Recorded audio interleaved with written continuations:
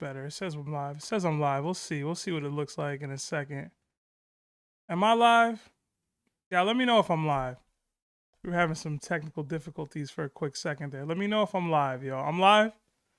Looks like I'm live. Yeah, Hello! And welcome, everyone, to another episode of the TOPT call-in streams. My name is Seb. I am joined by my staffer and our timestamp editor, Twilight Straw Hat. Larry said he's going to be on the way, so we'll see about him. But welcome, everyone. I hope you guys are having a wonderful Tuesday afternoon, evening, whatever time it is for you. Let me know if the sound is good. Let me know if my lag is good. Let me know latency, the whole shebang. I was having some weird technical difficulties trying to start the live up. I started it at time, like on time, and then it just crashed live. Like I didn't know what was going on. I was worried. Thought I was going to have to call Larry. But we're live, y'all. For those of you that aren't familiar, this isn't our typical pod. I know we go live from the studio on Mondays. On Tuesdays, we try to do a call-in stream. So we basically get you guys' takes. We rarely get to calls on Mondays. It's really our fault. We like to yap and argue and debate, and we just get too many super chats, and the chapters be too good and too insightful, and we have to talk about a whole bunch of stuff. But we try to dedicate a stream specifically to you guys to hear your thoughts, your takes, your rants, answer your questions. So if you guys want to participate in these types of streams, become a tiered member on the server. So everybody who is a warlord tier or higher will be allowed to see the call-in only stream mentions, which is a voice channel in our Discord. And you'll have the link to that Discord in our link tree. But if you become a tiered member and you become a high enough tiered member, you'll be able to see that voice channel. And that's where we drag everybody up from. So I try to get to our highest tier of members first, the Yonko tier. So if you want to be guaranteed an early spot here or an earlier spot here, be a Yonko tiered member. But essentially, once you're a warlord, you're guaranteed a spot in the call-in stream. You can donate your way in or donate somebody else's way in via a donation on YouTube. So every $5 donation on YouTube and every 5 gifted memberships will donate somebody in. So appreciate that from everybody. It's really, really, really generous that you guys do that. I really appreciate it. But yeah, this should be a lot of fun. I know, please guys, I put it it's in the description of the video and it's in all the stuff. No spoilers. I know spoilers are out for 1182. We are a spoiler-free YouTube channel. We always will be. So just be mindful of that. I know people want to talk about things they see and leaks and all that. We don't dabble in all that. We don't. Yeah. Instant ban. Instant ban. Larry don't play that, man. He really don't. So as far as appeals go, you gotta talk to our head mod Nick about the appeal process if you do get banned. I did want to apologize to somebody from last week or last night. Apparently Twilight accidentally timed somebody out. I don't remember you remember who it was, Twilight? Yeah, no, I timed him out for a reason. Oh, okay. I wasn't accidental. Oh, it wasn't accidental. Yeah, I thought it was accidental. Okay. No. I timed him out. He was being just super aggressive. Oh, okay. Like, Okay. super negative and super aggressive and was, yeah. Okay. All right. I gave him a warning, too. Yeah, I gave him a warning. I was like, calm down. Like, okay. Well, y'all need to chill out then, man. All right, calm it down. I didn't ban him. I just timed him out for a day. Okay. All right. It said like 86,000 seconds. I was like, how many seconds is that? I didn't know it was just 24 hours. I was so like, how long is that? To do the math. He was more or less just like, I don't even remember the exact like phrasing he was using, but it was more along the lines of just like, he seemed like he had like a real like hatred for Larry. I get that. And during the like it was early on too, during the box opening, where he was just like no one cares, y'all don't even read, like the boxes, like that's trash, like this and that. I'm just like, dog, I like, just calm down, just relax, chill. I let him say the first couple things because I was like, he might just be calm, but nah, he kept going and getting progressively worse, and I was like, yeah, Okay. yeah, I'm timing you out. Yeah, we don't need that kind of energy in chat, y'all. So keep it PG, keep it peaceful, keep it respectful and loving. We spread love here at TOPT, man.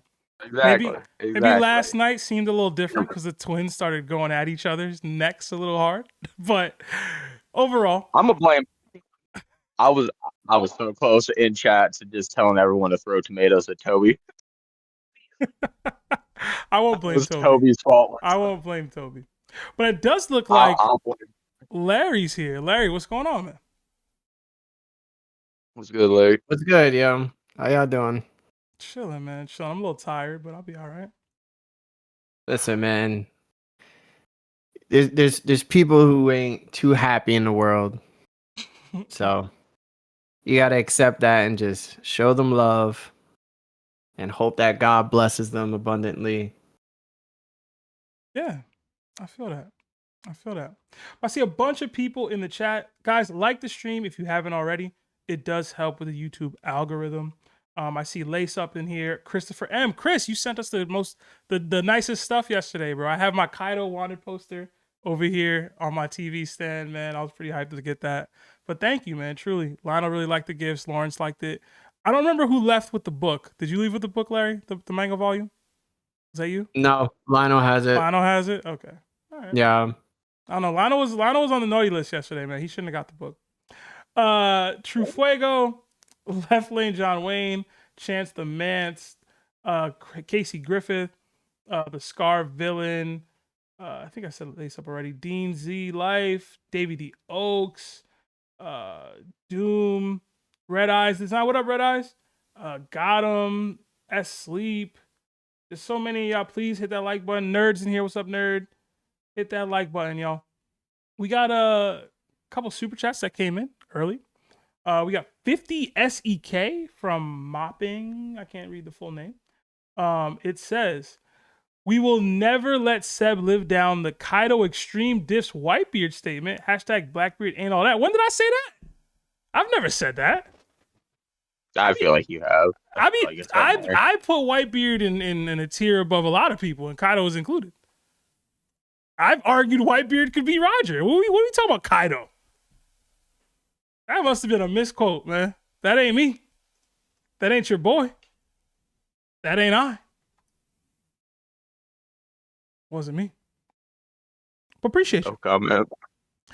Another 5 gifted from David D. Oaks.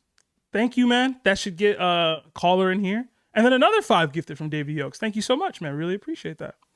And then another $5 super chat from Davey. Jeez. It says, what up, Seb, Larry, and Twilight? Hope y'all are doing good and got good things going on in your lives. Everyone like the stream. Thank you, Davey. Really appreciate that, man. I got good stuff going on in my life for sure. I hope you are as well. I hope you do as well. I mean, like I said, I love the positivity that we see in most of these call-in streams, man. And thank you. That should get some callers in here. So appreciate that, bro. All right. Oh, Moppin meant Blackbeard, not Whitebeard. Oh, okay. Yeah. All right. Yeah, I'm about to say, I didn't say that. Anyway. Seb, please, I'm craving attention. Notice me. Who is that? Dom? Okay, Dom. Yeah. There you go. There you go, bro. I hope that sufficed. Right. We got a couple callers. I saw a few that were here early, and we got a few Yonko in here. So let's get Molesnac in here. Molesnac, you there?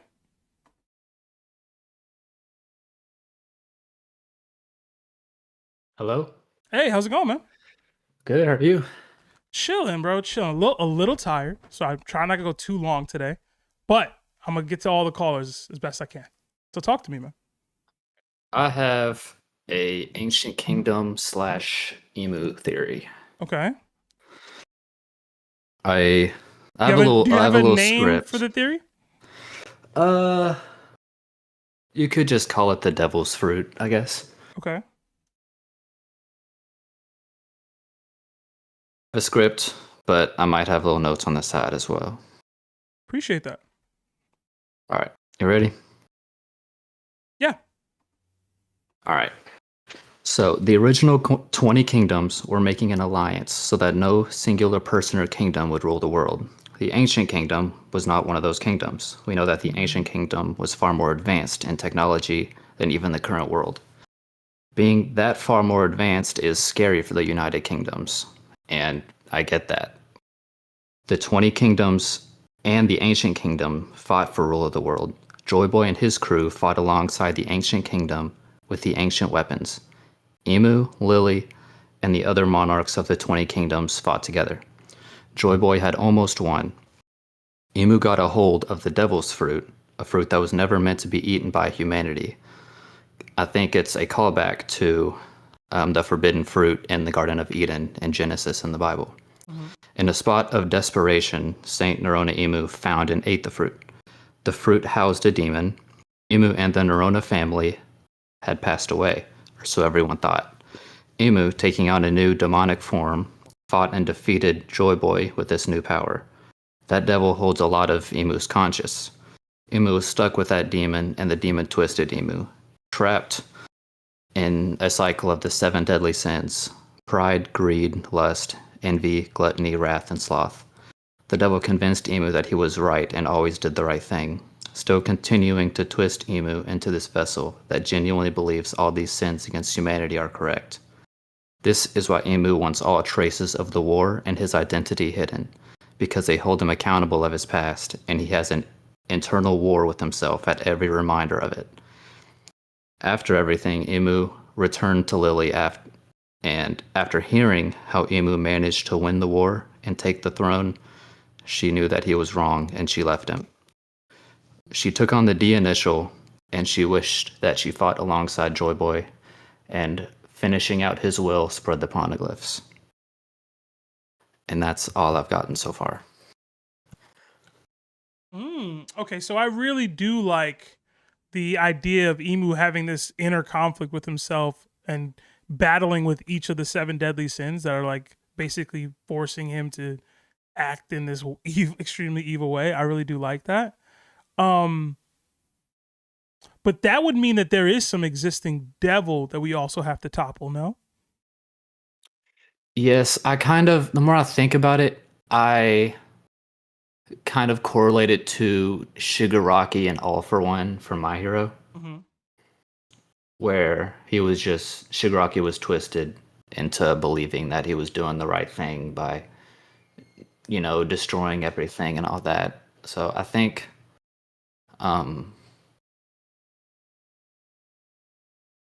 they're gonna have to figure out. I think at the end they're gonna have to destroy the demon instead of Emu, sort of thing. Which I know it's my theory, but I'm still on the fence on whether I like that idea in this One Piece story, but I could see it happening. Okay. That gives me some Kaguya yes, exactly. Naruto vibes, so I'm not gonna lie. I never got that with Emu per se, but that would. If it's like, okay, Emu is this big bad, built up, final villain potentially, and then it's like the strings are being pulled low key by somebody else. It's like, okay. Now we're getting yeah. I think it would make more sense of Emu being in the story as a arc bad right now. Okay. Okay. Larry? You got anything for that one? I like the motivations. I like the change of perspective. I like the challenge of perspective as well. And the embarrassment and humiliation of trying to gain power. It made me kind of question, how we have Wano and we have people who left Wano and then created their own village.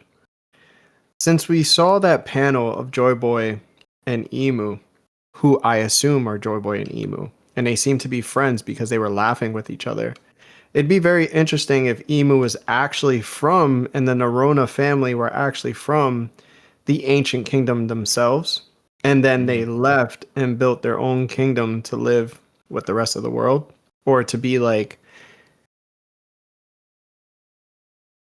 an extension of the ancient kingdom by living closer to other islands. And then Emu was like, I just want it all at some point. See, I've always... Oh, no, go ahead. And then he built the alliance to go against his own kingdom. That would kind of represent what the devil tries to do with God. Mm-hmm. See, the way I've always looked at the Joy Boy Emu connection, at least since they've seemed to be on some sort of... Maybe they were on friendly terms at one point, was that if Joy Boy was his first pirate, then maybe he's from the Ancient Kingdom, right? And then he went around sailing the world as the first pirate and introducing all these kingdoms, including the original 20 kingdoms, to all the technology that the Ancient Kingdom had. And then like that greed or like that like lack that they had in comparison, it's like, oh, we don't have all that. We don't have ancient weapons. We don't have this kind of crazy 500 years in the future technology or whatever. Well, I guess it was 1,200 years in the future technology at that point, considering.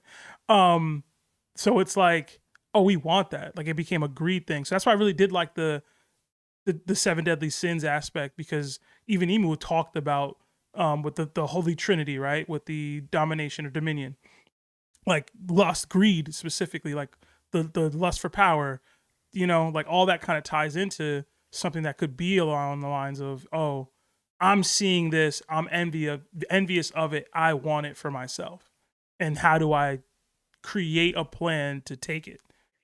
I don't know. That's kind of where my mind has gone. And that when Larry mentioned what he was just talking about, my mind went there again. So, but Molesnac, I do like it. Again, my only real pushback is the idea that there's this secondary big bad pulling the strings behind Emu. I don't like that. Yeah, and I agree. The main thing that pushed me to the theory was Vegapunk's speech, where he kind of really said, like, we can't decide who's good and bad, you know, of the past. So, I mean, I think it's hinting at least originally, Emu wasn't the bad guy. And that's what I was trying to make sense of. That's valid. All right. Molesnac, I'm going to drop you there. I got to get to a bunch of other callers, but thank you for your theory, man. I appreciate it, man. Have a good night. You too. Ooh.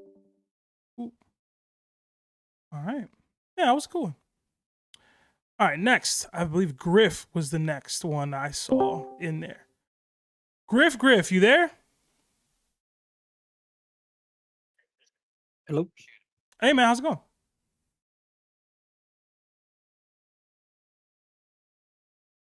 Griff? Yep. Can you hear me? Yeah, I can hear you now. What's going on, man? Nothing much. How have you been? I'm chilling, man. A little tired, but I'll be all right. Talk to me. So I'm going to do the Blackbeard theory that I didn't get to do last week. Okay. And it's titled Blackbeard cannot ever be the final boss because it would not make sense with what we currently know. So it goes, so the debate between Blackbeard and Emo being the final villain has been constant in the community. However, those who side with Blackbeard don't really understand the ramifications of him being the final villain. Currently, Blackbeard's threat level, so his threat to Luffy and like Luffy's whole alliance, is not anywhere near what Emu's is. So for it to make sense for him to be a villain after Emu, with the story constantly progressing in power, Blackbeard would somehow have to gain some sort of power up that would put him above Emu. And the way I see it, there are three possibilities. Either he gets more Haki, a new devil fruit, or the ancient weapons. So first, if we assume he gets more Haki, the only way for that to happen is for him to either one, have gone through what Luffy has gone through. So Luffy's gained Haki not really through training per se, but mainly through battles. That's when his Haki blooms the most. He has done some training, but even on the island that Rayleigh left him on, he was more gaining the Haki by fighting all the monsters. Like, I know he trained with Rayleigh a little bit, but it was mostly through fighting. And then he trained a little bit on Wano, but then the most of what he learned was in his fight with Kaido, when he learned to actually utilize his Conqueror's Haki. And Blackbeard is not really the character to do that. Like, we've seen him fight some characters, but he's not a character to push himself. Like, to me, in order to Haki bloom in a battle, you have to fight without caring whether or not you win or lose or whether or not you die.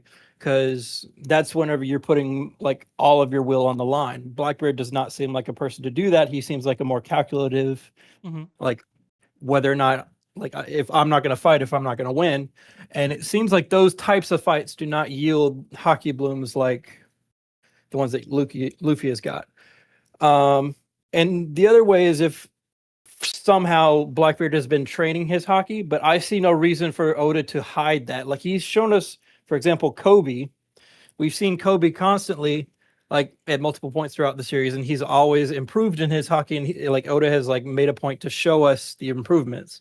Like and finally on Beehive Island, when he used Honesty Impact, that's his biggest Haki feat yet. But it's shown that he's really grown in Haki. And Blackbeard, I mean, the only improvement we've seen in Haki is him like blocking S-Hawk's sword, but that's not anywhere near a top tier Haki move. So I don't see him gaining Haki as something that's possible unless, I mean, it would really kind of break the story if he just suddenly shows up with top tier Haki. Unless Oda was to go back and show us something that we don't know yet. The second possibility, which I think is even less likely, is that he shows up and steals Imu's fruit.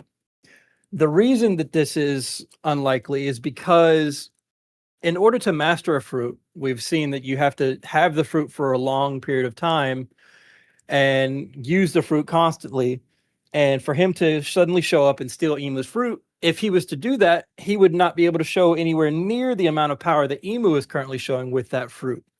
So it would kind of be pointless for him to steal the fruit because he would then have to fight right after that, probably, if not like a few months after. Like the time frame between him stealing the fruit and fighting Luffy is not long enough for him to be able to master the fruit.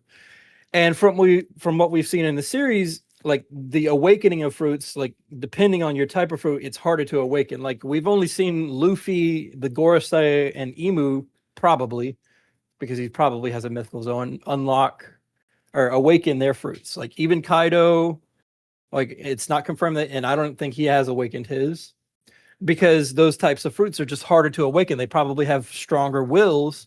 And this is a theory that I have. Luffy was not probably supposed to awaken his fruit. Like, I don't think dying is the key to awakening the Nika fruit. It was probably a thing where Nika fruit, Luffy was going to die and the Nika fruit had to save him by awakening him. And that's why the Gear 5 has so many drawbacks. Like after he uses it, like he can't use it for long and it makes him tired and like drains him. It's because his body is not supposed to be able to awaken that power yet. And so I don't think that there's a Gear 6, but maybe he's going to complete Gear 5 and either it's going to gain more power once his body catches up to where the awakening should be, or that all the drawbacks are going to go away and he can just stay in it kind of like Imu is. And then the last possibility is if Blackbeard gains the ancient weapons, but the only thing that really helps is Blackbeard's forces. So it kind of boosts up his forces to sort of contend with Luffy's, but it really doesn't help him. And Luffy could just still swing in and one-shot him or like destroy him pretty much. So I don't see any possibility of Blackbeard gaining more power than Imu. So then that begs the question, what is Blackbeard's purpose in the story? I think he's supposed to be a tragic character, kind of like Rocks was, where Rocks had this goal of becoming the king of the world again and probably regaining the title that his ancestor lost. Because like we can assume like Davey was the king of the ancient kingdom, but since the ancient kingdom was so powerful, you can pretty much assume him to be the king of the world. Kind of like Imu is the king of Marijois, but I mean, you have other kings, but he's the most powerful, so we consider him to be the king of the world. So both Rocks and Blackbeard were headed towards the same goal, but the one fruit that they needed, like Rocks, we don't really hear what fruits Rocks is talking about, but we can assume that he's talking about the Nika and the Nidhogg fruit, because he mentions the Nidhogg fruit, or like he like alludes to it on alludes Elbap. to it with like only Harold would be able to utilize it. So I would assume it was the Nidhogg fruit. And then the Nika fruit is often paired with that, like we see that in the mural. And so we can assume he was aiming for the Nika fruit. But I don't think he would have ever got it, no matter how hard he tried, because his goal, like the Nika fruit probably chose Luffy because his goal was freedom. Like it probably had nothing to do with haki or like potential or anything. It was probably because of the goal. Like his goal has always been freedom, which really coincides with the Nika fruit. But Rocks was more trying to regain what he lost, like what his ancestor lost, which had nothing to do with freedom. It was more like regaining a title and becoming the king of the world again. And I don't think he would have ever gotten the Nika fruit, because if the Nika fruit can evade Emu and like the world government, then it can probably evade Rocks, I would assume. And so the same thing with Blackbeard. Blackbeard probably doesn't even know that he needs the Nika fruit. And I think what's going to happen, like there's two probably possibilities. One, he either confronts Emu in the fire capital and loses, or he is the final like obstacle for Luffy to get the One Piece, and he learns, like maybe gets defeated, he stays alive, and he learns as Luffy gets the One Piece, because like we all assume it's the story of the ancient kingdom. That's what the One Piece probably is. Like he learns that what he was trying to do was all wrong. And that's like the tragic part of it. Like he put in all this effort, but it was all for nothing. And I mean, it would make his character a lot more sympathetic, but it also makes more sense, because I just don't see him being able to surpass Emu as a final villain and have more importance. So any thoughts? Okay. I actually agree with a decent amount of that. I know a lot of people have viewed me as a Blackbeard for final villain guy, but I think I've always said I preferred Blackbeard to be the final obstacle for the One Piece. So you kind of went there towards the end. And then once they learn what the One Piece is, to put their eyes on the world government, and then Emu would be sitting and waiting for them there. Emu getting more active now has kind of made me maybe question that, because I didn't think he'd be this active this early, but I guess we're not early anymore, right? In terms of Blackbeard's strength and whether he could reach that level of strength quick enough, I just scale Blackbeard higher than most people do. So I think he could. I don't know that he would. I don't know that. I'd say this. To your point about him taking Emu's fruit, I agree he wouldn't be able to master it in time or be as powerful with the fruit as Emu is. But I think that might be the point, part of the point. If he were to do that, like, I like to think of things narratively. Blackbeard. Okay, so how do I say this? Whitebeard had his comments about Blackbeard being arrogant, and he basically sat and wait his whole life for this moment in time to be able to get the Yami, to be able to get the Gura. But once he got them, it got to his head, and he was susceptible to being attacked and hurt and damaged and potentially taken out. I could see a similar route continuing for him if he was to even get Emu's fruit, because then he'd feel even more emboldened, even more powerful, even greater. And like you said, he wouldn't be a master of this ability. He wouldn't have the years or time spent with the ability to know what he can do with it. And it could be the very reason why he's not able to survive. But I will say, with the ability, in conjunction with the darkness fruit and the Gura fruit, adding this seemingly more durable body than he currently has with what seems to be Lunarian DNA. I don't know exactly. Or whatever is happening with this Devil Fruit with Omen. I think the buffs in conjunction with his existing haki and existing abilities would potentially make him more dangerous than Emu. But now we're talking about somebody who has 3 Devil Fruits. You know what I mean? Yeah, I mean, I'm still a proponent of Emu for final villain, personally. I just need to see Luffy versus Blackbeard. I need it to happen. That's my one thing. If that don't happen, I got problems. But I'll open it up to Larry. What do you think, Larry? Blackbeard could have 100 Devil Fruits, and Haki wouldn't. It wouldn't mean a damn thing to Haki, brother. You give him the Emu fruit right now, and he would still get bodied by Luffy.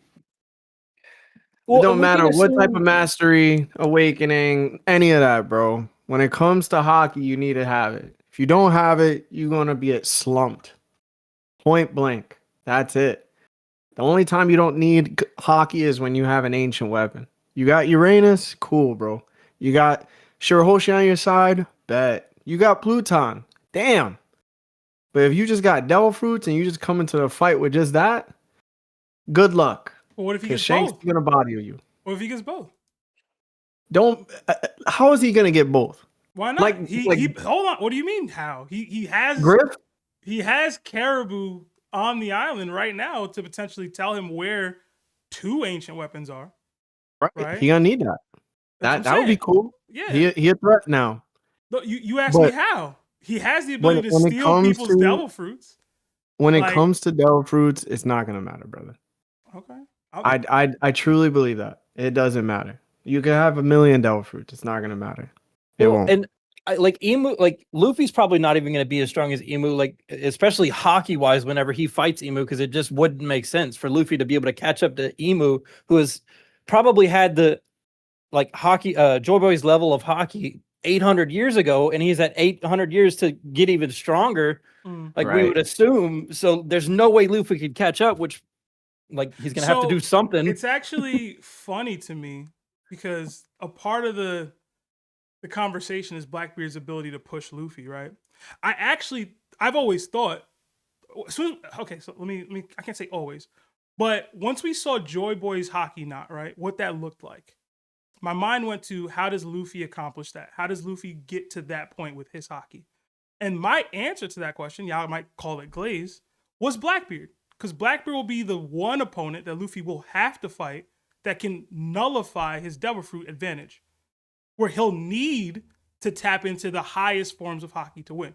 But again, that's because I view Blackbeard in a light that most people don't. But that's the irony of it. Like Blackbeard would be the key to Luffy unlocking this level of hockey that would be required to defeat Emu. But I guess most people just don't think he's capable of that. So. That would probably make sense. The difference is, right, is that one, you don't need the hockey it took to beat Kaido in order to beat Blackbeard. That's just realistic. You know what I'm saying? Kaido took all of that hockey and the advanced versions of it because he also had it. And for Luffy, he needed to not only have his hockey at a level where it could compete with Kaido and cancel out his. He then said, okay, my Devil Fruit is in addition to all of the things that I'm capable of. So I'm going to use my Devil Fruit to the most extreme case with the hockey. With Blackbeard, there's no hockey that comes to Kaido's level. There's no hockey that comes to Emu's level. I'm still unsure if Blackbeard even has better hockey than somebody like Katakuri because he's struggling with Law. So Law is just Devil Fruit based with minimal hockey. You get what I'm saying? Luffy has been past that level for a long time now. He was doing that during when he was training for 2 years. That's the level that Law was at with hockey. And I can even say Luffy was even better on the island than Law was when he fought Blackbeard. And Blackbeard was still clashing with him. So for me, like Griff said, in order to get stronger with hockey, unfortunately, you need to put yourself in a position where you have to force your hockey to be better. And that's through adversity and fighting. Blackbeard doesn't do those things.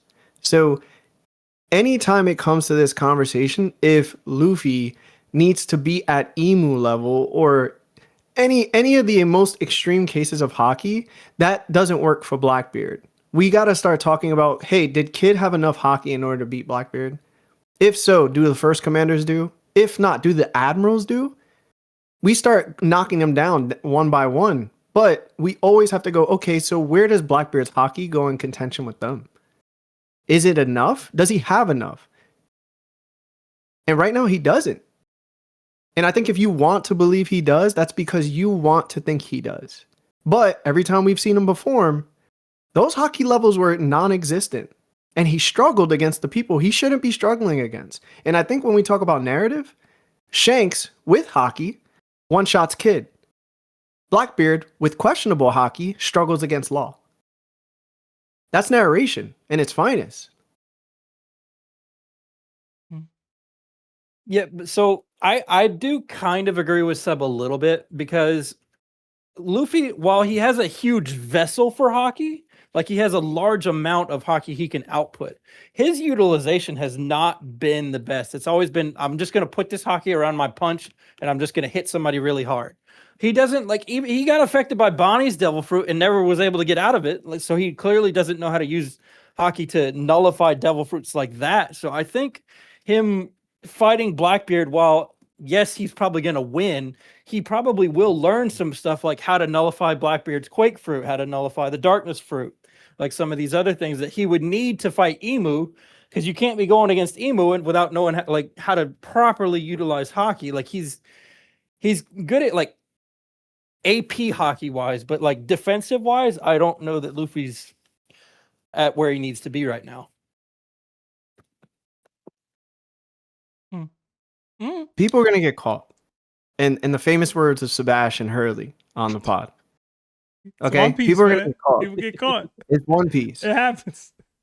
But when Luffy locks in, he locks in. Like Haki is very relevant, right?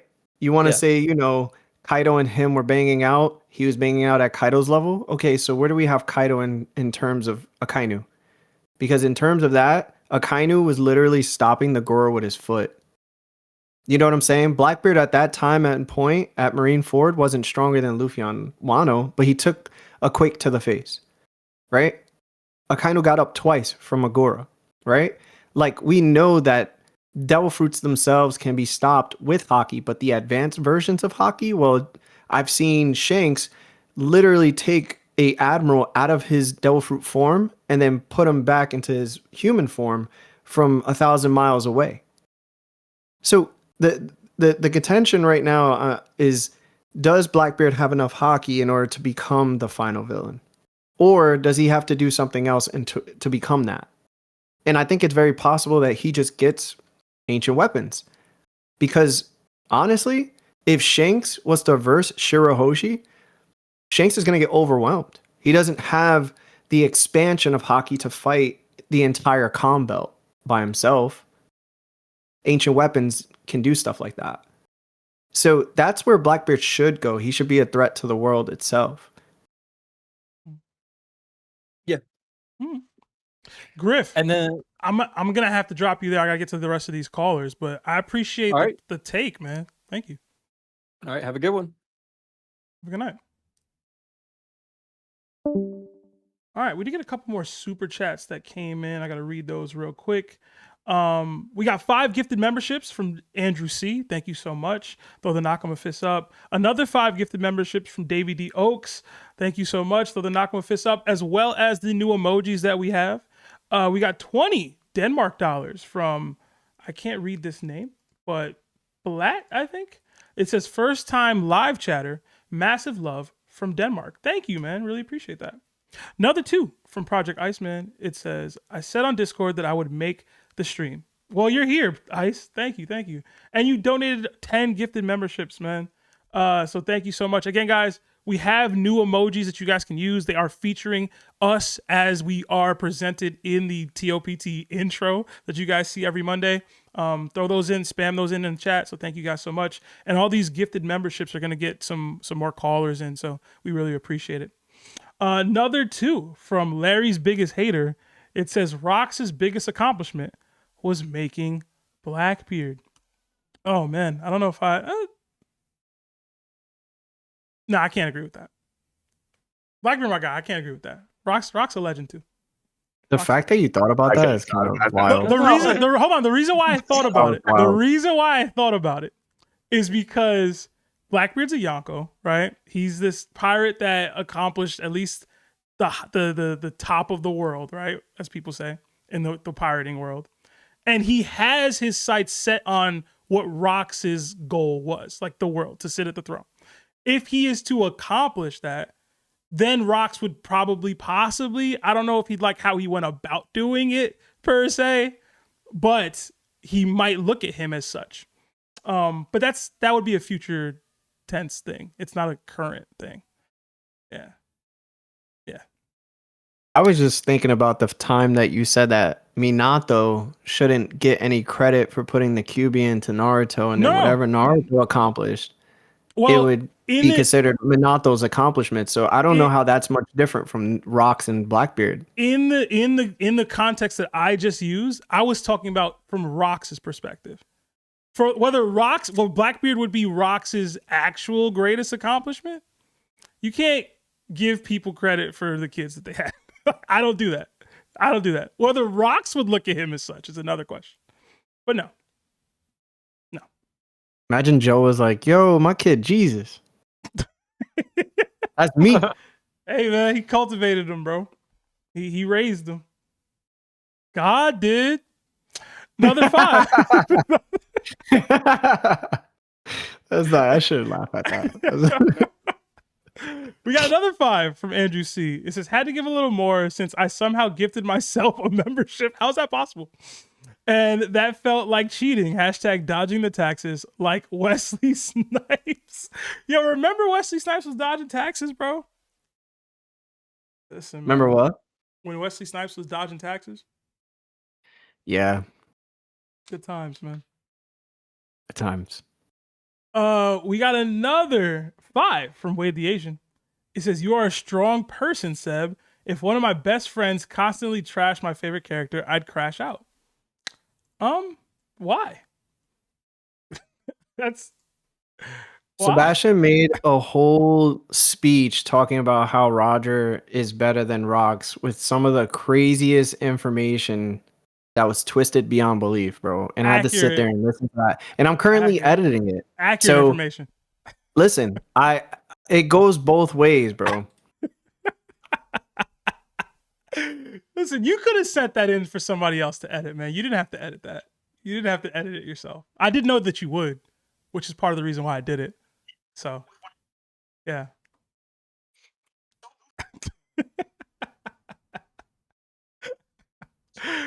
But yeah, I feel like we bash each other's characters all the time. It's not that crazy. I don't let the characters, you know what I mean, affect my mood too much. At least I try not to. Sometimes Larry gets under my skin. Sometimes I get under his skin. It happens. Yeah. Like the stream, y'all. But all right, let's get another caller in here. Who's our next Yonko caller? I want to say it was between Diamond and Zesty. Q. I think Q was here before Diamond was. So let's get Q in. Q, you there?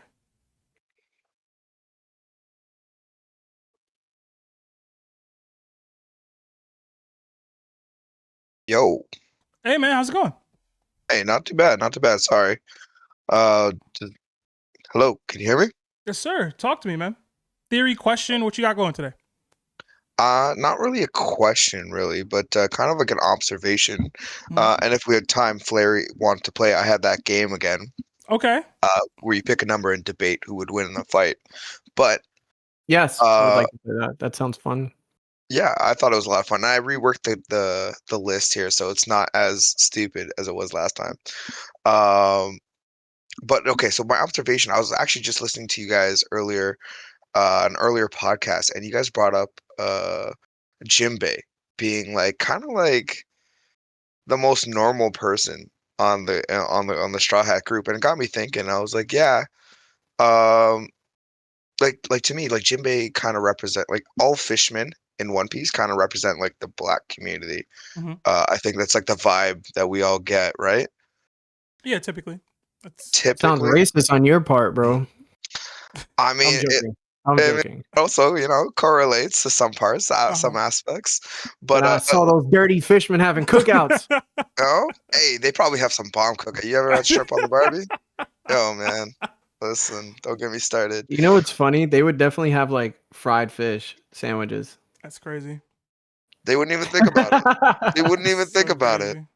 Think about how many fish are in the ocean, Seb. Think about how many fish are in the ocean. This is wild. They can't all be cool.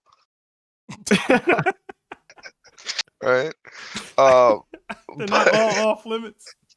No, of course not. That's crazy. Those guys in the trenches, man. Forget those guys. Anyway. Terrible. But like look at Nico Robin. And like Chopper, Nico, and Sanji probably have like the worst backstories. They all have these traumas that they bring. Like everyone brings trauma. And I was thinking about it, and I'm like, Jinbei. Like, have you guys like maybe I'm wrong, but like, can you guys point out any point in Jinbei's backstory that we got so far where we could be like, oh damn, like that's trauma, like he carries that with him? 'Cause I couldn't think of any. I mean,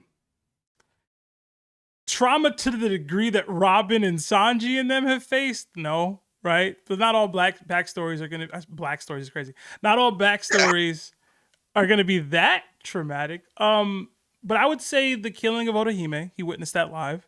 The betrayal of a friend, like Horty Jones was somebody, I wouldn't say he trusted or anything, but it was like a royal guard, you know what I mean? Like he turned his back on the royal like situation as a result of what happened there. Fisher Tiger's death, right? Like it clearly had an impact on him. Yeah, I guess so. I mean, like- he didn't really see that though. He was there. Am I tripping? He was on the ship. Oh, he was on the ship. He didn't see him get run down on by Kizaru and them, but he's the one who fought off Strawberry, no? Am I tripping? I don't think so. Am I tripping? Hold on. He fought Strawberry. Yeah, he fought Strawberry. Did he? Yeah, he fought him when he found Fisher Tiger. Yeah. He the one who did that. He the one who saved him from dying right then, and then they got to the ship, and then he ended up dying on the ship because of the blood transfusion. And even then, like, that refusal to like take the blood, like, it's not as tragic as, again, a Robin, a Sanji, a Law. But those principles, that stuff that happened, like that all clearly stuck with him to a degree where when Luffy came to impel down, he was like, yo, I'm not just helping you to help you, bro. I don't respect you, little. You know what I'm saying? Like that's where Jinbei's attitude is. So I don't know. Like he definitely watched Fisher Tiger die. He definitely watched Otohime die. And maybe that is part of why he's always so self-sacrificial in these situations where he's like, yo, I'll die. I'll be the one that dies because I've seen these people that I thought were greater figures in the world and who meant more to my people than I do die. You know? I don't know. I've always liked Jinbei's backstory. I just never thought it was too, it was tame for a One Piece backstory, but it was well written. I think I agree. I agree. Like it is tame in compared to and you're right. Not everyone needs to have a horrible backstory. I mean, Luffy doesn't really have that bad of a backstory either. Actually, I mean, maybe you can consider his training with Garp and the fact that he lived with bandits kind of rough. But overall, I thought Luffy was a pretty happy kid. Compared to everyone else on the ship, right? Like him and Zoro and Jinbei kind of like it was something I was thinking of because you guys were talking about it on the group chat. On the pod, and I kind of get the vibe when I talk to most One Piece fans at work or the gym, whatever. And like Jinbei kind of gets slept on by a lot of people, and I feel like it's kind of disrespectful because I met Larry on the pod earlier. I was listening to it. You even said like you're like, yo, Jinbei is a big deal, but like for someone as powerful as he is, I thought he would have like a more impactful emotional backstory, and I just looking back at like on everyone's, flashbacks, I thought he was like, I was like, yo, he's like the most normal person on the ship, like the whole ship. Even Robin's kind of like, Robin's got that dark humor, Nami's kind of like so. Brook, we don't really know much about. Brook might be a celestial dragon. We don't even know really. That might be kind of traumatizing. Maybe that's why he forgot about it because his is the most traumatizing. But anyway, that's just something that was on my mind because I listened to it earlier today, and then obviously you guys are doing the call-in stream, so I wanted to talk about that. Okay. Get your opinion. Before we jump to the game, Larry, did you have a take on the Jinbei thing that we were discussing just now? I know you jumped on camera. No, Jinbei, that boy. You know what I'm saying? And low key, this is just to add on to it. Like we talk about backstories. Technically, Jinbei didn't join the crew immediately, right? All of that is a part of his story and the backstory before he became a Straw Hat for real. Like even him riding with Whitebeard, even him making the deals to get Arlong out of prison and making the deals for Fishman Island and going to Big Mom. And like he did it. Like the dude got so much going on. He's always been a large, like to me, them getting Jinbei was supposed to represent them elevating to this higher level where they are a Yonko crew, where they have people like warlords joining them because they believe in Luffy. Like he represents all of those things. He represents the larger world's view of what Luffy and the Straw Hats are currently, you know? So I've always liked that for Jinbei. Yeah. I could see that. I mean, I consider Jinbei being part of the crew like the moment Luffy asked him, you know, like and they had already been like they'd known of each other before through like trying to save Ace and traveling in Impel Down and all that together. But like I still consider that to be part of him, like his initiation to the crew, because if you think it in that context, Vivi would join the crew like way before he was ever like, you know, True. officially Nakama, right? Like Luffy was punching her in the face in the desert. Like you don't just do that to, you know, try and knock some sense into her like as a friend. I like that friendship. That's what I think is part of the Straw Hat, right? Yeah, I mean, but yes, I agree with you though, wholeheartedly that Jinbei he's an OG, and definitely when he joined the crew, that's when I think a lot of people looked at the Straw Hats differently, I imagine, worldwide. But they also immediately took out Ayako like right after. So it's like they got Jinbei and they just what? Hold up now. Hold up. Wait a minute. Yeah, that's fair. That's fair. But I don't want to take up too much of your time. I know we got a lot of callers, so let's play a quick round of the game. What do you call this game, by the way? I call it Q's. I call it Q's Daveyback list. I kind of took your name from it. I'm not gonna lie. I'll take it, man. I'll take it. But technically, on my notebook, it's just Q's DB list. Mm-hmm. So, pick a number. We can go 1v1 or 2v2. It's up to you guys. What did we do last time? 1v1. I think you guys did 2v2 last time, but the number you guys had some unfortunate picks. we'll go 1v1 this time though. Okay. Yeah, I was gonna say 1v1. So pick a number 1 to 100, and then we can put it up in the chat if you want. See how deep it goes. I'm gonna go 65 since that's a chapter that Rocks passed. 65 is Vista. Okay. Oh yeah. Okay. Let's go. I'm gonna go 88. 88. Yeah. Oh, now 88 is Law. Let's go. I got that. Yeah. You know I got that. So Trafalgar D. Law versus the 4th strongest swordsman in the world. Yeah, I know I got that. Stop playing, Larry. Stop it. Stop capping. You really think you got that? I know I got that. You're gonna argue that you have that?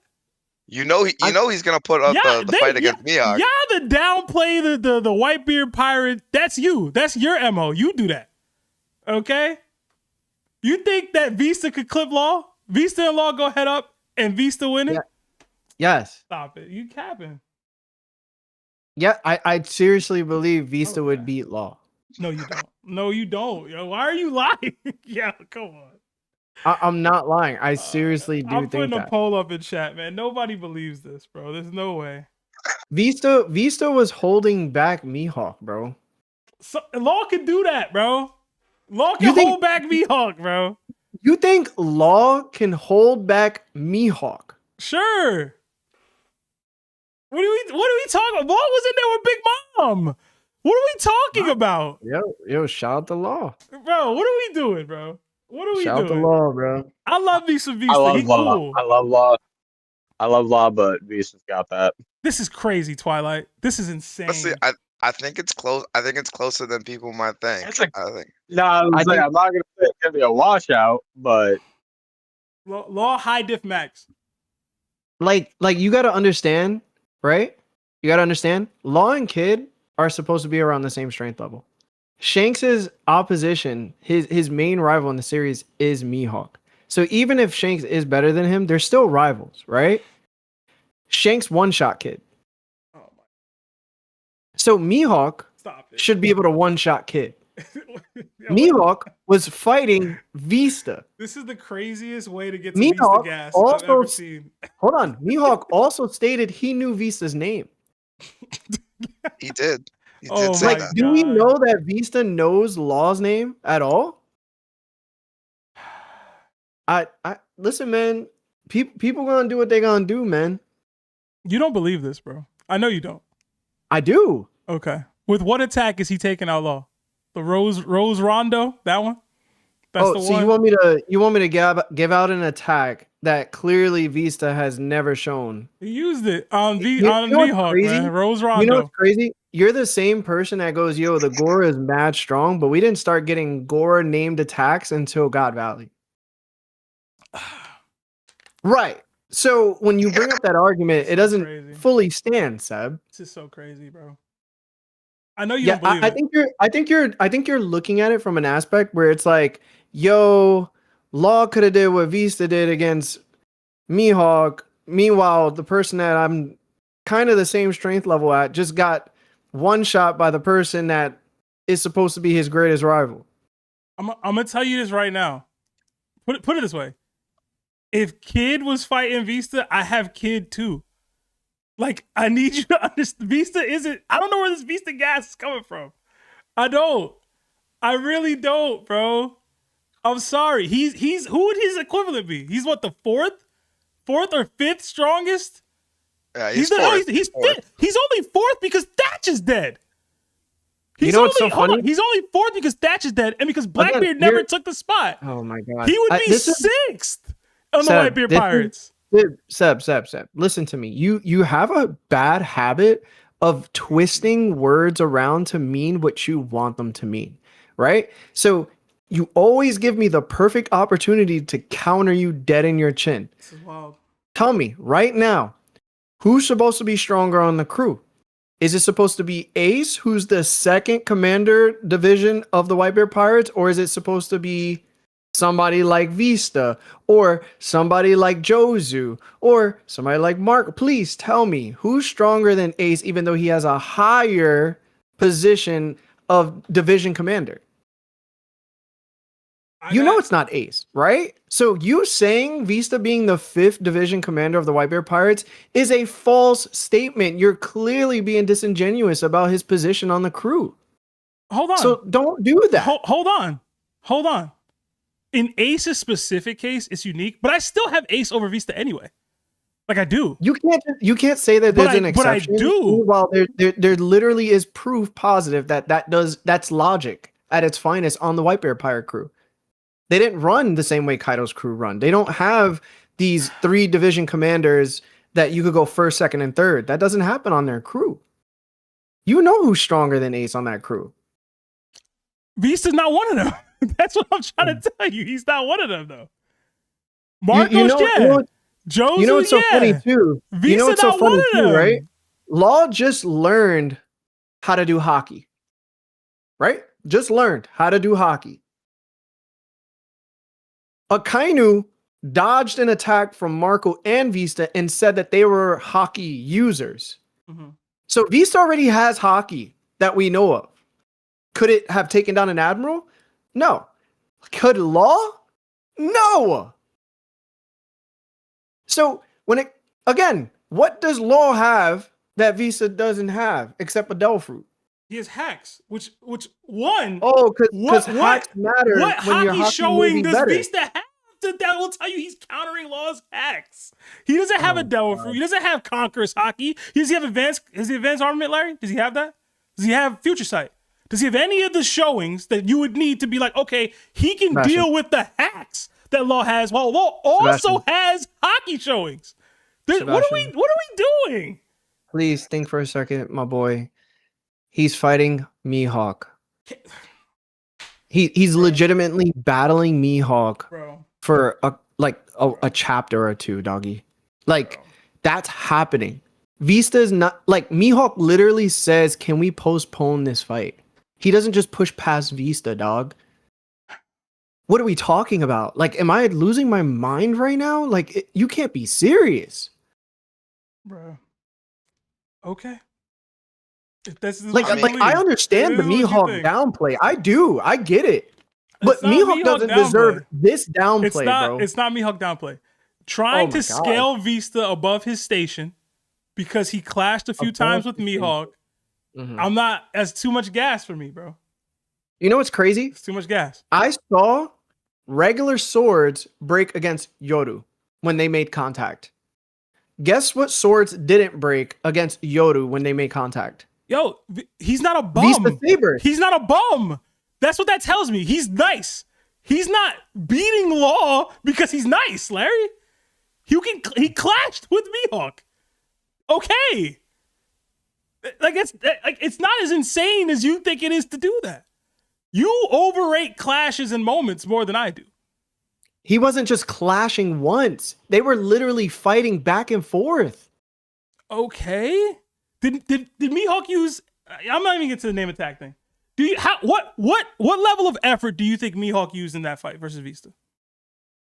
Sebastian, you gotta understand. It doesn't matter, right? Because I've also heard you call out Lawrence saying that when Garp hits, it's still Garp hitting, right? Yeah, I've heard you say that. Yeah. Okay, so when Mihawk starts using his blade, it's Mihawk using his blade. Yeah, and Mihawk is of the caliber of fighter that can deal with Mihawk using his blade. But that doesn't mean Mihawk's going anywhere near all out. I will never understand, brother. I will never understand you. I will never. I'm still asking for listen, I'm waiting on that percentage. Shout out to Law, man. Shout out to Law. Shout out to Kid, because apparently Kid got it too. So shout out to both of them, man. Yo, where does this Mihawk get? Shout out to both of them, bro. All right, let's run one more round, man. One more round of the Q's Daveyback list. I think Law takes that. Too? He took it in the vote. Funny, bro? 75% to 25%. Yo, Q. You know what's funny, bro? I saw literally Mihawk shoot a sword slash at a Whitebeard, Yonko, and then Jozu, who's supposed to be around the same level as Vista, literally throws that. Yeah. Oh, yeah, that happened. You know what's crazy? You know what the word? So you know what I'm saying? So like Mihawk is like, okay, I'm not gonna. I know where they are now physically. I know how strong they are now, right? So when I verse Vista, I'm not gonna go as hard as when Jozu threw my slash away. That's meant for a Yonko in Whitebeard. You see the logic? Like it's connecting, right? All I can say is that I witnessed Vista stand toe to toe with Mihawk at Marineford, and in that same era, that same time frame of the story, right? I also watched Zoro get destroyed by Mihawk. Now, in the verse, in timeline wise, not much time had passed by. I don't know if how much stronger Law got in the 2 years, that 2 year time gap, that's making that much of a difference to get him closer to Shanks level. Because I might not be a Mihawk glazer, but we do consider Mihawk to be Shanks level, right? I'm gonna tell you this right now, Q, and I need this to be known for all the people at home. If Larry chose 88 and I chose 65, and he got Law and I got Vista, the roles would have been reversed. Larry would have been caping the same way for Law, the way he caping for Vista. The only reason he's saying this is because he got Vista. But let's run it. No, let's run it again. No. I honestly, if we switched, it would have been the same thing. I would have been like, yo, you got it. It's cap. It's so cap. It's so cap. All right, we can run it again. I just love the Vista love. I'm here for the Vista. He doesn't get Vista. He a Usopp rival. Yes. Yeah. Okay. According to the data books. All right. Hit me up with two numbers, 1 to 100. 65 and 88 are out. Unless you want to run them again. I'm about to pick 65 just so I can see what Larry really think about Vista when he gets a stronger character. I won't though. I'll go with 100. No, I did that before, didn't I? I'll go 51. 51.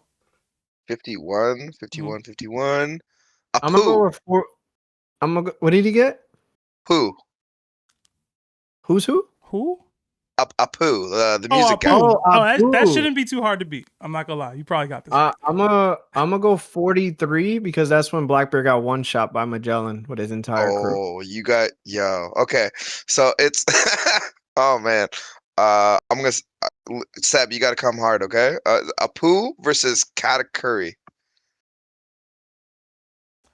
Just give me the dub, Sebastian. It's not even worth I'm not gonna do what you tried to do last round. I will concede the L. That's I'm not winning that. I was gonna ask if he gets the numbers or not, but I don't think it matters. Cat got it. We'll do one last one, I guess. 'Cause I don't want to take up too much of your time, but that one was too quick. Two more numbers. 23. 23 is Usopp. Oh my God. Which is rough. Right, I'm sorry. All right, bro. I'm gonna go with This is crazy. 80. I'm gonna go with 80 because that's God. when Blackbeard decided he wasn't ready for Shanks. This is crazy. Orochi. Oh, let's go. I might have this. Yo, I might have this. Don't. Yo, I might. Yo, hold on. Hold up. No way. Hold up. Orochi can't fight. Orochi cannot fight. He has the Hydras. Usopp has stuff in his bag that can deal with them, bro. I think I got it, bro. I think I got it. I'm so serious. Am I tripping? Orochi is a mythical Zoan, my brother. So what? He weak though. Yo, hold on, bro. Who y'all got? I'm letting chat decide. Usopp versus Orochi. Talk to me. That's actually kind of surprisingly close, I feel like. Let's go. I might get the straw hat edge, bro. I'm gonna go with the mythical Zoan. I'm going with mythical Zoan for sure. See, the thing is, does Usopp have anything that could impact Orochi? Because Orochi's that Zoan. Zoans can take a hit. Trash. He's so trash, though. Usopp could use a sleep star on him and he's done, bro. He's trash. He doesn't even have offense. He would just try to bite Usopp. Pop Greens will defend himself. Usopp got this. I got some recency bias with the new episode because those explosions Usopp was putting off in Elbacker. Man, that was the anime, dog. Tabasco star Orochi gonna be like, oh my god, it's hot, bro. You kidding me? Give me that. Usopp Orochi is. See, they're both pretty soft though. Like they're both like they both could take a beating. Orochi don't got nothing for Usopp, man. He's got to get taken out a couple times. That's the only real issue. He got a lot of heads, but he don't got to kill him, right? He's got to knock him out. Orochi can be knocked out. I don't know, man. Or incapacitated. He can't fight. He has no offense at all. I know he doesn't have any, but he does have a mythical Zoan, bro. Bro. And Usopp has no hockey. He's not missing. He landed at every one of those shots, right? And then once he lands, like, it's up to whether or not whatever attack Usopp's using to put one of the heads down or incapacitate him in some way. Okay, so let me put it this way, right? Let me just ask you this. And don't let Usopp get a dial, bro, because then it's really over. Do you think Usopp has the attack power of any of the scabbards and Kaido? Because that's the people that took off the heads of Orochi. Kaido didn't even use hockey in that attack, man. That's not fair. He just swung that blade, bro. You think Kaido needs to use hockey in order to match? What you asked was disingenuous. You asked. No, I'm not. I'm being honest. No, Kaido just swung, bro. He just swung that. That wasn't a Sebastian. I gave you a ladder of people who have swung off and cut the head off of Orochi, and those were the people. So I'm saying it doesn't have to be Kaido. Obviously, Kaido's the top that you can do it, but I'm saying even the lowest of even the scabbards who were considered the weakest of them. Like, do you think Usopp has the attack power in order to knock off a head like that? Knock off a head? Yeah, because he's not slicing them all. Probably not. But he can still incapacitate him with the pop greens. He can still trap him. He can still blow the heads up. He can still knock Orochi out. He can still do a lot of stuff to Orochi. Orochi's a scaredy cat. He can mess around and pull what he did on Pudding. I'm not Pudding. Sugar on Orochi. Orochi got nothing. He would probably run just from Usopp attacking him. For real. Yeah, I guess I'll give it up to Usopp, but I do think that we do need to talk about like if Usopp has the attack power, then yeah. But I don't know if Usopp does Those have the pop attack greens power. be blowing up, man. Orochi not with none of that. He gonna be shooken. The second Usopp shoots a Usopp star and it blows up, he gonna be like, oh, and he's not. His fight or flight, it triggers flight more than Usopp's does. Mm. I'm taking that. True. I'm taking that. It's true. I'm taking that. All right. I give that. I give that to Usopp, especially if you give Usopp if he has prep time. I'm not giving him prep time. That's not fair. Usopp, but if he does have prep time, I feel like that's a wrap. I'm not giving him prep time. That's not fair. Fair. All right. Fair. Q, I gotta drop you there, but thank you for the game. I think I won. Larry says nah. Larry says he won. You know, because he won in his mind, he won the first matchup. I don't know how. Let Law take Vista heart and see what happens to him, man. Let's keep it real. That's all good. All love. Make sure everyone watching the stream like the stream. Thank you guys for doing this. Obviously, great opportunity to just let people just debate, have silly conversations like this, and I love that. So, thank you. Yeah, that was fun. Thank you, brother. Absolutely. Till next time. Peace. Peace. That was fun. We got to do more games like that. I got to ask the twins what they think, man. That was an interesting matchup. I was shook when I landed Usopp. I was like, there's no way. The twins are probably going to say Orochi. We'll see. I'm going to ask them. All right. We got 5 from Mo D. Luffy. It says, we heard the theory that Blackbeard has 3 hearts, but what if there's a reason for that? What if the last user of the OP used it to give Blackbeard his dad's heart? It's very oddly specific. I don't really have words for that. I don't have anything for that. It would be interesting. I don't know, like the last user took the heart and gave it to Blackbeard, and then like he was able to eat it and then put it inside himself. Like, how is there an operation surgery that allows you to add a 3rd heart to you? You know, like, is that just a part of the capabilities? Like, I just don't know how it actually correlates, you know? I don't know. You got anything for that, Larry? No, I don't. It's fine. Yeah, I don't know, man. You hear me? Yeah, I can hear you. Yeah, I don't know, Mo. Another 5 from Jada Rude. Random, but am I the only one that doesn't really like Frankie enough, even though I know how important he is? #sorry, #unimpressed. Wow. I know you're a big Frankie guy, so how you feel about that one, bro? You got to talk to God about why that exists in your heart, bro.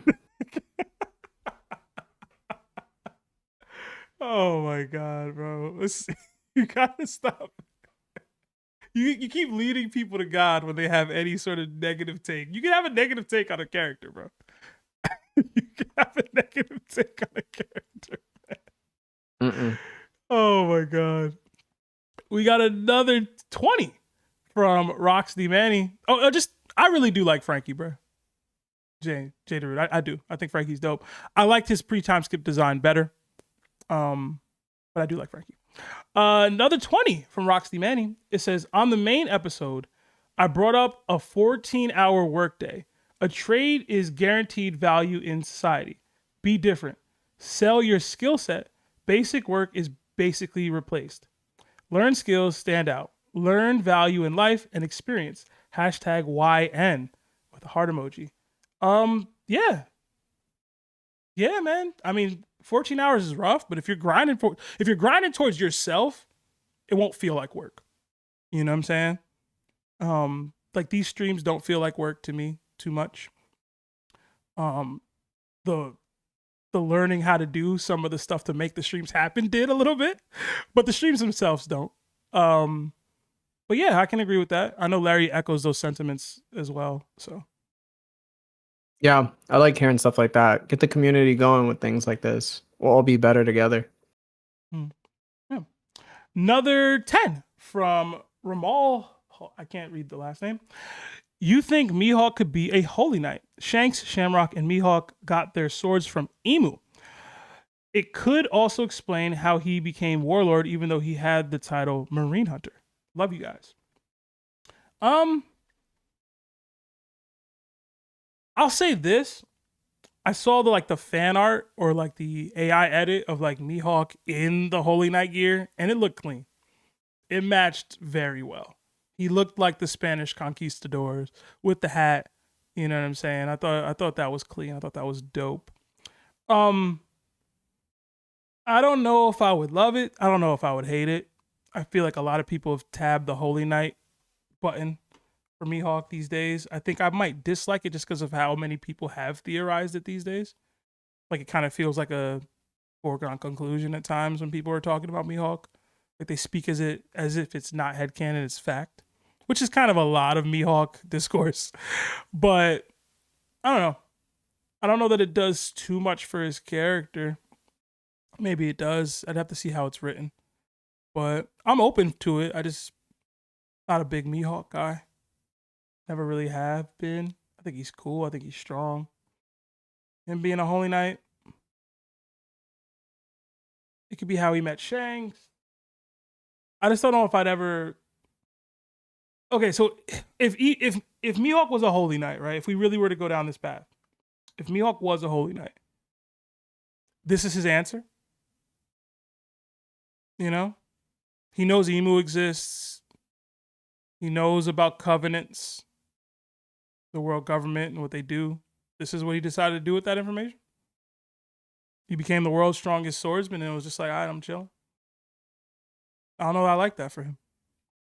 It could be a complacency because he didn't realize he can't really buck back on the system as it is, but I don't know. I don't know that would make me enjoy his character more. You know what I'm saying? Because now you're opening up his knowledge base to a level that I don't believe he has. But if you're doing that, like this is what you decide to do, I'd have bigger issue with that, I guess, than like I've had with like Garps in the past. Because at least what Garp was doing was trying to like help as many civilians as possible with the cover of the Marine by the design of the Marine structure. Mihawk's just like, hey man, it is what it is. You get me, Larry? Or am I tripping? I can hear you. Yeah, I heard everything you said. Okay. I get what you mean, though. He should definitely have some grander ambition than just what he has. Oh. Another 2 from Jada Rude. Usopp loses, but I wanted to hear Larry's argument. Crying emoji. Hey man, Larry conceded, bro. I'll take my dub. And then we got another 20 gifted memberships from Agent Q, who I believe is the Q that was just in here. So thank you, Q. Throw the Nakama fist up. Another 2 from Akainu, aka Top 1. Rank them: Doffy, Katakuri, Yamato, Law, Vista. I got Yamato at 1. I'll go Law 2. I'll go Cat 3, Doffy 4, Vista 5, man. And that's not just because of what happened earlier.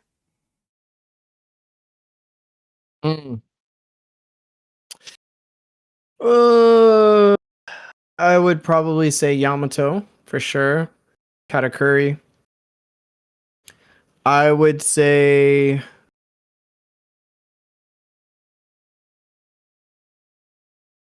Doffy, Vista, Law. Okay. I wasn't expecting all this Vista gas from you, man. I wasn't.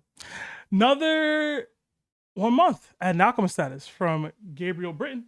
It says, have a dope Zoro theory, would love to share. We'd love to have you, man. Become a Nakama, a warlord on the Discord, or join the call waiting. We might be able to get some gifted callers in today. Another 5 from TK Tite. How do I get a call in? I'm in the waiting room. How much do I need to donate? I got great theories. TK, that 5 will get you in. I'm going to drag you up, but make sure you don't leave. All right? And you're going to have to wait for all the other tiered members. But I got you, bro. Another 5 from Ravenstorm. If you don't like any of the Straw Hats, find Jesus expeditiously. I mean, some of them are problematic, right? I can't act like they're all the greatest people. You know, they're still pirates, right? But I kind of agree with you. Another 10 from Rocks D Manny. If you grind for yourself, it won't feel like work. 100. All my homies are conquerors with a heart emoji. Hashtag quote of the year. This is why I love y'all. I know the twins are on the same beat. 100. Spread love, y'all. Yeah, spread love. Thank you, Rocks. Favorite comment of the night, man, from Rocks today. And then another 2 from David E. Oaks. Hashtag Mihawk a bum. How do you feel if he gets one shot by Zoro? There's a way to make that work just because of how swordsman fights typically are in anime. I don't think Oda will go that route, but there is a way to make that work.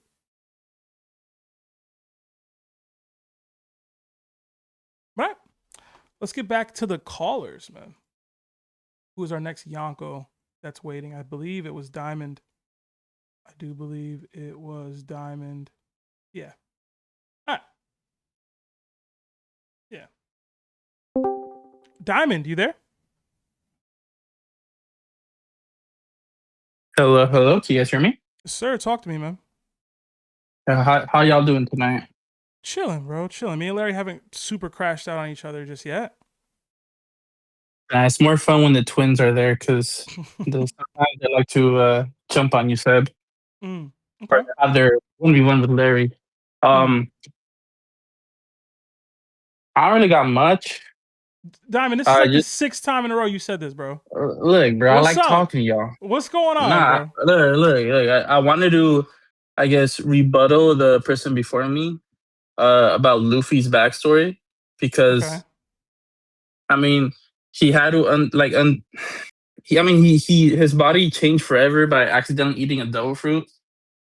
He's kind of the main reason why Shanks lost an arm, and that's like his idol, his hero. That could be pretty traumatizing. And he also lost his brother. And even though that's not as shown as much as the other backstories, that is pretty traumatic, I would say. You know, everything else is just kind of whatever. But what I wanted to ask, I actually did have something. I just I like trolling. Is Larry, you said, I don't know if it was last week or the week before, you said racism isn't always bad, right?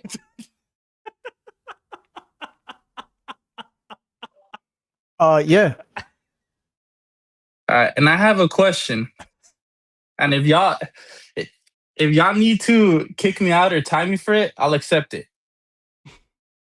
It's not gonna be bad, but I understand why you do it. But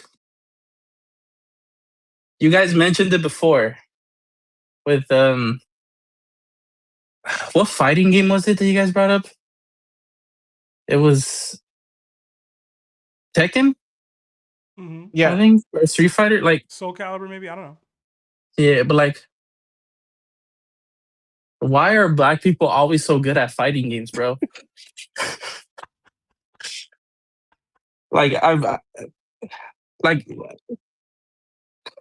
If y'all need to kick me out for that, I understand. I won't take no offense, but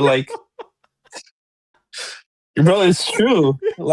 I played online and I became, I met people that are smoked me and wouldn't even land a hit in.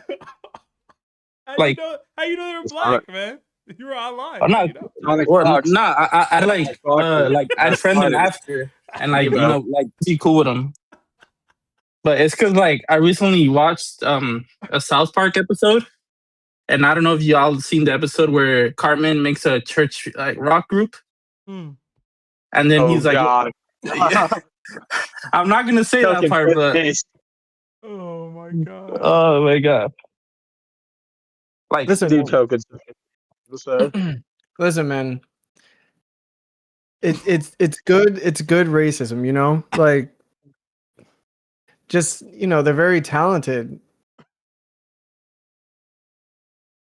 Somebody said that Seb is a Voldo main. That is hilarious. Who's Voldo?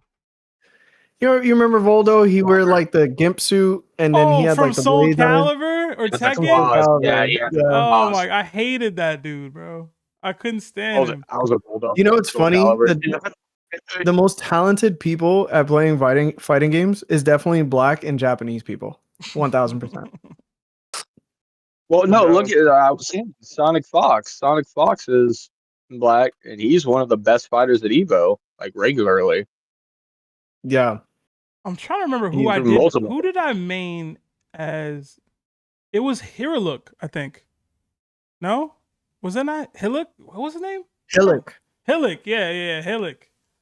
The one with the staff. The bow staff. That it was him and the Ganin dude from Dynasty Warriors that was randomly in the game. Listen, man. There's some good racism there too. You know what I'm saying? The staff, the Monkey King. There's just like. I just know that. I want y'all to know, y'all would have hated playing Larry in Soul Calibur, bro. Hell yeah, he was nightmare all day. He was the worst. He would all he would do was play to ring you out. He wasn't even trying to win the fight. He would just step back towards the end of the ring and be like, counter, scrap, throw you out of the ring. Every time. I used to hate that. Wait, but why does he hate on Long Kid beating Big Mom? I don't know. It perplexes me. It perplexes the man right there, Larry. One, don't do what Seb does. This is the problem with y'all. Y'all starting to talk like Seb. All right? I never disagreed with Big Mom losing. I just said she never got beat straight up. It's very different. So you never won any of those fights? I agree with that. That's what you're saying. You never really won any of those fights. Did I really ever win? I didn't win them straight up. Okay. Listen, there we go. Because there was I won fair and square argument back in the day. And now it's switched up. That's what I'm saying. See, my thing is, I use the ring to my advantage. You know what I'm saying? Like when you were close to that edge, I just knew that was easy dubs. I didn't need to go super hard on you. I said, "Yo, I'm just trying to beat them quick," and that's it. And I did what I had to do, and I was successful at it. I went 22-0 in college, bro. Right in the hall. People were sick. And you wore that victory with those victories with pride. That's all I'm saying. I did. I looked at everybody like they were lower than me, bro. That's when the CD penalty started kicking in. Oh man. Diamond, bro. I'm dropping you, man. But you have a good night, sure. Man. You too, y'all. Y'all need to time me for that. I understand, bro. We'll discuss amongst the mods, man. That was a wild question. For sure. My fault. Oh man. My man said, why are black people so good at fighting games? I was not anticipating that at all, man. So in Evo Japan that just happened, there's this guy called Conq, black guy, married a white woman. He got engaged to a white woman during the Evo Japan tournament, and he went to second place in the grand finals of Street Fighter 6, which was like considered the most entered fighting tournament of all time. It was like it was over 7,100 people that participated in the tournament. He won second place. Crazy. Yo, Larry, I gotta go to the bathroom. Can you read these next couple super chats for me? Yeah, did you call it the 20 gift the 20 gifted subs? Yeah. Oh, okay. Thank you, Agent, so much. Again, 20 is crazy. Gabriel Britton 2023 with the 2 says, I am Warlord as of today. Okay. I'll let Sebastian know when he comes back. That way you could come up. And then we have Shanks D Goat with the 7 says, what if Omen is different power like Haki, and if Shanks has master all Hakis? What if Shamrock has mastered the Omen?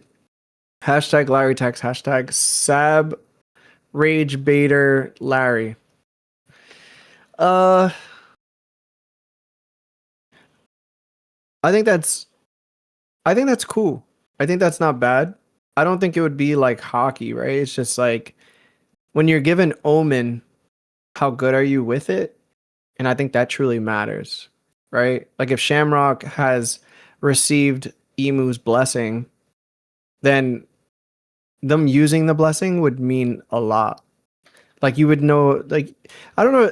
I'm gonna go back to like fighting games. if you ever played Marvel vs. Capcom 3, there's something called X Factor, and you're allowed to pop it at any point during the match. But when you pop it, your character gets like a boost in all stats. So speed, power, everything. Like you're just crazy good. I feel like that's what Emu does. He gives people like the X Factor, and then you can master how that works or not.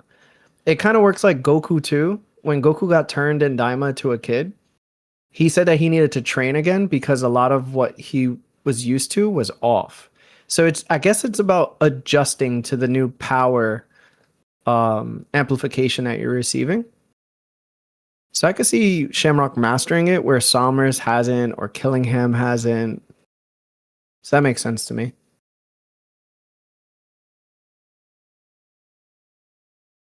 How long y'all think Seb gonna be? You think he taking a dookie? That's a good question. I know. Horse review. I'm pretty sure he went to the bathroom. So. All right, I'm back. Are you back? Oh, what's up? Why'd you walk like that? What I walk like what? I forgot to grab another water. Hold on. You have a collared shirt on with some shorts? Yeah, it's like a casual collared shirt though.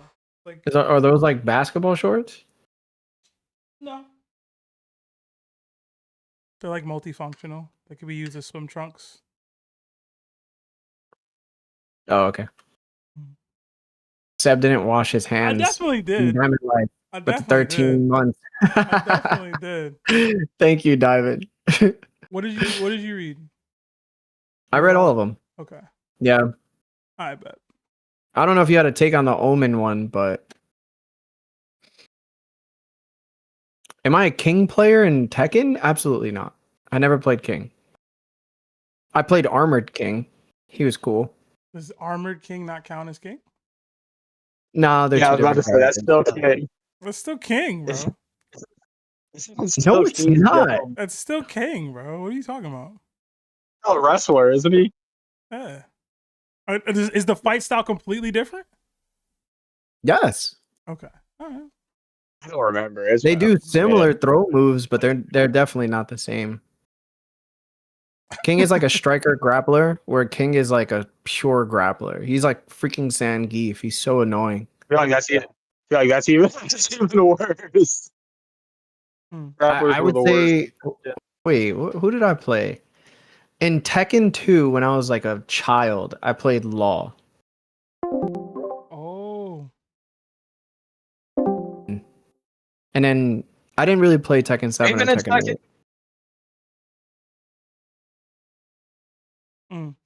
I like messed up real quick. I think we're back. All right, let's get more of these callers because I gotta go at like 8. All right, let's get Buzz in here.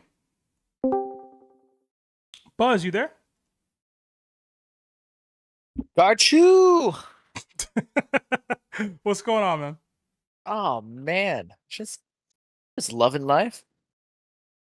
Just enjoying myself. Happy to be here. Happy to see y'all. What's going on? Happy to see you too, man.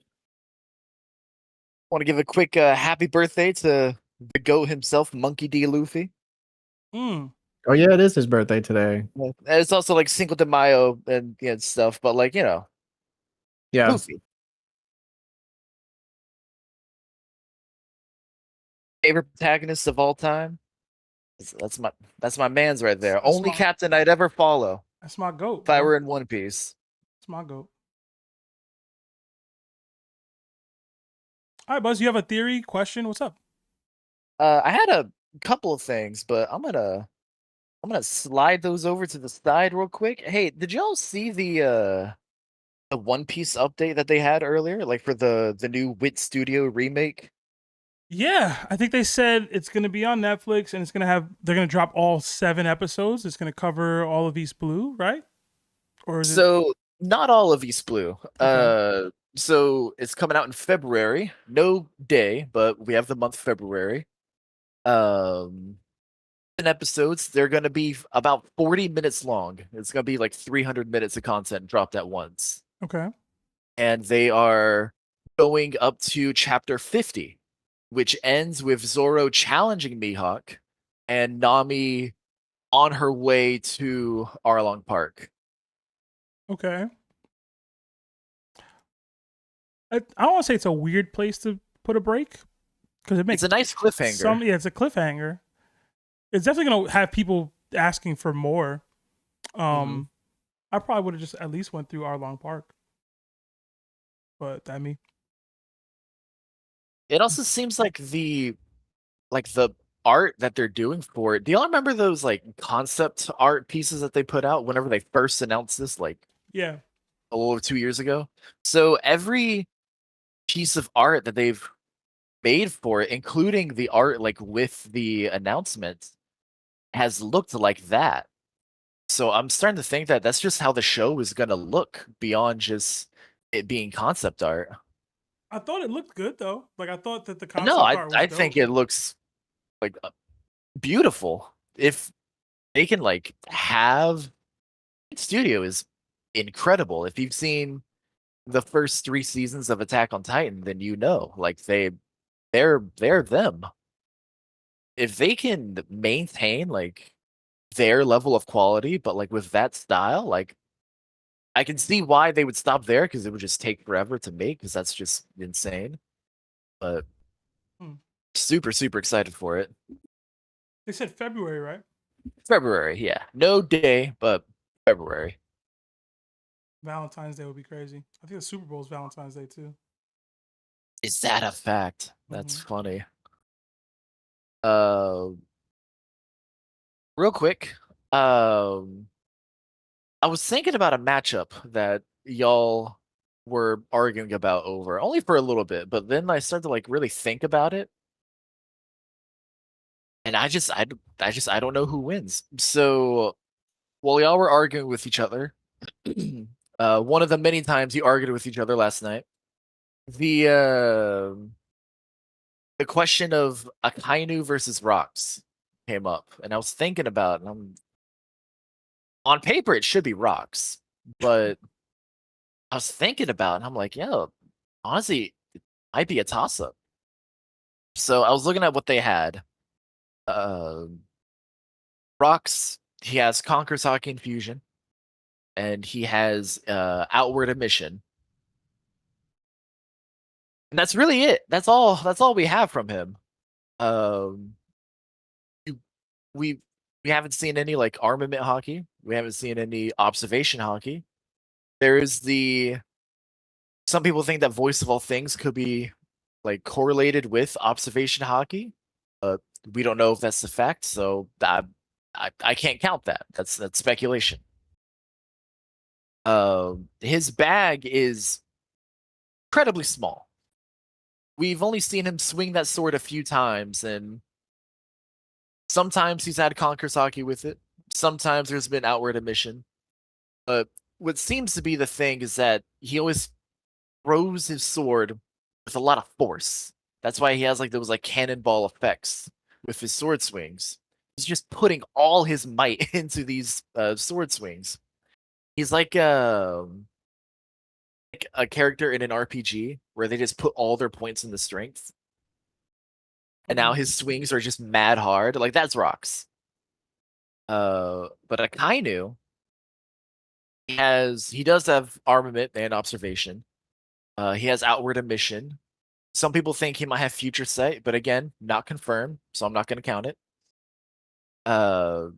He has, I do think this matters because he has the best endurance feat in the entire series, like from anyone. Rocks, we don't know what his endurance is. We don't know how long he can go, but Akainu, he can go. He can go. And he has the deadliest devil fruit in the whole verse, according to Oda. Like that bag is significantly more than what Rocks has. And with that bag, Akainu was able to become a fleet admiral, which me personally, I put around the same level of a Yonko. I think admirals are below Yonko, but a fleet admiral, that's about a Yonko tier Navy guy. Rocks, he doesn't have much, but with that little that he does have, he was the strongest dude of his time. So honestly, like, I don't know. I really think it could go either way. I'd like to hear one thing I want to say. Do you want to go there? Strawhat was speaking. Oh, no, I was just gonna say one thing. A pushback I always have when it comes to Akainu and people bringing up his devil fruit and everything. If I recall, that statement was made 2020. That was made like 14 years ago. Pre Nidhogg, pre so many other characters getting fully fleshed out. I just feel like it's not a fair statement to make anymore in like the power scaling arguments with Akainu. Like guarantee Nidhogg is worlds more destructive than Akainu's and more offensively powered than Akainu's magma fruit. That's just me. That's kind of fair. Like, I doubt that 14 years ago, Oda thought that he would have a Nidhogg in the story. No, exactly. Like Oda has openly said that, like, a good bit of the story, like he has a general gist of where he is going, but he just kind of goes with the flow. Like he said that. Yeah, he did also like create all the supernovas in like a few hours, just randomly. So, you know, that could have changed by now, but also to be fair, we haven't seen anything from Akainu in a very long time.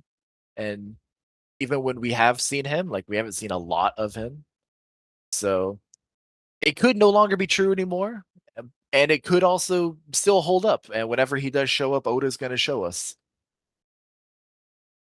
Somebody pointed out in chat, and I agree. If Garp would have gotten his hands on Akainu at Marineford, that would have been the end of Akainu. Oh, absolutely. But like that's Garp, you know? Maybe.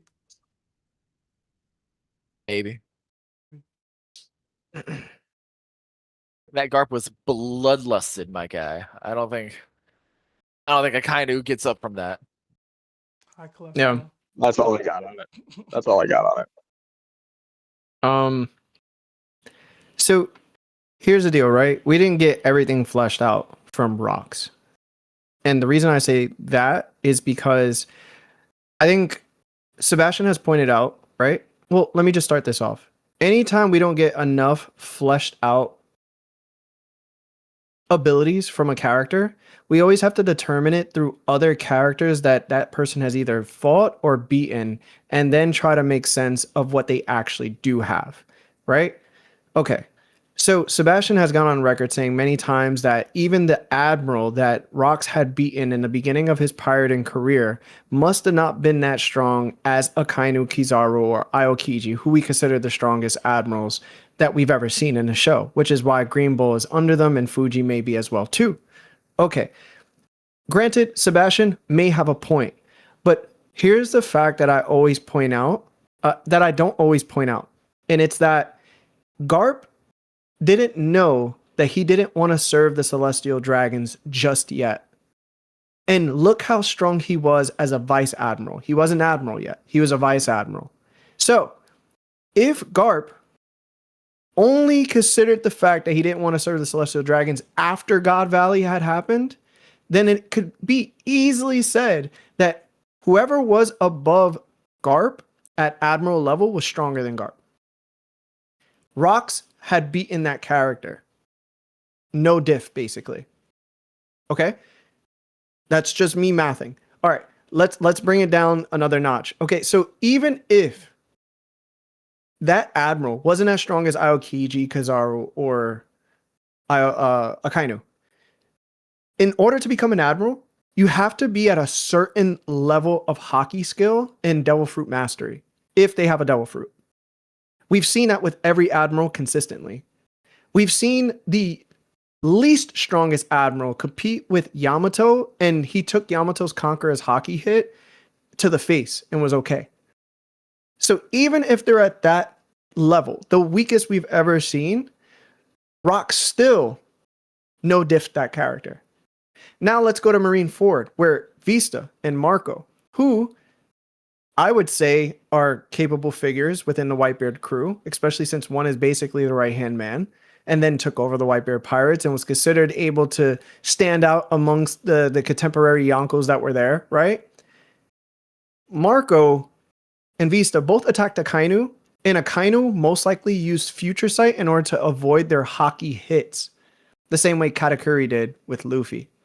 So even if I was to say, okay, so Rocks no-diff that character, and it takes so much to beat just even the weakest Admiral, I can easily say that Rocks has somewhat observation Haki, if not Future Sight, to a degree, because that's what you kind of need to do in order to fight the Admirals. Like you said, you've seen Kizaru put up outward emission. That's advanced armament Haki.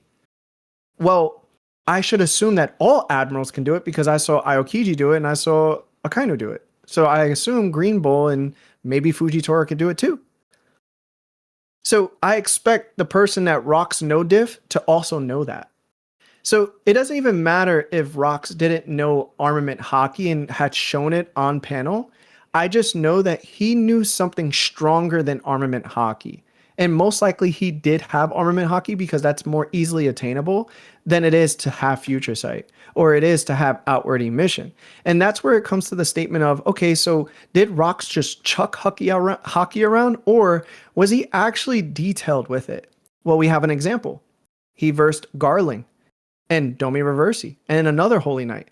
And he imbued Conqueror's Haki into the sword in order to immobilize those two characters, or even one character, because we never saw the other one come back to life. So in my circumstance, it's like, oh, he didn't only know how to chuck Haki at an extreme level, he knew how to utilize it as well, because at this point in the story, Luffy, Loki, Zoro, who all have Conqueror's Haki, were told by Gibbon that they had to utilize already what they had in order to even hurt the Holy Knights. Well, Rocks did that on God Valley and basically no-diffed them too. So it's not about, I would say, giving people abilities. It's more like I'm pointing at what I can in order to make sense of what I'm seeing and what it takes to defeat certain opponents at the times that they were defeated. Rocks defeated an Admiral 14 years ago before he passed. 14 years later, he's no-diffing Garling and crew. Why do you say that he no-diffed the Admiral? Well, he left Imu's room. He left Imu's room. He took out the Admiral, and the Admiral later on died from their injuries. And then he was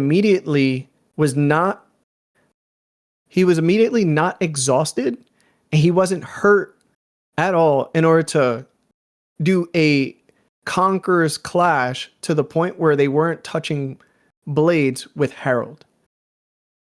And we see how strong Herald marked is. up. Like, he has markings on his face. Like, he's on bruised.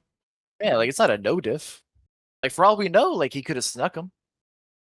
Like, we just don't know how that went. I don't like to scale that with them. Like, it's a great feat on paper. Like, it's the only time that we have that feat on paper with someone that's taken out an Admiral. But we just don't know how it went down. I don't think it's fair to use that for scaling, especially to say no diff. It's fair to use it for scaling to say that he was able to fight at least at an Admiral level at that time, I think.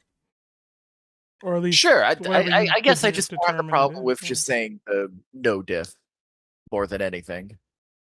I don't think that's fair. He had enough in his bag in order to fight a person who literally had Conqueror's Haki at a level that we've never seen from another Admiral. I mean, they're equal, though. Was it? Were they Rocks equal? And Herald? They're equal, yeah. No. Most of the time, immediately after they clashed, Rocks was like, what are you doing here? You know you can escape going that way. Get off of this right island. after this, because I have it pulled up. Rocks is slightly marked up. 11:55, yeah. Herald is on fire because all the Celestial Dragons are like, what the hell? Oh my god, and kill him. This is the thing too. It's like, do you really think an Admiral can just be snuck by somebody like Rocks with the amount of Haki he's exuding? No. 2, does Rock seem like the person that would literally sneak an admiral? I would also say no. I don't know. If you're struggling against an admiral, if you're struggling against an admiral, high diff, like I'm telling you right now, there's no way you could go and fight Harold the way you just did. I've never seen a character be able to do that in the show. I'm not saying it was just a high diff, extreme diff, whatever. I'm just saying, like, we just can't say it was a no diff. We just don't know what happened. I had one minor example. It was gonna be Whitebeard and Odin, and then his clash with Roger afterward. But what would you consider that fight between Whitebeard and Odin? You know what I mean? Like, I don't know what's the diff there. You know, Whitebeard basically no diffed him too. They clashed, and after they clashed, Whitebeard got serious and just punched him, and then he was done. Like, that fight lasted literally less than 2 minutes. Word. Buzz, I got a bunch of callers though, so I'm gonna have to drop you there, man. I ain't gonna lie. Holy. Yeah. Yeah. No, please get rid of me. You have a good night though, man. Love hearing y'all. You too. Yeah, thank you, brother. Oh, thank you. Buzz's voice makes me laugh every time. Oh man. All right, we got a couple more super chats, so I'm gonna read those real quick. Switch. Nope. There we go. I gotta do better with the transitions. All right. We got another 2 from True Fuego. It says, Larry said, "Why are you comfortable in your own house?" Did you say that? I don't know. Did I? You're probably making fun of me for wearing shorts or whatever. The other 2. Oh, yeah. From True. Larry, bro, it's all love. I just like to talk ish.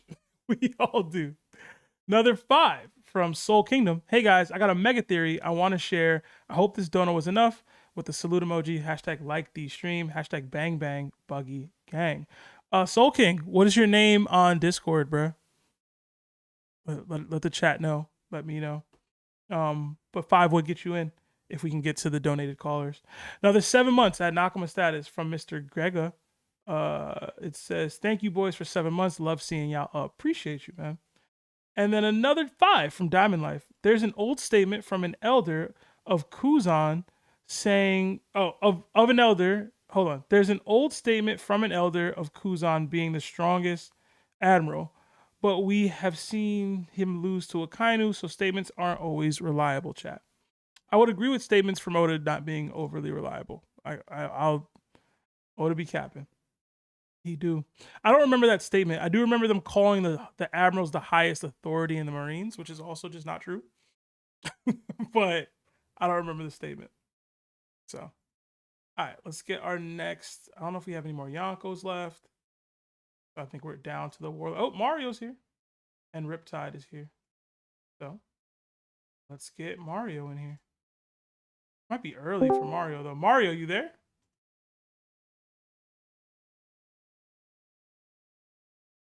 Okay, hello.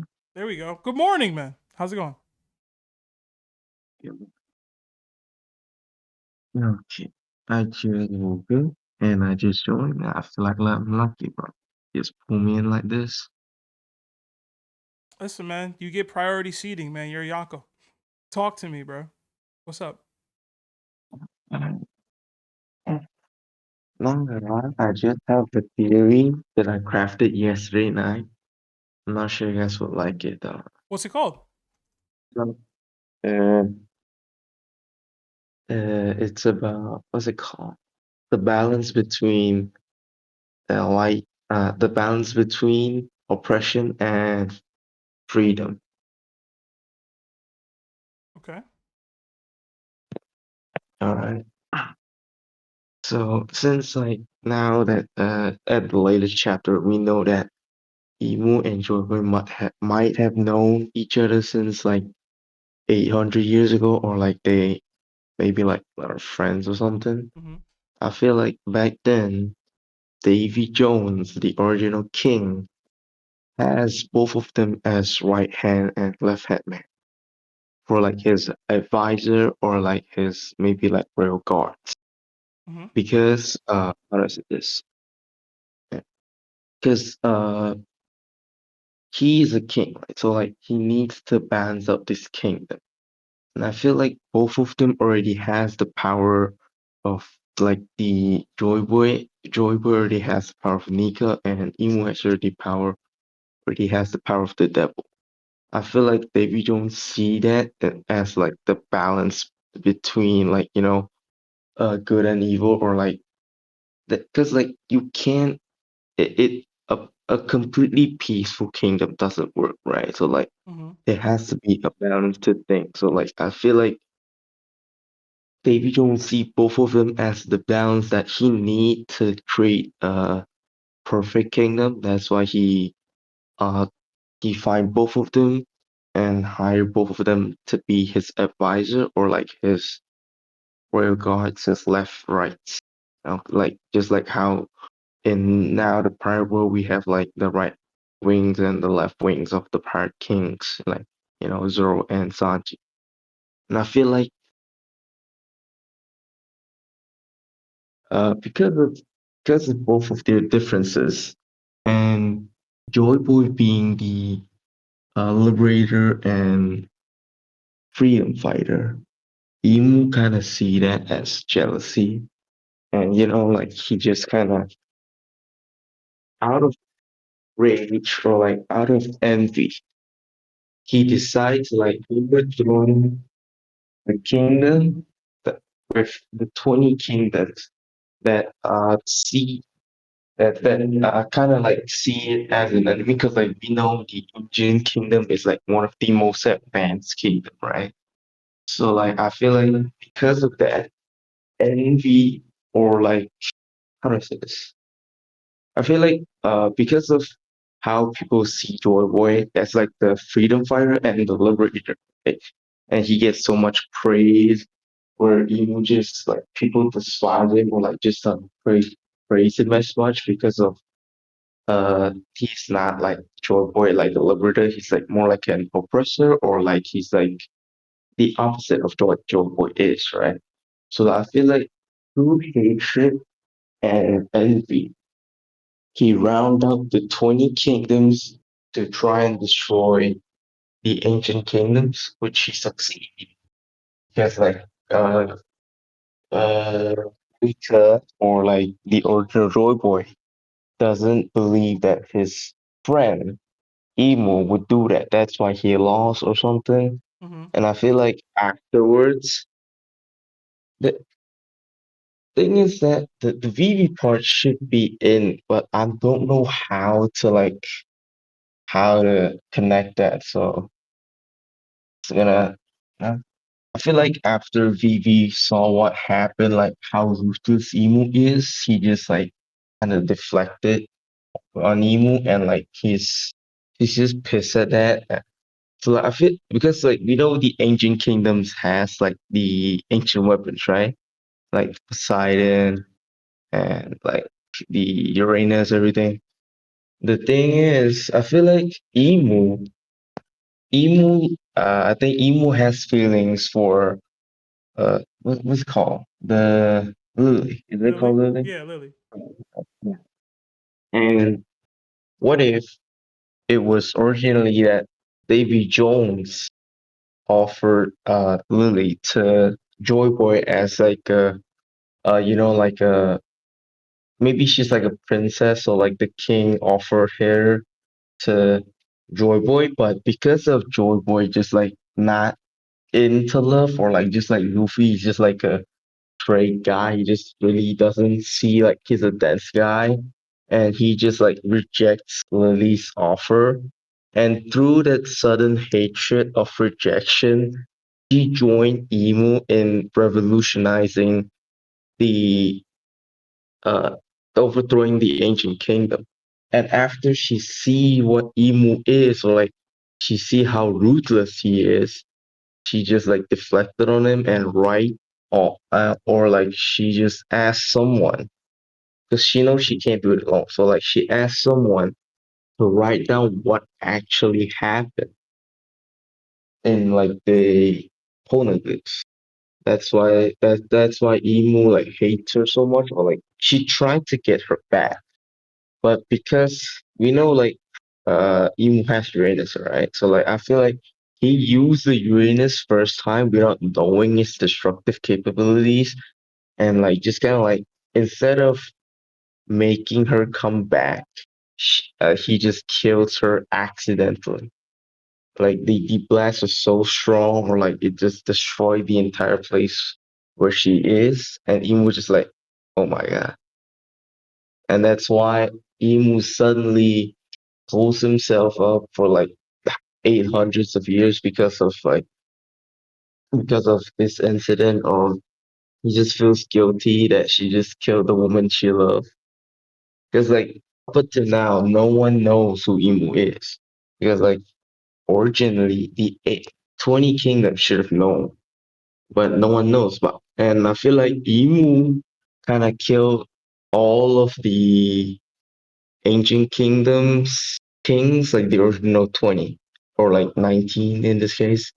Because like none of the celestial dragons knows who Imu is. Like we know the celestial dragons are like the how do I say this, the descendant of like the original 20, right?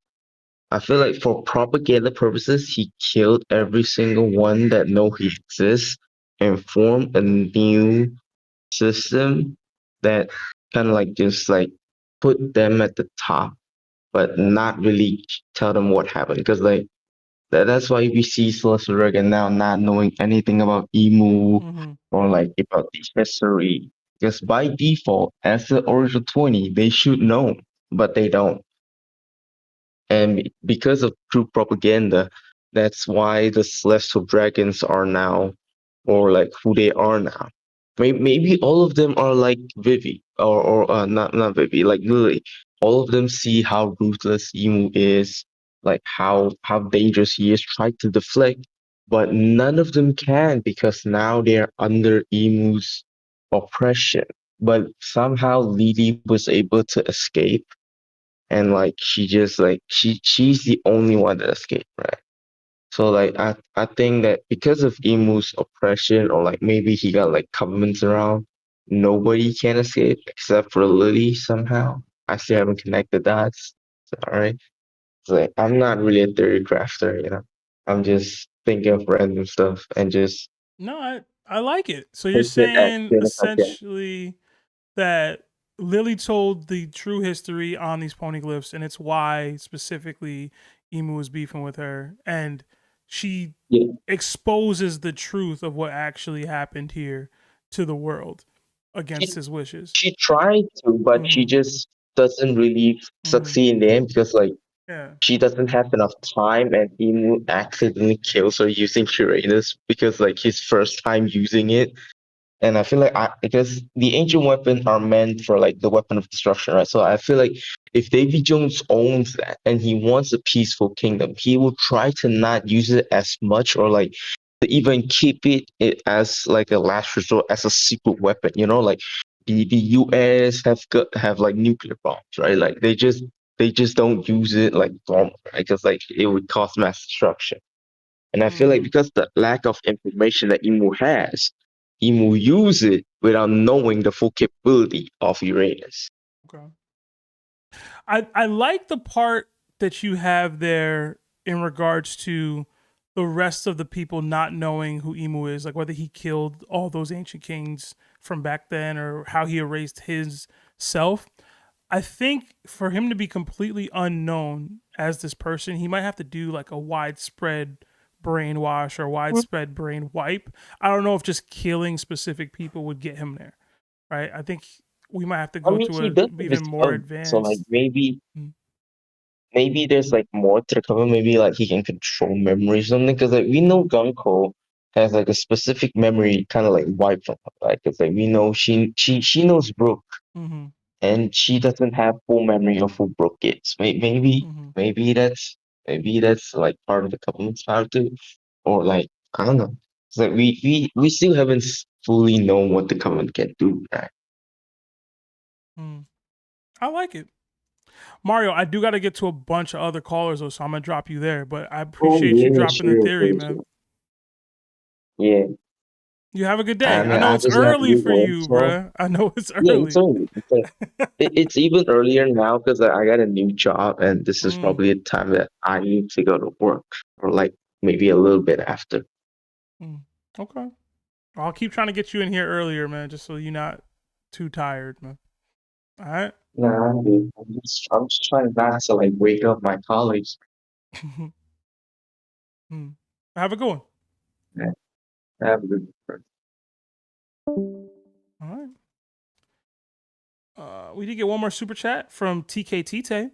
It says Larry Rocks was 39. He had years to train. He would be that strong. You act like he was 18 and beating an admiral. He's Shanks' age at the start of his career. I don't know if Larry's still here. No, I'm still here. Oh, okay. Yeah. So if you look up Rox's age in any book, manga panel page, it simply does not exist. We do not know his age. Yeah, I don't know why people have this assumption that Rox is 39. He might have been. We don't know what his actual age is. Yeah. All right. Let's get our next Yonko caller in here. I believe. Oh, did Rip go away? Rip was next. Oh, Rip, that's crazy. You were next, bro. You was next, man. Sucks to suck, I guess, bro. I do know Tite did send a couple super chats earlier. TK, you dropped out of the zone, bro. You dropped out of the zone. But all right. Next, let's get, I guess, Nerd's our next Yonko caller. Nerd, are you there? What's up? What's going on, man? I'll try to see through it. If you need me to stop, let me know. Because I know I was late again. Because I just have the meeting or my doctor's appointment on Mondays. But I just want, before I jump into the theory, I just want to mention one thing that I have been looking into that doesn't have to do with the theory. So make it quick, man. Okay, I've been so we always thought, like Joy Boy, like when we heard of Davy Jones, Joy Boy, Davy Jones, and Lily, right? So where's who's Emu in this? Like, I believe that Emu's one of them. And basically, like, if you break down Saint Nerona Emu's name, you get like countless villains in One Piece. Like if you do variations of his name, you get countless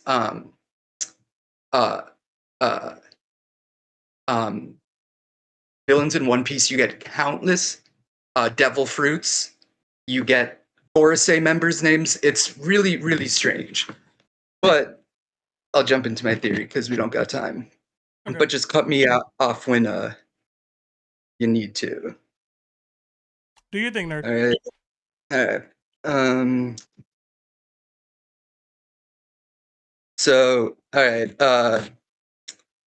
Today is May 5th, Monkey D. Luffy's birthday, but tomorrow is May 6th, and in One Piece language, that date is not normal, because 5-6 is 56, and 56 is Gomu, the hidden number code to Luffy, the whole entire story. But after chapter 1044, we know that the name was a mask. The Gomu Gomu no Mi was actually the Hito Hito no Mi model Nika, the fruit of the sun god, the warrior of liberation, the power the world government tried to erase from history. So here's the theory. May 5th is Luffy's birth as a human vessel, but the 6th is a symbolic activation of the fruit code. The boy is born 5-5, the god code opens on 5-6. And now, with this story moving through Elbaf, Emu descending, Loki awakening, and I don't mean awakening devil fruit, but like being in the story, and the world entering this insane sky door energy, I think Oda is setting up Luffy's next evolution, a partial golden awakening. Not his final form, not full solar completion, but the golden circle inside the yin, the inner yoke of the Nika finally is starting to show. And that matters right now. Because the real sky is doing something weirdly perfect for One Piece theory. Now, May 2026 literally begins with a full moon on May 1st, and on May 31st, it has a second full moon classified as a blue moon. So this month is bracketed by two lunar peaks, like a cosmic parentheses, and the Ida meteor shower also peaks on May 5-6, caused by debris from a planet burning through Earth's atmosphere. So on Luffy's birthday and 5-6, the actual sky is shedding fire from an ancient comet trail. That is not proof of Oda planned your horoscope. But as symbolic fuel, that is pure Grand Line gasoline or Red Line fury. Then add Uranus, entering Gemini on April 25th, 2026. Astrologers describe this as a 7-year shift, and communication, information, the mind, writing, duality, and reinvention astronomically go up. Uranus is already the weird planet, the sideways ice giant rotating at almost a 90-degree tilt, which no other planet does. So even before the astrology, Uranus is the planet of tilted perspective. The world turned on its side, and in One Piece, Uranus is also the missing ancient weapon. So when Uranus enters Gemini, the theory brain hears the sky weapon. You hear me? Okay, the sky weapon enters the sign of twins, duality, mirrors, and paired opposites. And this is where Syzygy piece comes in. In the Valentinian Gnosticism, divine reality is built from paired emanations called syzygies. The word syzygy comes from the idea of being yoked together, joined as a pair. These are not enemies, they are complementary principles: mind and truth, word and life, humanity and excelsia. The pleroma, the divine fullness, is stable because the pairs are complete. The fall happens when Sophia acts apart from her consort, breaking the structure of the wholeness. In other words, the broken world, or the void century, is what happens when one half of a divine pair moves without its complement. Now put that into One Piece. Luffy has awakened Nika, but I don't think Nika is complete. Gear 5 is incredible, but it drains him. It burns through him. In Wano, he reaches the white stage of awakening, the laughing god stage, the albedo stage if we use alchemy. But alchemy does not end at white. The classic color sequence is blackening, starts off with black hair, whitening, yellowing, then redding. Negrado, albedo, citrinitas, and then rubido. That means Luffy's white Gear 5 is not the final color or his final awakening. It may be purification before the golden dawn and the red completion. So my theory is this: Gear 5 is the white sun. Luffy's next stage is the golden sun, and his final stage will be the red gold sun. Because gold has always been tied to Luffy's liberations symbolism. Go back to Skypiea, Luffy defeats Enel, the false god in the sky. By punching him into the Shandorian golden belfry bell, the bell rings after 400 years and proves that Nolan was not a liar, that Shandora existed. And that was erased truth, survive above the clouds. Luffy does not use gold as a treasure. He uses gold as a signal. He turns gold into proof. He turns gold into sound. He turns gold into memory. And that's exactly what Nika does. Nika is not just a transformation. Nika is erased history ringing again. Chapter 1043 gives us the drums of liberation. When Zunisha hears Joy Boy for the first time in 800 years, excuse me, chapter 1044 gives us the truth that the Gomu Gomu is the Hito Hito no Mi model Nika, and the 5 elders basically admit awakening this fruit is so dangerous they would rather sacrifice top CPO agents and anger Kaido, then let it happen. That means the world government was never scared of rubber because it was never rubber. They were scared of the sound that comes after rubber awakens. Now look at the alchemy. Black comes first, and who is black right now? Imu and Loki. Chapter 1179 is titled Nerona Imu Descends. Imu comes down to Elbaf. The abyss surrounds Oris Castle with black flames. The environment comes alive, and Imu is revealed as Saint Nerona Imu, one of the first 20 kings of the world. That is not just a villain entrance, that is Negrado, the blackening, the descent, the rot at the root of the world showing his face. Then chapter 1180 doubles down. Imu reaches the western village, overpowers giants, takes Zoro with an ability called Omen. Omen covers the village in black flames, and while all this demonic pressure is happening, what are Luffy and Loki doing? Eating, recovering, refueling. That is not a joke. That is One Piece cosmology. Imu runs domination, contracts, and black flame. Luffy runs on food, laughter, and liberation. One is control, one is appetite. One devours the world, the other eats so he can save it. Then chapter 1181 gives us the missing pair, the missing pair energy. Loki fights Imu, strikes him into the treasure tree atom, then transforms into Needhugger. While Imu smiles like he recognizes something ancient, this is huge because now Elbaf is becoming a stage of paired mythic forces. Nika, Needhugger, Sun God, and World Tree Serpent in Norse mythology. Luffy and Loki's freedom and destruction, God and devil. And that is why I think Luffy does not get the yang to his yin yet. He gets the circle inside of the yin, which will be the golden stage. In the yin-yang symbol, each side contains a seed of the other. Luffy's Gear 5 is white, but his eyes have that fierce red ringed intensity. His power is bright, but it's not full solar gold yet.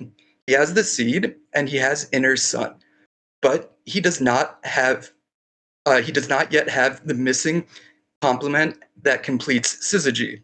And this is where Roger's egg comes back like a lore grenade with feathers.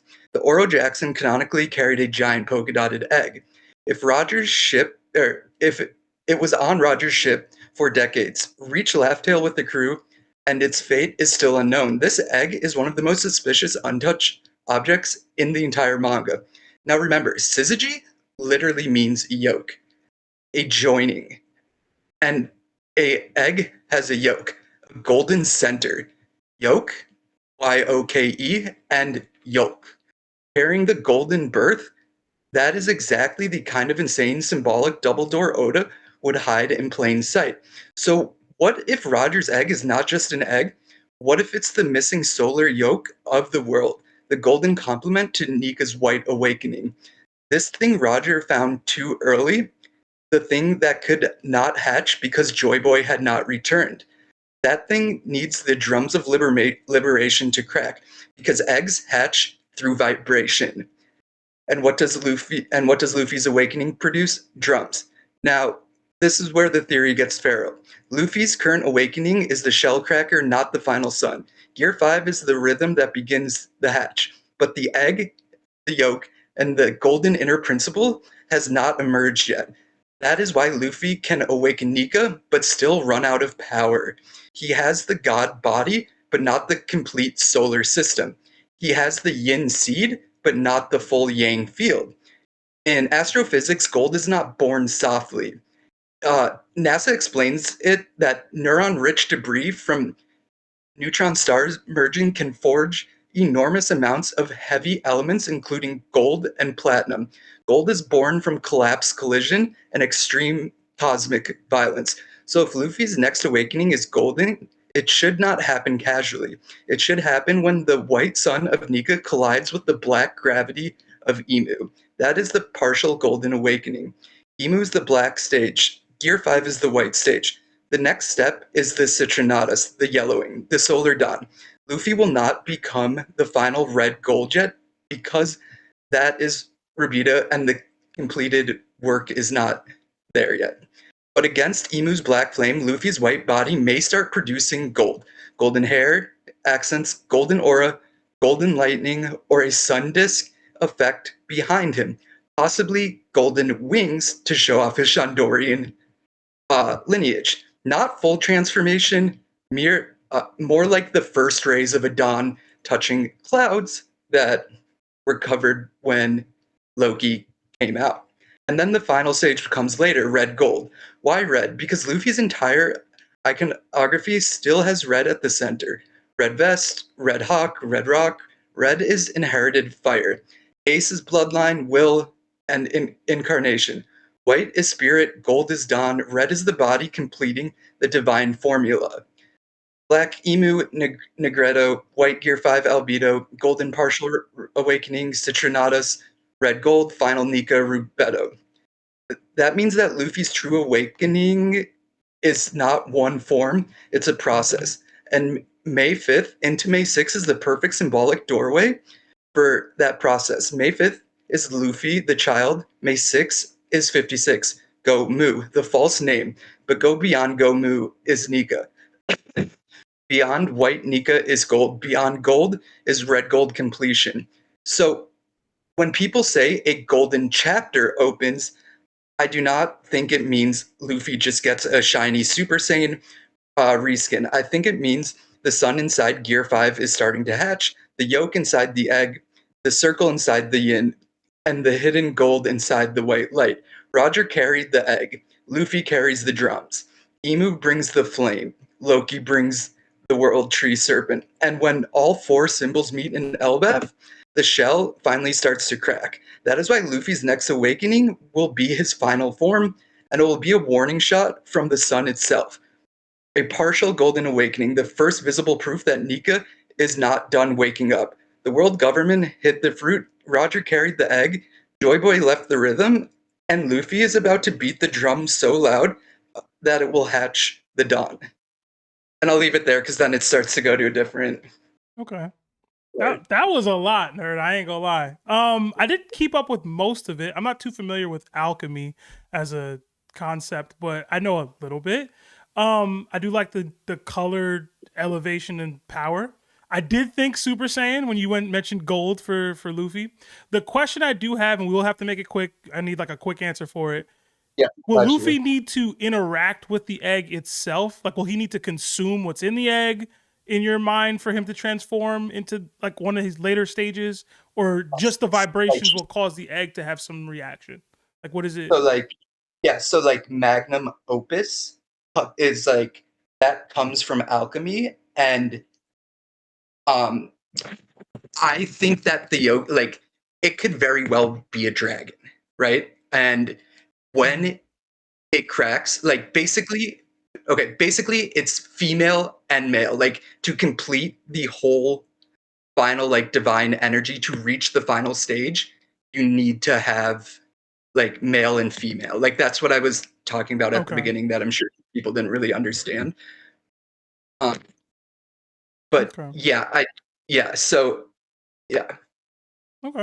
No, but that was fire, man. Again, it's hard to keep up with everything because if you don't have the background in the alchemy pieces, but I thought the theory was dope, man. I really did. So, like, very quickly, so like alchemy, so like what they were trying to do was to change metals to gold, right? So like they changed it to like red gold, and so like it went from the stages black, white, yellow, gold, red gold, aka rose gold, aka is a lily, something, you know, and so like it's that, and like that, like that's what the magnum opus is being able to take like literally like a nothing, like a power of rubber, and like transform it into the most sought after, you know, like elements. Yeah, in the world. Okay. And yeah. Nerd, you need to make a YouTube. He has. I know. He has the TikTok. He has the Instagram. Man, you do need to make a No, YouTube no, though no, for the no, no. long form. Listen. I want to see you win. You have too Thank much you. knowledge, and you have the ability to put this on a video where you can consume it with like videos and pictures. And I think for you, especially since you have such vast knowledge and the rest of us don't, it would be easier, but also you can make bread off of it, my brother. So Yeah. I think the next move is we got to start asking you when you get into YouTube.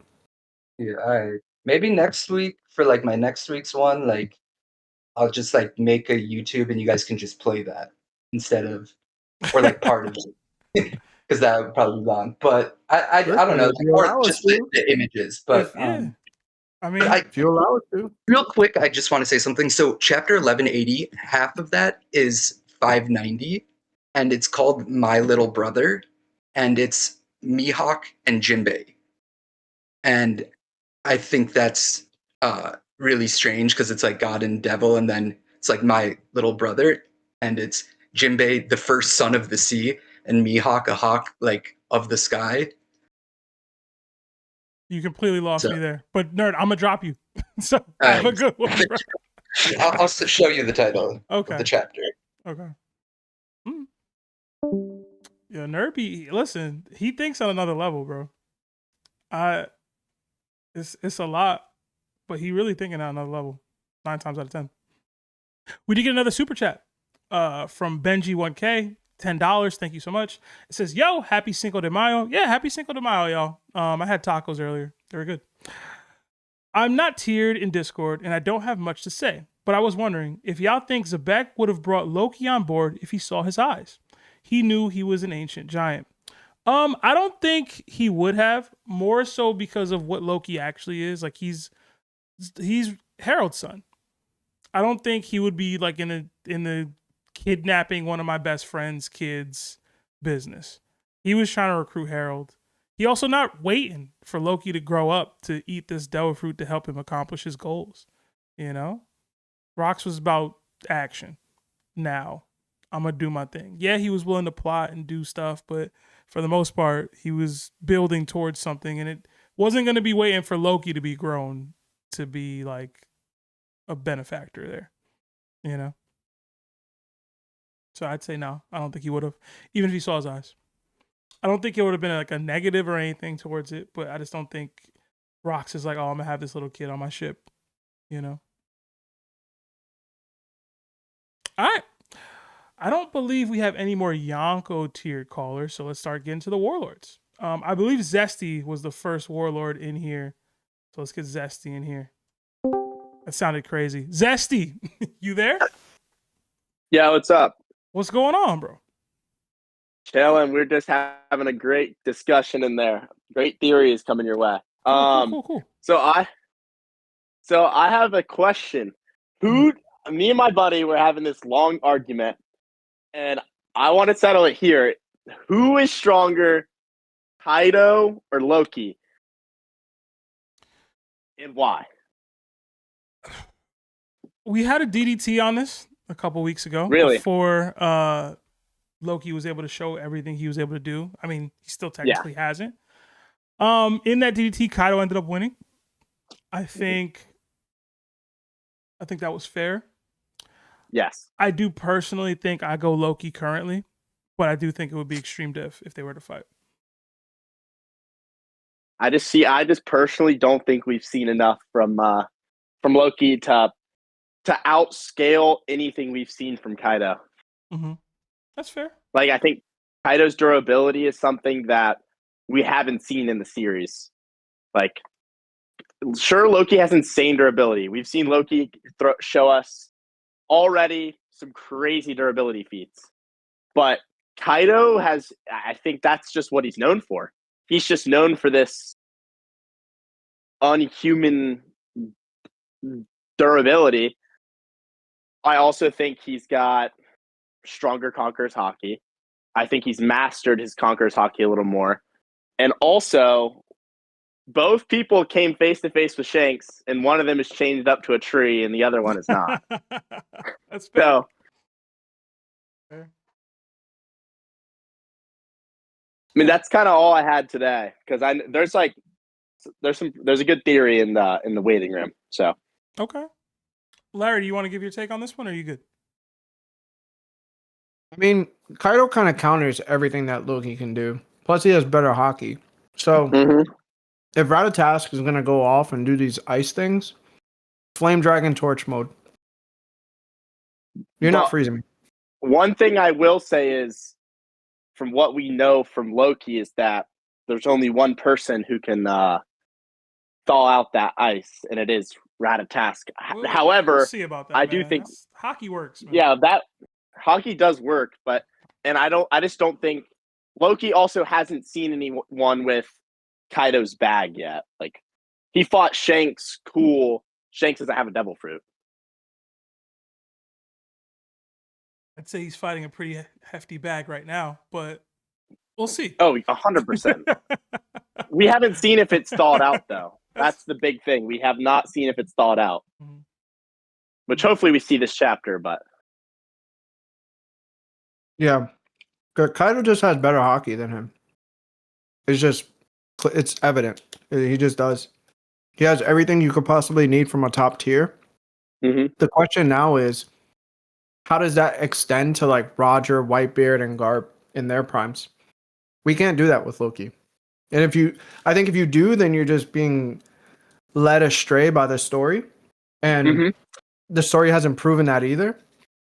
Especially since, the false belief of Loki landing a shot on Emu and Emu let him land the shot. So it's like, before that, he was just getting no diff. Yeah, that's true. I also believe that the thing is, I don't think Kaido lets Emu land the Nemesis attack that he landed on Loki. But I also just believe that Kaido has more fighting experience than Loki does. Loki hasn't really dealt with something like this before. Kaido's going to fight at the level his opponent is at. I agree. Yeah. I think Kaido's been Kaido's been not downscaled, but he's been looked at because, I mean, he fought Gear 5 Luffy after being brought through hell and back, basically. Like, that, it's not a fair showing, in my opinion, for Kaido. Okay. Low key, Sebastian, what would you do if Kaido put dragon clouds around Ratatasker so that Loki can't use it? Like, he just used the flame clouds to drag it away? Yeah. Can Ratatask not move himself? He can move. But I don't of his own volition. Kaido's quick. Yeah. But do you think that Ratatask has the same amount of strength that can equal the mass of Onigashima? You know what I mean? Yeah, but Onigashima is not actively pushing against Kaido's clouds. You know what I mean? I don't know if they work the same. Well, it's falling. Gravity. I mean, it's falling. But that's just gravity. That's not the will of an island. Yeah, that's you know what I'm saying? It's just the gravity. That is true. The flame clouds negate gravity's pull, and I don't know if it's negate. Well, Kaido still to gets work tired using them, right? But I just don't think it's the same. I just don't think that's the same. So what I'm saying is too, right? It's the gravity aspect is a good pull, and I know we're getting into physics, but even when Momonosuke tried to stop the island from moving forward, it was because the dragon clouds were pushing the island forward. So there is some type of strength level that the Onigashima is coming with, That's what I'm saying. If Ratatask can equal that amount of force as much as Onigashima, the size of it is, then I can see it breaking out of the clouds. But there's a high possibility it may not, bro. I mean, that is the largest island, right? It's like a giant island. Because Ratatask doesn't have hockey. Is that true? What'd you say? That Ratatasker doesn't have hockey? I don't know if that's true. I thought I looked at it as he did. Yeah, I don't know if that's true. No. You have Haki. When they clashed, did Haki? I mean, it could have just been Loki's, but I don't remember. I feel like if I there saw was 3 Haki. different strands of lightning. I thought I saw 3 different strands of lightning, but it also could have been It could have just his been lightning. Loki's, though. I don't know. Listen, I was told Sebastian said when Big Mom and Kaido were using Haki at one point, he said that Big Mom's Haki was the reason that happened and not Kaido's on God Valley. I mean, she the grown one. All right, there's lightning there. Again, it could be Loki's because he already has the 3 coming out of his hammer, while there's none coming out of Ratatasker, and then they clash. So that's what I assumed. Mm-hmm. And then it did bend the knee like after that. So I don't know. I will say my Loki pick is future stocks a little bit. Just kind of how I do things. But Zesty, I know you were waiting a while, so thank you for your patience, man. Appreciate that. Thank you, Zesty. Of course, man. I'm just chilling at work, doing nothing. All right, man. You have a good night. Have a good one. You too. All right. We got YoungBull Trent, our next Yonko. Trent, talk to me, man. You there? The boy. Yo. What's going on, bro? Bro, how are y'all? Chilling, man. Chilling. Trying to get to all these callers, bro. Talk to me. All right. So look, I've been having my thoughts. Whoa. Sorry guys, I had the other thing open. But I feel like right now, I just want to hear y'all's opinion. Since we're getting very, very close in game, do y'all think that's it for our boy Doffy? You think he's gonna come back up? And if he does come back up, what would he be doing? Because I remember Seb, you thought Doffy would join Cross Guild, but we ain't heard of Cross Guild in a minute. And ever since just seeing Doffy in the prison, we ain't heard of nothing. So I'm just hoping, my hope is he comes back, but I just want to hear, do y'all think he comes back? And if y'all do think that, what would it be? Because where we're at right now. I do think he comes back. I don't think he'll be like a overtly major character. Like he's not gonna be like a main antagonist or anything like that. It'll be kind of in the same vein that like Crocodile might be. Cross Guild is the easiest lever to pull, I think. But I think we talked about this a while ago. I do think there's a more interesting storyline to go with Doflamingo and the Gods Knights. And him trying to snake his way onto the throne via a Holy Knight seat. He'd get basically all of the status that he lost as a child, and he'd have to make a decision between going back with his found family in the Don Quixote family, or abandoning them to try to go after what he lost as a child and being a like celestial dragon, even more empowered. So I kind of like celestial dragon / Holy Knight Doffy, and seemingly if things work out for the crew on Elbaf, we might be losing some Holy Knights. You know, Sommers hasn't performed very well. Killing him starting to struggle too. So I would go with it's one of those two options: Cross Guild or a Holy Knight. Is that Larry in here? Larry's in here, yeah. Yeah, Larry. What about your opinion here? I don't know where Doffy's going, bro. I think I like Seb's idea more than anything else. But a piece of me goes, he's in the same club as my boy Anel, bro. Mm. That's what I'm feeling right now. Mm. And even though I feel like there's still that chance he does come back, I just don't. We're just not getting any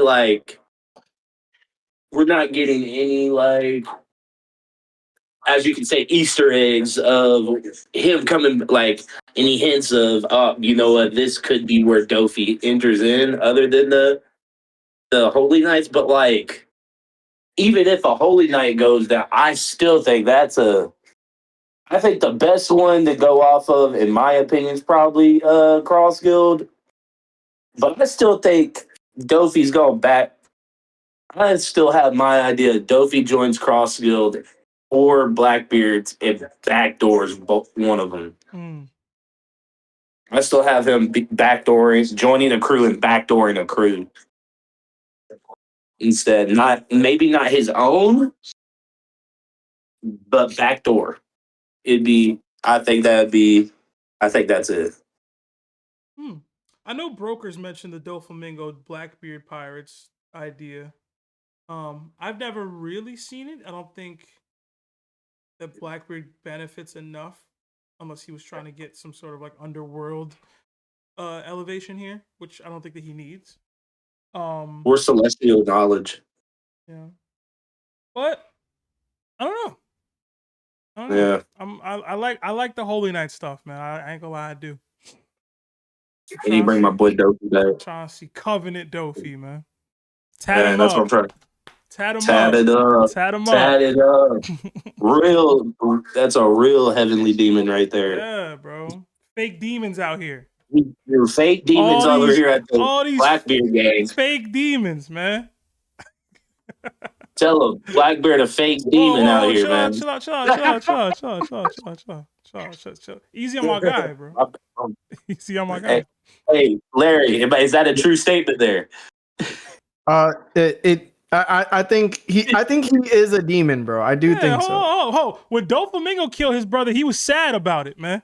Blackbeard killed his bro, he was smiling, man. We gonna talk about fake demons. I clip bros for fun, man. I do this. Was that blood though? Don't call Blackbeard no fake demon, man. He on demon time. Hey, was that blood? Listen, that is. Was it his blood? In One Piece, did he kill his dad? Found family is close as blood ties, man. All right. Hey. Okay. Is Stelly closer to Sabo or is Luffy, man? What we talking about? That was his brother. It's gonna be, but it's still gonna hit him some type of way, killing his blood brother. No, man. Don't be calling Blackbeard no fake demon, man. Don't do that. My man got a resume. All right, it worked. We could call y'all call him weak. Y'all call him weak if y'all want. Y'all not gonna call him a fake demon, man. Y'all not doing that. I'm not. Seems like I touched the nerve tolerating here. That, man. That's my guy. That's my villain, man. Oh yeah, my guy. Okay. I'll have to save that other question for next week because after you just said that, another question popped up, and I have a good one for next week now. All right, Trent, is it a long question? Because I'm not gonna lie to you, I can't stream next week. I gotta travel for work. No, it's not a long question. It was just a question I just came up with on the fly. I was saying, who do you think is more of a villain? Doffy, like who is a more better villain, Doffy or Blackbeard? As of now, in terms of like villain, as of not now, like strength, but villain. As of now, it's still Doflamingo, but Blackbeard time is coming, man. I think it's Doffy too. I agree with Seb. Blackbeard time coming though. Ain't no fake demons. All right, Trent, you have a good one, man. All right, man. Y'all too. Y'all stay safe and stay blessed, man. All right, let's get JFeld in here, man. Been waiting a minute. Feld, you there? Oh, yo, what's up? What's up? What's going on, bro? I'm doing good. How you guys doing? We're having a good conversation with that. I'm glad y'all enjoying yourself. I'm sorry about the wait times, yo. Nah, no problem. I just kind of wanted once again to clear the air again, because I hear a lot of the times in DDTs and when we're scaling, especially from Larry. So I don't know if he's still here, but I'd love his input. Just like the importance of devil fruits, I want to start this by saying I think along with everybody else, mostly in the community, agrees that like Haki is like the supreme like power in the One Piece world, especially Conq vs Haki. But I think devil fruits still have a mighty like great importance, and we've seen it all throughout the series. I just think when we look at certain people and their Haki feats. At the top tiers, of course, they're going to be able to like nullify things like devil fruits. Like we're literally watching the top 5 people in the verse, or on the seas right now, use their gross amounts of Haki to nullify fruits and stuff. Whereas I think if we kind of take that peg and drop it down to like the next layer, yeah, can they nullify, just all devil fruits? I don't think so. I think we've seen it happen from the best, so that we assume the people below them could do it just because they share like Conqueror's Haki between them. So I was more so wanted to get your views on that. Because I have examples, right? Like, what is your Haki going to do against like Boa Hancock if she just turns you to stone? Like, you going to Conqueror's Haki out of that? Or like we saw Garp stop Kuzan's ice, but that's also Garp. We're talking top tier Haki here at the top of the verse type person. Is somebody like is somebody else with Conqueror's Haki? Like Boa Hancock, she's just getting flash frozen. If you ask me, she has Conqueror's Haki.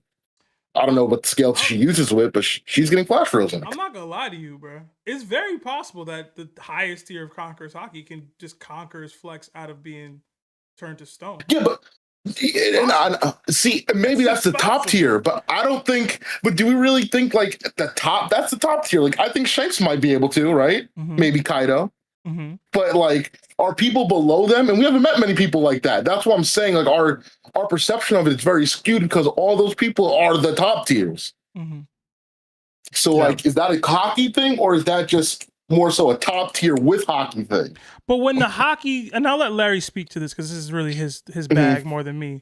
But when Larry's speaking to utilization of your Conqueror's Haki, for the most part, he is talking about top tiers and like the highest levels of fighting, right? Like it's not just like, okay, yeah, I'm throwing punches and I'm adding some Haki to it. It's like, yeah, I'm at the top of the world.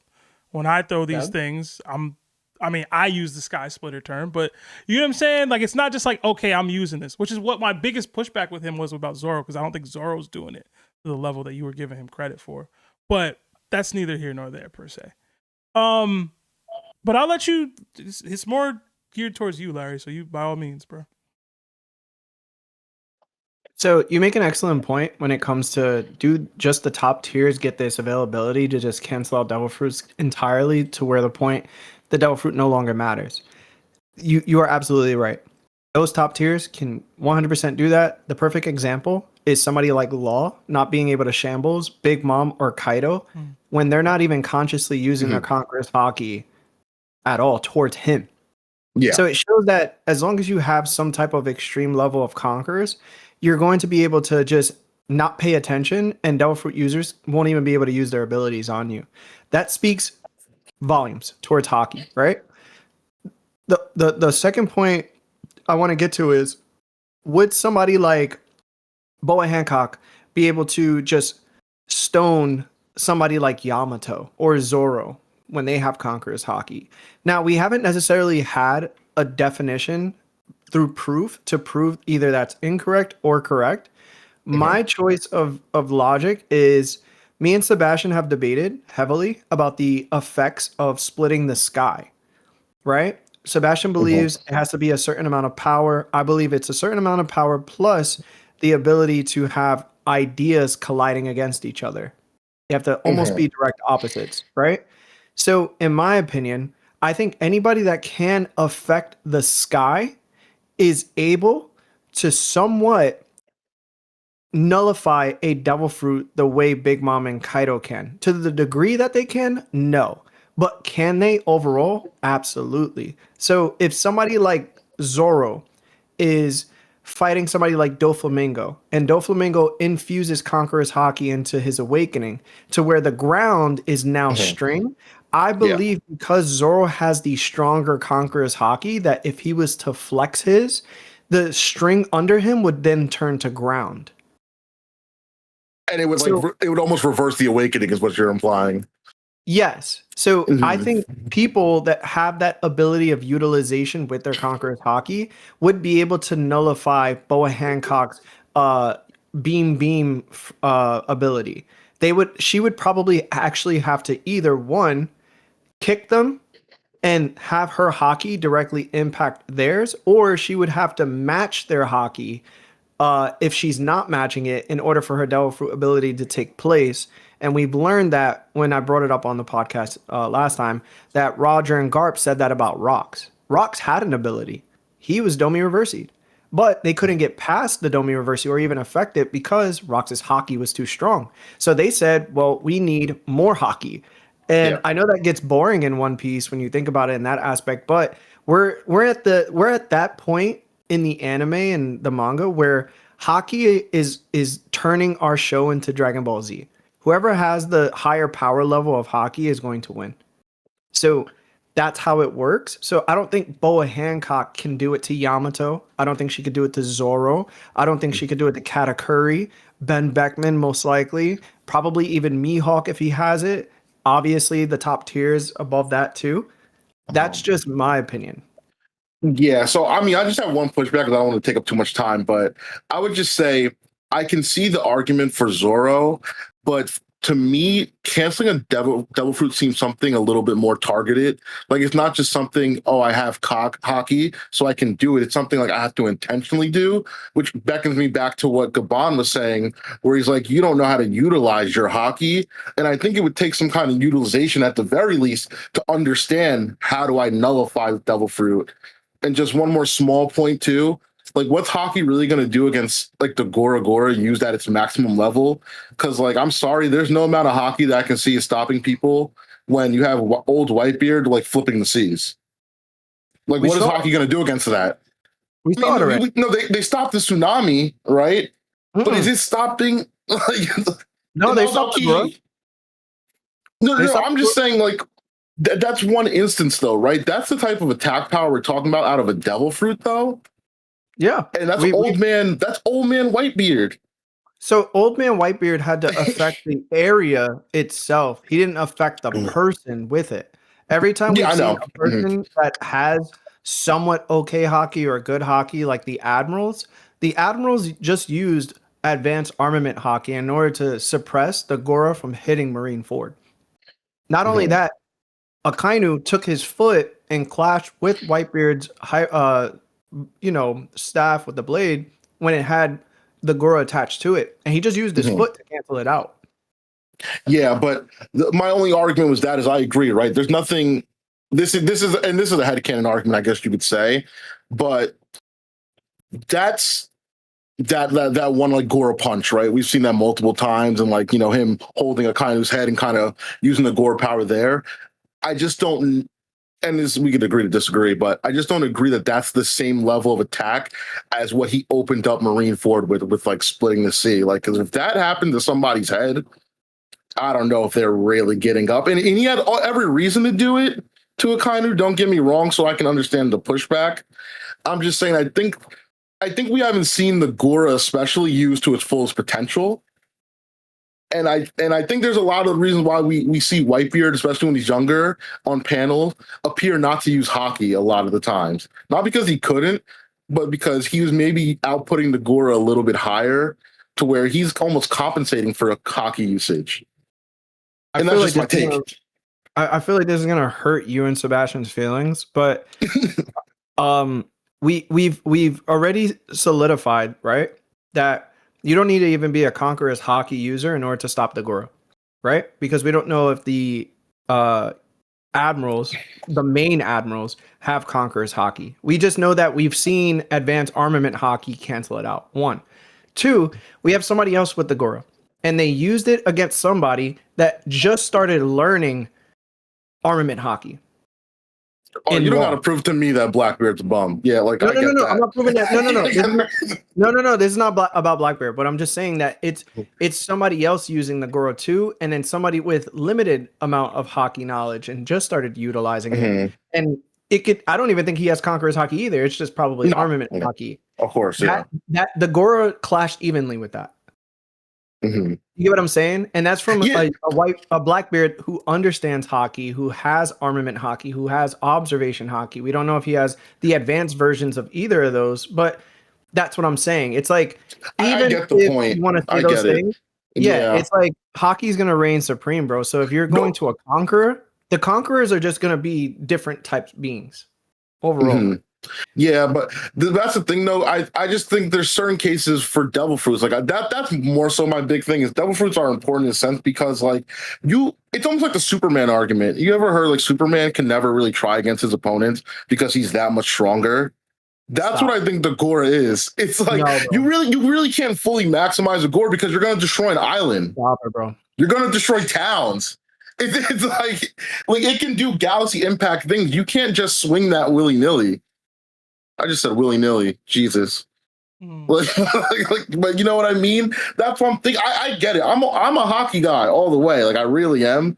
But I don't think it's as easy just to counter devil fruits. Like, or else there's literally 0 point in having any of them. And why was Rocks even looking for devil fruits? I'm gonna be real with you. Every Sunday at 9 a.m. Sebastian holds church. If you want to attend, I could give you the address. You could link up. I'm doing that. The Church of Gura. You know what I'm saying? The Church of Gura. Like, I get it, bro. I'm just saying that's my one example, but there's other examples. Like I think like the Nika fruit's also kind of ridiculous too. And yes, we've always seen it utilized in conjunction with Haki, but we're talking about a Luffy who's also getting to that level in the story. Hey man. But I think the Nika fruit's also ridiculous too in its usage. Hey man. Emu got some sort of fruit, man. Yeah, and also that's another thing too. Like Emu really hasn't been using a fruit gang. That's to me. There's example of fruits. You know, I'm not gonna say beating out Haki, but they can contend. They can contend, especially if the levels are different, right? Because Emu, from what we've seen, is way different in level than anybody fighting right now. So Emu doesn't really even have to use Haki right now. The fruit's enough. I'll tell you this. I'll tell you this, and this is the real reason why devil fruits still even matter, right? Mm-hmm. When you get to the top level of Haki, because I do think that there's a ceiling with this. Mm-hmm. Right? Yeah.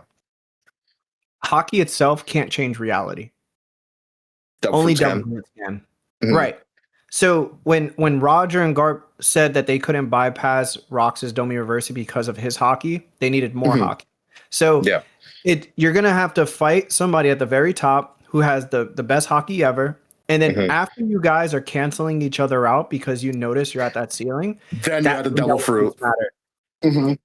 That's when devil fruits matter. And see, and I'm with you right there, right? Because at the top, me and you are completely aligned. I'm completely on your side. I just think, not everybody's at the top. Most people aren't. We're talking about the 99% over here.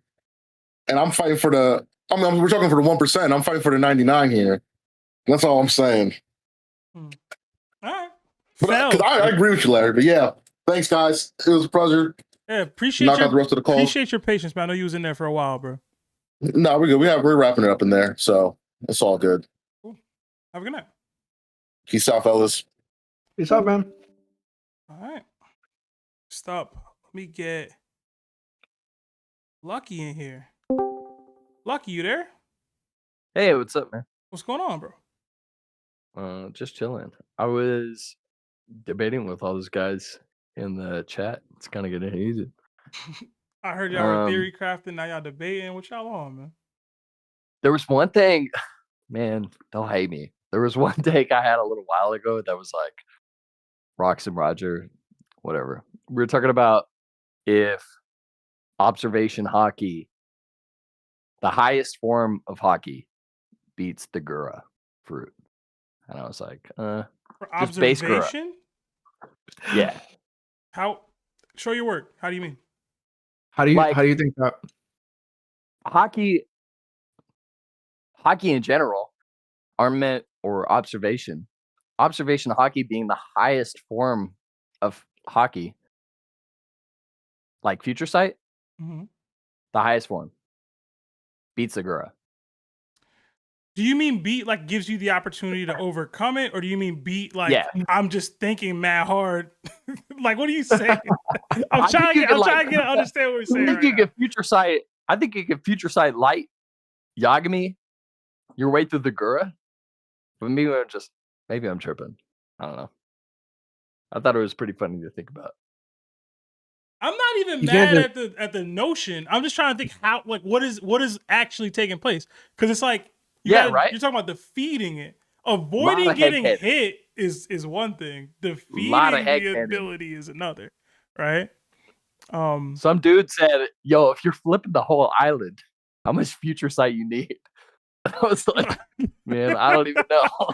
Hey, man, you gotta see a future where the island not flipped, bro. I don't know. Look, Larry, let me hit you with something real quick. There was something that happened like maybe an hour ago. I hope you can remember it. It was Orochi gets hacks. Yeah. Against Usopp. Yeah. When Law doesn't get his hacks against Vista, a little weird. It's crazy, Wait, hold on. right? It was crazy, wait. right? Let me cook. Law gets his hack. Vista clashes on a few panels in the same way that Zoro reflects Boro Breath for 2 panels. Wait, let me cook. So Zoro can equally combat Boro Breath, but Vista can equally combat Mihawk's unnamed attack? Oda has uneven clashes that last for a few panels, but this doesn't even even clash. We've seen this happen time and time again. You can't, bro, and I got like several points, my bad. You can't say that Law does not beat Vista. I think that's whack.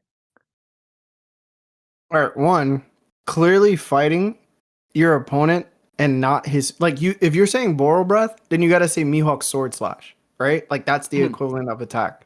Yeah. Right. All right, Vista never gets that opportunity to fight him with a sword attack, sword slash, because Mihawk already considered that those guys, Jozu and them, are stronger than a sword slash. So he has to fight them straight up. Where Zoro, when he did the Boro Breath, he did, like, Kaido didn't know what he was. He fought him later. He fought him on the rooftop though, for sure. But the Boro Breath was just, you know what I'm saying? I think that's Zoro the same still thing. deflected it for like a panel. So I thought if we're gonna power scale panels, he cut the Boro Breath with a deflection of a technique. panel. Huh? He cut the Boro Breath with a technique. Yeah, he did. Kinemon's technique. I think the biggest focal point to me in a Law versus Vista fight is that Law just has a lot of win conditions. That True. Vista just he gotta cut Law down and take him out. Essentially, and all of a sudden, Usopp won a verse against Orochi, and Orochi gets those hacks, but Law doesn't get those. A lot of hacks, bro. Law gets it. He just gonna get bodied. All right, so just because you got hacks don't mean that you're gonna be able to beat Vista. Larry, you think Law can't move Vista with his room shambles? Damn. No, I think he can move him. Okay. You think he could take his heart from him if he lands Scalpel or whatever that was that he landed on Smoker? Yeah, for sure. Do you think he could change his personality out? Like, no. Like, it's a lot. Vista gets hit. I think he pulls a pre-time skip Vista gets attack. hit with Gamma Knife. Is he done? Is he gonna recover from that? Like, Law just has too much. I didn't think I needed to go through all these techniques. Actual. But like, he just has way too much in his bag that maybe Vista can deal with all of that. Maybe. But from what we've seen from the man, Clash with me, just tell me you could just handle all of that hacks. So was Law doing that to Doflamingo? He moved Doflamingo. Like did he do his personality? He was awakened, and now he's awakened. Hold on. Did he do his personality shift to Doflamingo and Treble? Why would he need to do that? No, he didn't. Right. So the reason I'm asking that is because Sebastian's listing what the things that Law can do, and I'm just putting into perspective that even when he's had the ability to do them, he didn't do them.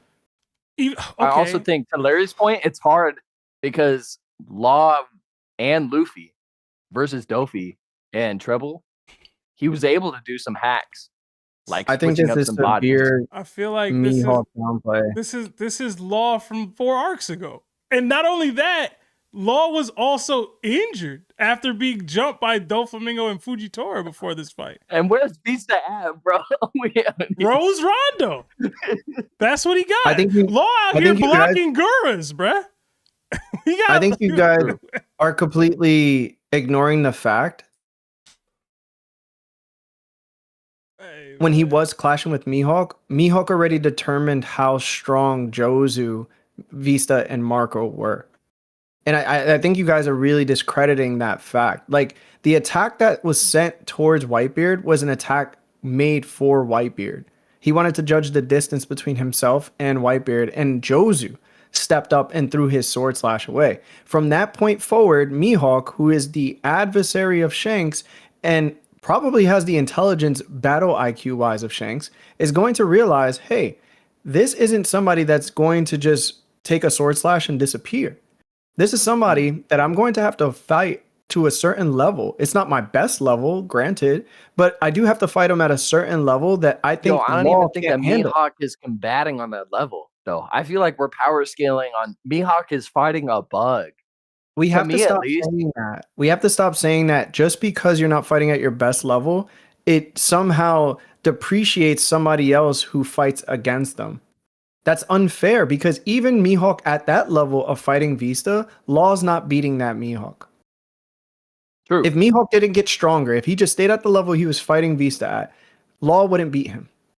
Okay, I'll ask this because I got like 3 other things. One more question. Is Law deflecting the same attack that Mihawk threw against Vista? That's it. The one he threw at Vista, he didn't throw any attack at Vista.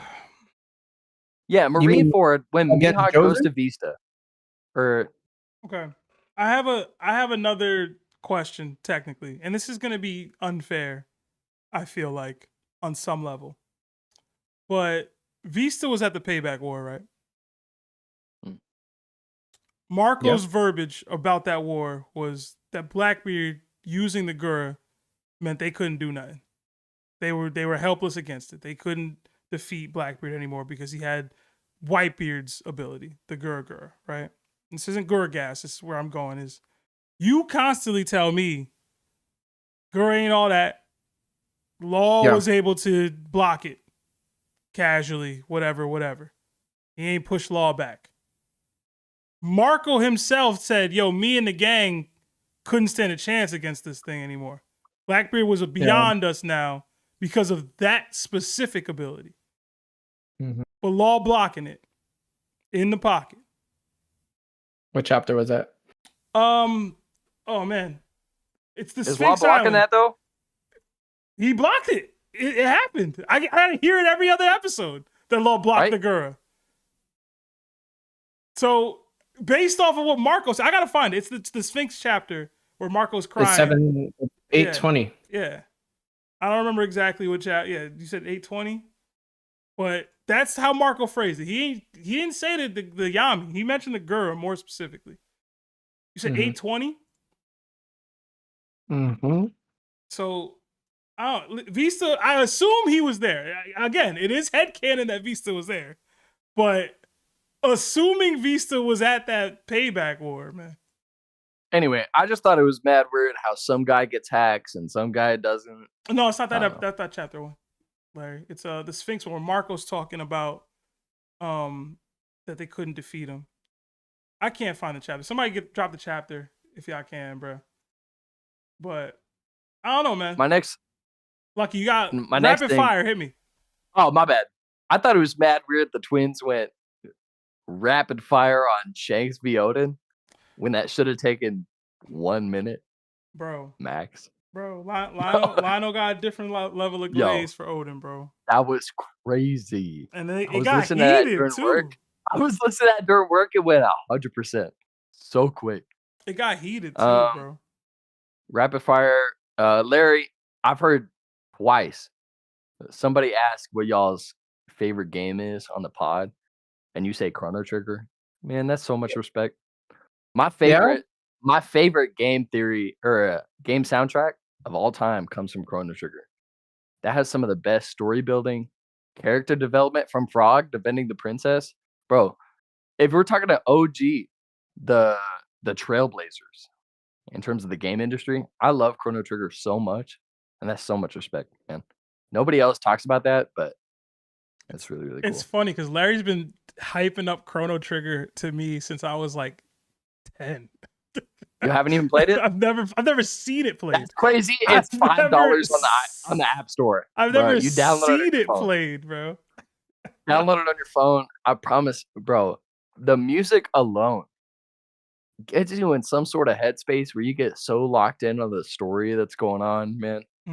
And just because, like, it set the bar for Final Fantasy, for every other like JRPG that came after that, It's so good, man.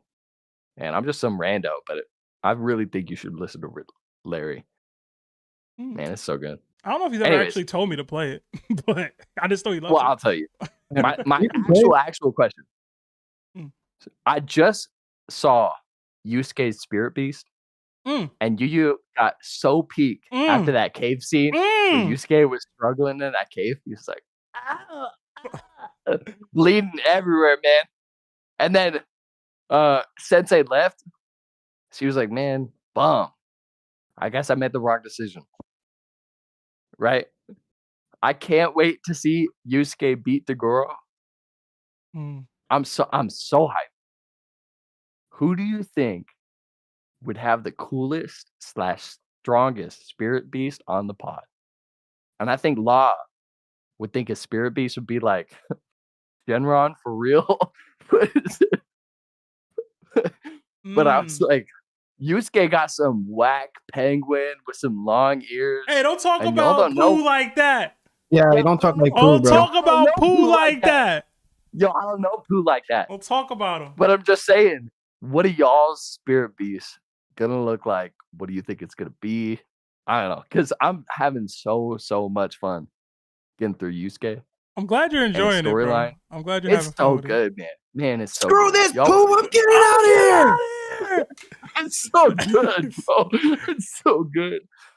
Bro, the screams in that cave changed anime forever for me, bro. Yeah. Voice acting, I had a newfound respect for voice acting. That dub is crazy. Who would you say who would have the strongest spirit animal? I don't think any of us will say that anyone else would, for real. You know Law's gonna say Shenron.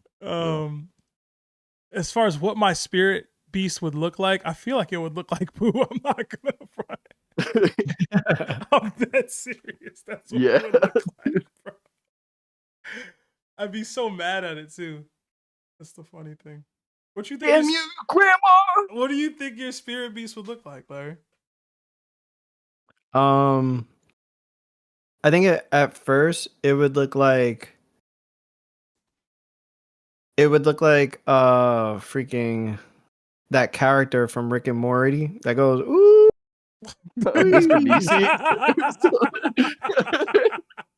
But I don't want to spoil, but I say that's what it would look like at first. Okay. Yeah, we okay. Thanks for not spoiling. We might have to drop you, Lucky. No, it's cool. Hey, you guys have a good rest of your night. Thanks for spending the time. Yeah, man. Keep us updated on the Yu Yu Hakusho run, though, man. I will. Later. Yeah. Later, brother. All right, we got a couple more super chats that came in. I'm gonna read those. We got 5 from Fluffy Hawk. How do you guys react to anime without getting in trouble like copyrights? That is a Larry question.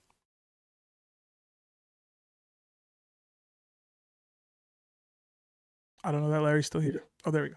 Wait, what was it? How do you guys react to anime without getting in trouble like copyrights? So there's a lot of you can't show the episode at all. And the audio itself is heavily there's like a lot of security around the audio. So technically you can get away with it if basically you destroy the episode itself into pieces and then you just react the way you react. You should see that with like multiple people, but that's how I learned about it. And when I successfully got through it, then I noticed like, oh, okay, then I'm good. But there's a lot of editing work, and I'm so happy that Patreon it allows me to just like post the unedited version, because now it's like you can actually watch and hear and see everything as clear as day. So we got another 14 months at Yonko status from Fatty G's. It says, happy Cinco de Mayo, y'all. Thank you, man. Thank you. Get your tacos and tequila today. You know what I mean? We got another 5 from Reggie J. A couple from Reggie J coming up, man.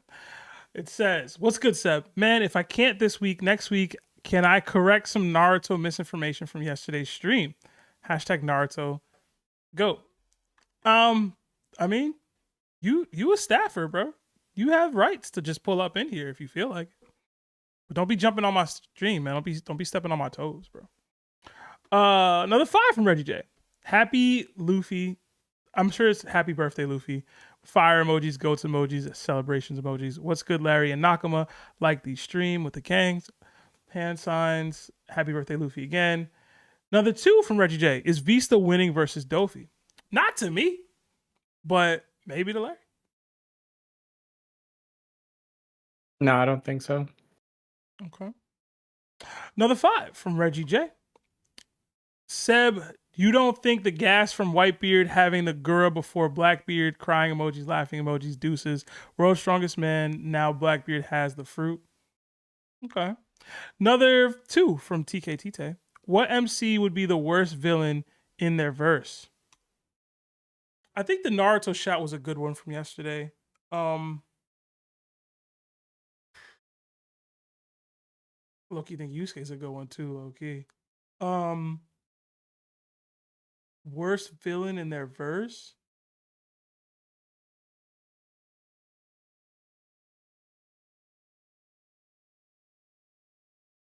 Rimuru. From Rimuru Tempest. From Slime? Is that what you said? Yup. Mm-hmm. I was gonna go with Jinwoo. Yeah. Yeah. Also Jinwoo. I was gonna go Jinwoo. Cause there's nothing they would be able to do, bro. Right. Like it'd be so GG's, bro. Like, what are they gonna do? And he's leveling up like that? Like, nah, bro. Nah. Another 5 from Reggie J. Oh, Larry, Larry, wish I go to let you know, but I'm glad you know now. Slime is some gas. Fire emojis. Yonko level by episode 5. Hashtag Rimuru Tempest. Remember that name. He just mentioned it. So he just mentioned it. Is that the main character's name or is that somebody else? Oh, what? Is Rimuru the main character's name or is that somebody else? Yeah, that's his name as a slime. Okay. Can he beat Jinwoo in a fight? It's too early to tell. Can he beat Jinwoo right now? No. Okay. But will he eventually be able to? Absolutely. Like probably next episode. Okay. We got another. And it's only episode 7. That's kind of wild. All right, we got another 2 from TK. It says, trying to become a Yonko on Discord, don't know how. All right, ping one of the mods. I know I have you in the call-in stream. You're going to have to wait. But, yeah, Twilight, hit him with whatever we need to. You know what I'm saying? Yeah, I sent him late. Okay. All right, next up. I know Germa's been waiting a minute. Let's get Germa in here. Germa, you there?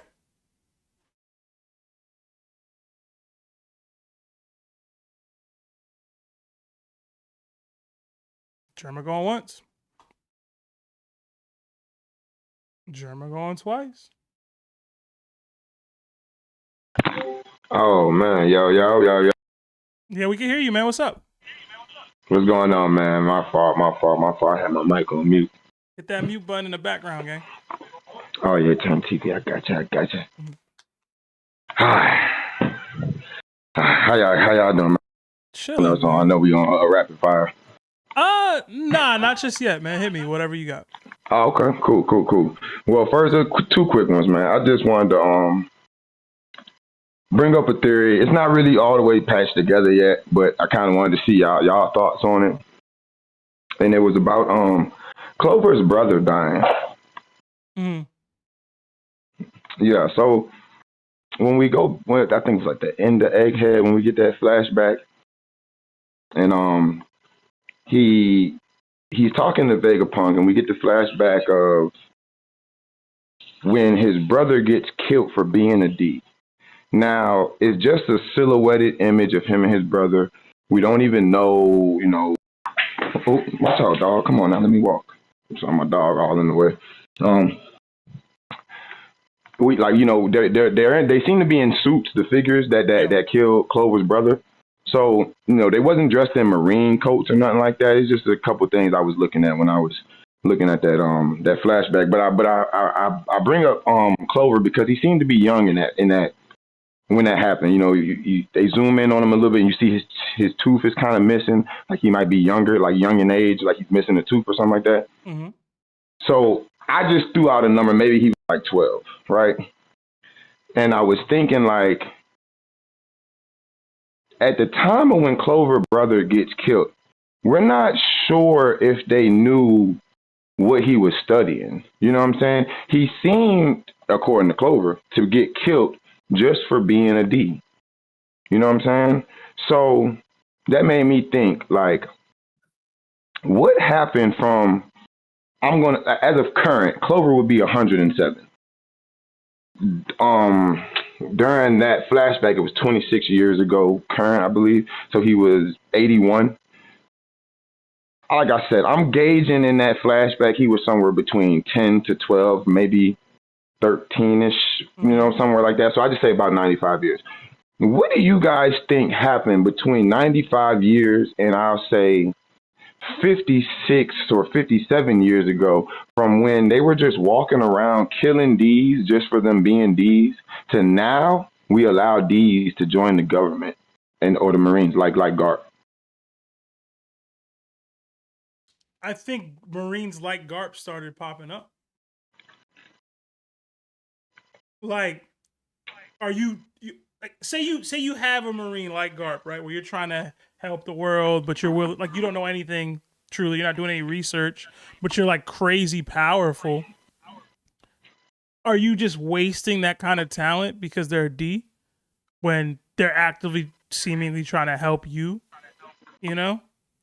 I think somebody like Garp kind of helped that mosey along there. And to my understanding, Clover and his brother, or maybe I'm misremembering. I know Clover was like an adventurer at the time, or at least maybe he became an adventurer afterward. I always thought that was like in homage to his brother, like his brother was that already, but I could be misremembering. So maybe his brother was like researching some stuff or doing some stuff that got him clipped. Like, I don't know if it was just because he was a D-Clan member. It's very possible that's why. There's also just that's what I was thinking. Go ahead. Yeah, there's also just the power dynamics, right? If you can just kill this D-Clan member, then yeah, sure. If you got to put in real work, assign real like heavy duty people to making it happen, real resources that could potentially be lost in the scuffle here, are you taking out D-Clan members, or are you sitting back seeing what they do? You know, Clover's brother is a casualty of just not being strong enough to decide how he dies. Not to be dark, but it's just true. If you can be killed by random no-name Marine officers or CP agents, probably CP, considering this is Clover we're talking about. That's when Cypher Poe became a bigger focal point in the story. You know, he just wasn't that strong. Okay. Was anybody else still here? Larry was still here? Anything like that?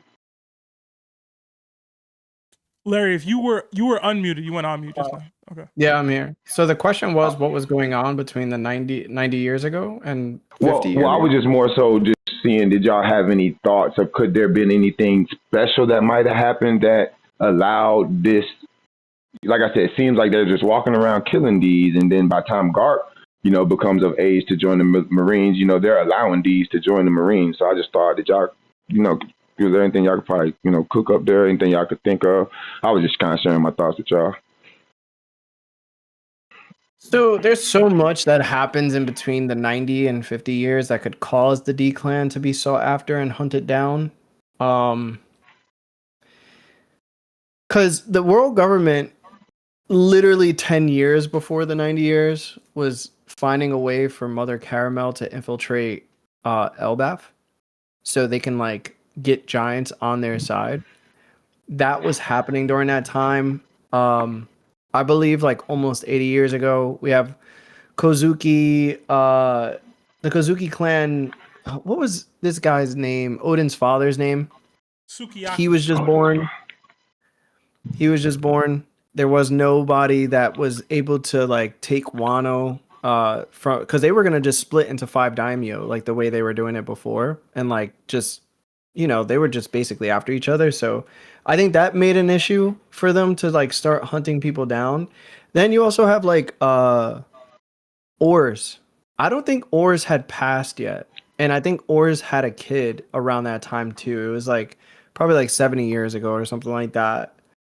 And then it's weird too, because I think Hedades and them also went up into the sky and started recording the weather itself. Like there was like them discovering like, oh, we have to like record the weather for some odd reason. And then you had Loki born. I don't know if the world government knew anything about that, but I think they were still iffy about how, I think it was 200, 300 years ago when the Fishman Revolution happened. 200 ago. So that might have like, I think there's just been little times where the world government or Emu himself has known there's a threat incoming. If he does know there's a threat incoming and I need to prepare for it. And there's little things that are happening that aren't coming in bunches. It's just coming spread out. And I have to stop each and every single one while it's there. And meanwhile, I think the world government has done an excellent job in doing it up to this point. I think because Luffy and the Nika fruit are around and Shirahoshi has been born, I think that they've been like panicking because within 2 years, this happened, this happened, this happened, this happened, this happened. Meanwhile, throughout 800 years, it was like one thing happened every 3 months, probably. You know what I'm saying? Or every year, or every 10 years. So I think it's just like it's always been, hey, I'm going to prevent this. I just know it's not happening now. So everything else is kind of like going to add up to that eventual moment when it passes. And they're like, well, we're going to just subsidize it until it gets here. And now that it's here, they're taking more action than ever. Okay. Okay. Okay. I just wanted to see you guys' thoughts on that. Me and my cousin T-Rod was just, just throwing things at each other and just trying to, cook something up. I just want to see how you guys felt about that. And before I let you guys go, I just want to throw another go back to an old conversation me and you had, Larry. Do you remember when I was trying to that Law had Conq Haki? Mm-hmm. Mm-hmm. Do you remember your answer to what you gave me? And you told me, you're not going to like this. But you said, maybe Law had done this, is showing us an expression of armament haki that we haven't seen before. Yeah. And my little pushback to that would be, I hate come back months later with pushback, but it's going to add to what I'm finna say. But it's because before he does, whatever he does, right? He says, I learned this from the Yonkos of the sea, right? If he was to be doing an expression of armament haki that we never seen before, how did he learn that from them? You get what I'm saying? We never saw them do that. Unless it was like some off-screen thing or something like that, right? And another thing was, I don't know if y'all ever watched that episode when submarine he turns all his crew members back to normal. It was the red lightning for me. You know what I mean? And when I looked it up, armament doesn't carry red lightning unless it's infused with Conqueror's Haki. Like when you see Garp throw a punch, his fist will be black, but then the red lightning that goes with it is the Conqueror's. You see what I'm saying? So yeah. I thought that was kind of a hint. And the reason I say it's a hint and they're not, this would be my first push statement, right? Well, why haven't they told us Conqueror, right?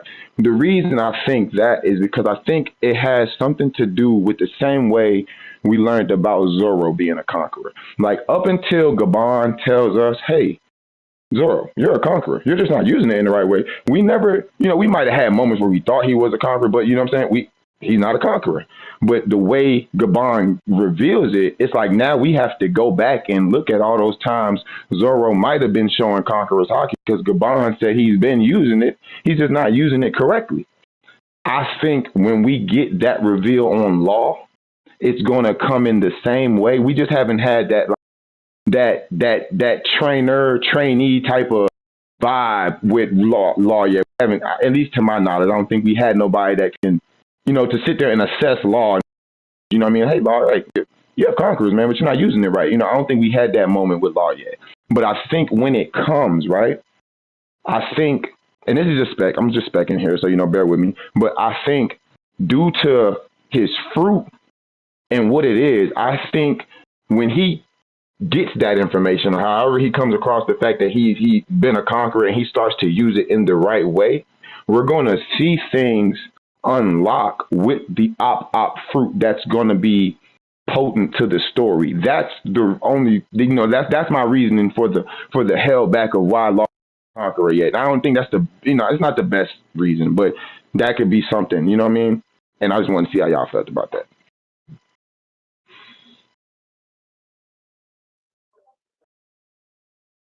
I'm not gonna go off of anime colors, bro. I'm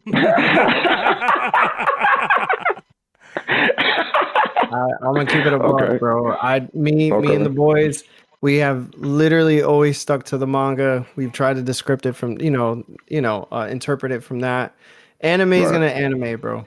So, you know what I'm saying? It is what it is. I don't have a clear cut answer. Okay, quick. I don't want to drag this out too long, but just quick pushback to that. Do you think that Oda or whoever clears these writings would allow something like that in the anime? Just for instances like this, like, hey, let's give Law Red Lightning with this move that has nothing to do with Conqueror's Haki. Would that not confuse the community? I seen Cracker get defeated by Van Augur, bro.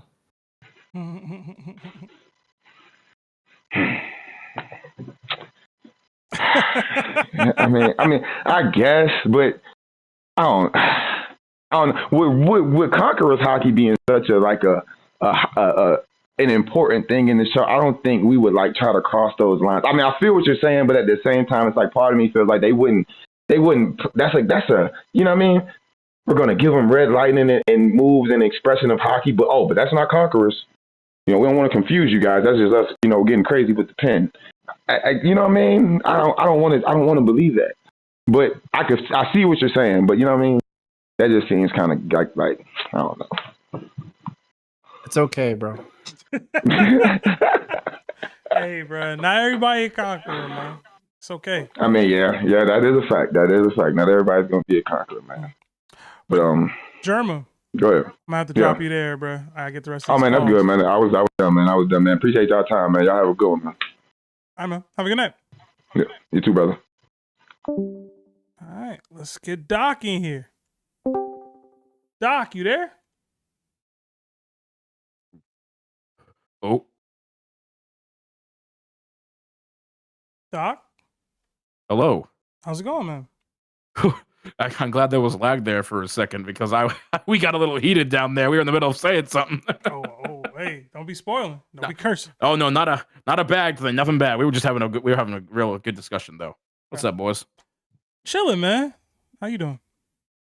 Doing pretty good.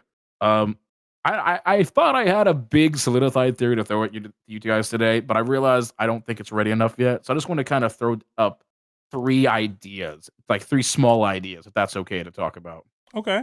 What's the first one? So the first one is actually kind of jumping off what I talked about last week when I came in here at the end of the last stream, where I mentioned how I thought that Oda's foreshadowing has always been relevant in the story. We've always seen it, and that we keep finding that there's been foreshadowing we've always missed. I mentioned how fruits like fruits that belong to like Crocodile and Nell and Doflamingo had things that like ignored Haki, but they also each had their own personal weakness that kind of counteracted that was separate from Haki or water. Right. But I was looking back on things and I realized there's another level of foreshadowing I think that we've been getting hinted at that's just been laying underneath that no one's really noticed. And that's the connections between devil fruits and death. Okay. Go on. So the very beginning, the very first time we see something like this, it's relatively small scale. No one even thinks about it, right? Where Enel brings himself back to life. He restarts his heart with his devil fruit, right? And that was just a small thing. We're all like, okay, that's an insane thing he did, because he immediately then locked in and smirked everyone right there, just smited them all. But then we kind of see it again later with Brook, who his devil fruit power he actually had to die to activate his devil fruit power. You know, and now we don't even know if he can die. We don't know if he can properly die. Like, we don't know how much of his if he has to like actually have his body broken apart. We don't know if he would have to actually be at the bottom of the sea for a certain amount of time to phase out. We don't know. We don't even know how much physical damage, if he can even die to physical damage rate, right? But that's how his devil fruit power truly activated when he died, right? So doesn't that same logic kind of apply a little bit more when we jump to Luffy on Wano? And he dies and awakens his devil fruit power. Mm-hmm. You know, people, I know that there's different opinions on, did the death cause the awakening, or did his fruit awaken to prevent his total death? Right. You know, it's always been back and forth about that, but it's just been something that I feel like got slowly more important and was just left under the rug that I think we can look at. Of some devil fruits have connections or counters to death. And it made me wonder about that theory that people were trying to make. There's been, not that theory, I say that theory, the hundreds of theories related to Oda's statement when he said, when a character with an eye patch arrives, someone on the Straw Hats will die. You know about that? You know that one? I've heard it, but I've never really believed it or dabbled into it. But I've heard the claim. Well, it made me realize that statement could be fulfilled if we take the idea of either. This is kind of where it was kind of flowing into, where I think we have a good chance of either Imu will die, be defeated, but his power will save him. He'll come back and he'll be like, honestly, my personal guess is that there's nothing connecting this, by the way. This is just going off the fact that Oda likes to sprinkle in the fact of devil fruits being able to do stuff around death in ways that you don't really think about. Mm-hmm. And I think Emus might be killed, but then come back and be just a monster. Like no brains, all brawn, consumed by whatever power he has. Or Luffy will die again, and he will have to get revived again to unlock the true full potential of that Devil Fruit Awakening. Or, and this is the one I really lean into, one of the Straw Hats will die, and the only way to save them is by feeding them a Devil Fruit. Okay. So because sorry, go on, yeah. No, you had more. Go ahead. Well, it was just that's kind of what I mean by I stuck around to. Oda's been slowly. It's just these 3 little steps that I've noticed, but they've all been at key points in story. Brook's entire character, Enel's whole point, Enel, the main villain of Skypiea, which is a pretty major arc that is turning around and seemingly even more important with the mural that we've all seen, and Luffy's himself. Okay, so in terms of dying and death with the current arcs or things that we're seeing now, I do think there is a correlation that you might be landing on pretty well, because you mentioned Enel. He died. Man tried to kill Enel, the god of that arc, the god. Yeah, he who also called himself a god. Yeah, Yep, revived himself. We then see Doflamingo fighting against Law, get hit with the Gamma Knife. Seemingly, he should be done. He's able to use his revival technique of stitching his organs back together or whatever. He's basically revived. He wasn't dead per se, but he survives. And the same way with Enel, it took Luffy to defeat Enel. It took Luffy to defeat Doflamingo in a way that Wiper and Law weren't capable. So now I'm wondering if we get a similar situation with like Loki and Imu, because he is an elevated version of these self-proclaimed gods of the world. I don't know if I'd like that. I don't know if I actually see that, but it just made me think Oda likes to do things in threes. In regards to Luffy dying, I'm like way off that. I'm good on that. I don't want to see that at all. Saw it once, good enough. Yeah, I'm good on that. I don't want to see that again. Then there was 3. I lost the thought track on the third one. Hold on. It was Imu dying, Luffy dying. What was the other death? Imu. Enel. It was Enel dying. Imu. Not yet. Now you got me saying it. It was Enel dying, Luffy dying, but I mentioned Brook. Brook's entire devil fruit is around death. he had to die to unlock his devil fruit powers. But this, I kind of want to jump off that thought, not because we're still on the same topic, by the way. But my other point to enforce this idea that there's a connection between devil fruits and death more than we think is that. Do you remember how they accidentally summoned Brook in that during the time skip? Yeah, the people were like worshiping the devil or whatever. They were trying to worship the devil. They were worshiping the devil, trying to summon him, right? And people assumed that they were trying to summon Emu with a summoning circle, but it summoned Brook, which, by the way, is still very strange because the only connection there is that Brook was a skeleton. That's it. Was that for the joke? Was that for the bit? Maybe, but I think it's something deeper than that. Brook died. He is of the underworld. He is of the afterlife. Brook died, which makes me wonder, what if that's what... This is the second thing, by the way, going slightly into topic number 2. What if that's what the Holy Knight's immortality is?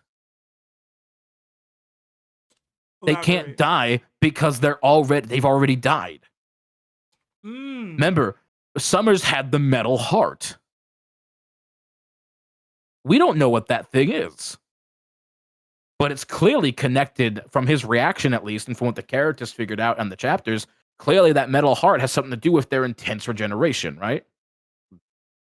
What if they had to die? What if their souls were removed from the bodies? What if the bodies are dead? Well, I think because that's how the Holy Knights teleport around. My only real pushback here is Harold. He didn't seem to have to go through all that to be elevated to a Holy Knight status. Granted, he didn't have the highest level of covenant, so maybe at the highest level you do have to sacrifice your life in that way.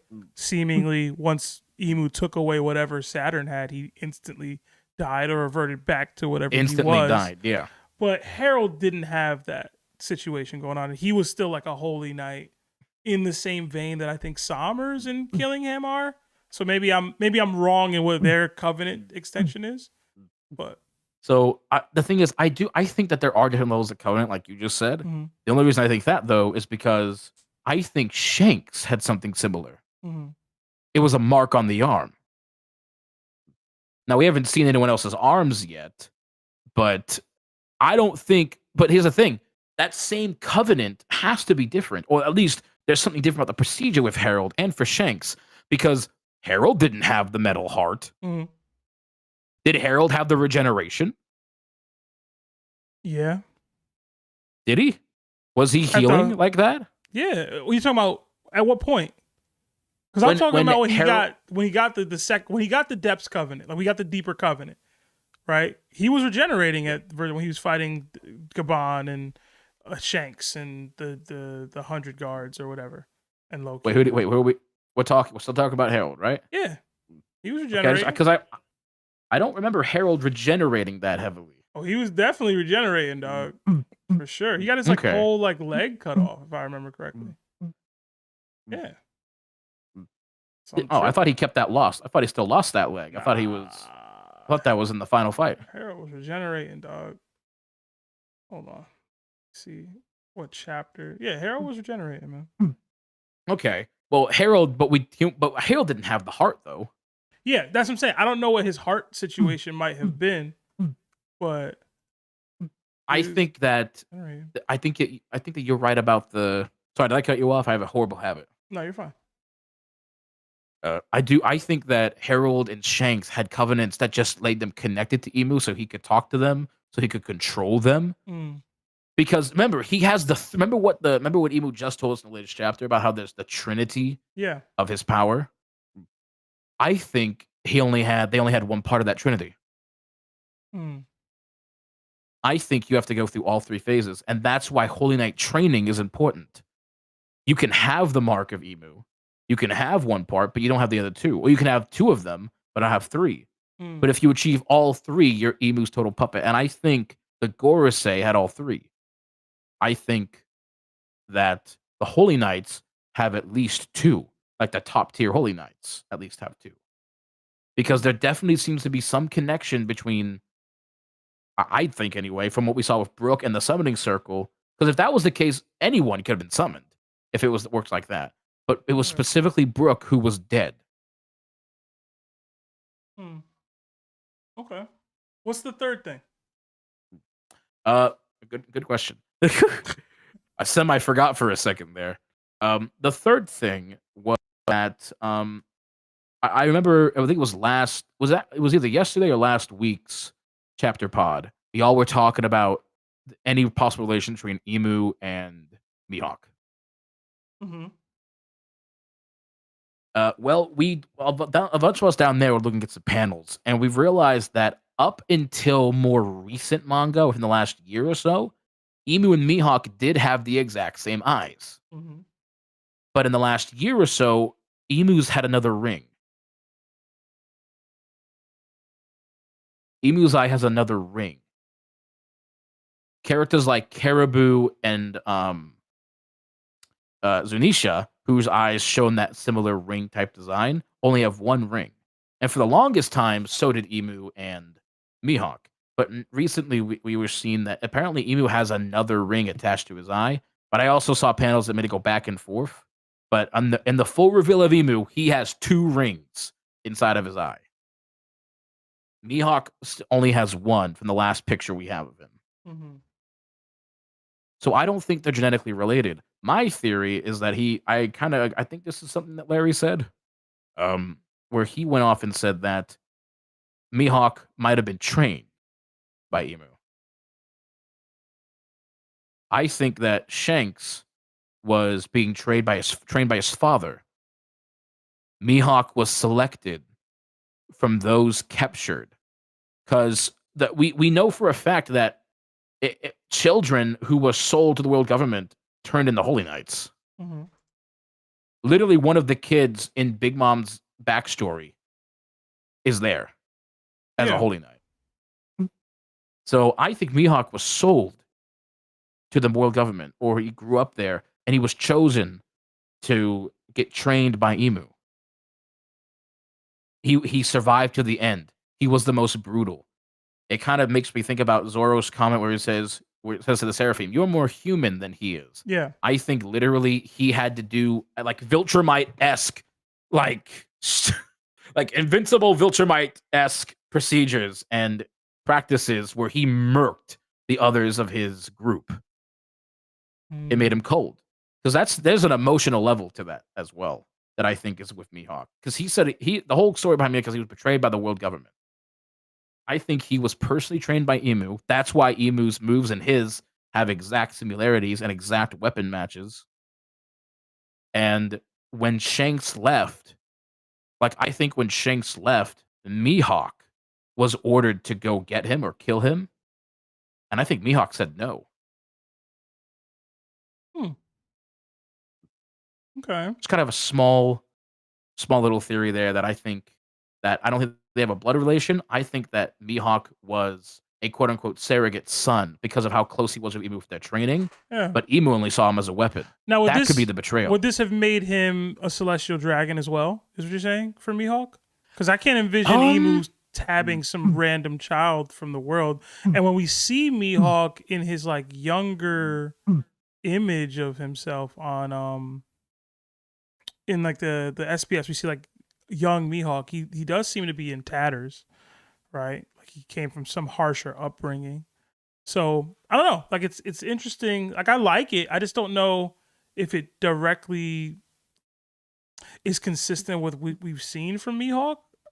But I have Is there any way it's not consistent? The tattered clothes as a child is one. The other piece is, if this is the case, and I brought it up earlier, Mihawk in this scenario, Mihawk knows who Emu is. And he's been trained by him directly. And his answer to that is, I'll become the world's strongest swordsman and just kind of chill out and attack Don Krieg's. Wait for Zoro to become strong. I don't, you know what I mean? That doesn't. So that's kind an of the point. Insane level of complacency when you know it's actually up there. You know. Actually, no. I think that kind of makes sense in the sense of we know that we all seem to have the headcanon that Mihawk and Shanks clashes were happening during the time Shanks was at the Holy Land. Or like when he was training at the Holy Land. That seems to be kind of what everyone kind of believes about that, because we don't have anything confirmed still. But also, this kind of has to jump to where what you said before. You said that you don't see Emu giving random people Celestial Dragon status. No. But that's what happened. Like with remember the children that were bought by the world government and Big Mom's backstory that reappeared as Holy Knights? They weren't Holy Knights. They were celestial. They were Cipher Pole agents. That's not the same. Were they? What? Are you sure? Because I'm pretty sure that the Fishman that was in Big Mom's backstory and one of the little girls reappear as Holy Knights in that segment. Even if that's the case, that would have taken years of like work. You know what I'm saying? Years. So get me from years. this. So take this. If it's the fact that if we go with the fact that it seems heavily implied, because again we don't have 100% confirmation for it, but it seems heavily implied that some of the children who were at Big Mom's backstory when she was on that small village, they were sort of going to be trained for Cypherpole agents, yeah, but that one of them is literally just a copy and paste. Which one? Of one? I think it's the Fishman. But let me quickly pull up the Holy Knight picture real quick.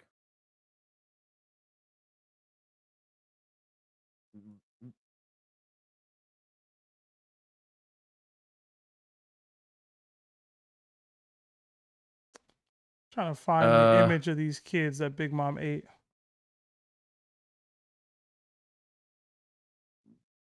Context. Where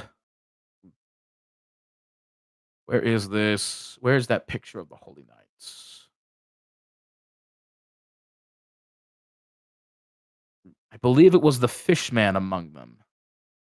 What I remember correctly. Let me just make sure that's correct.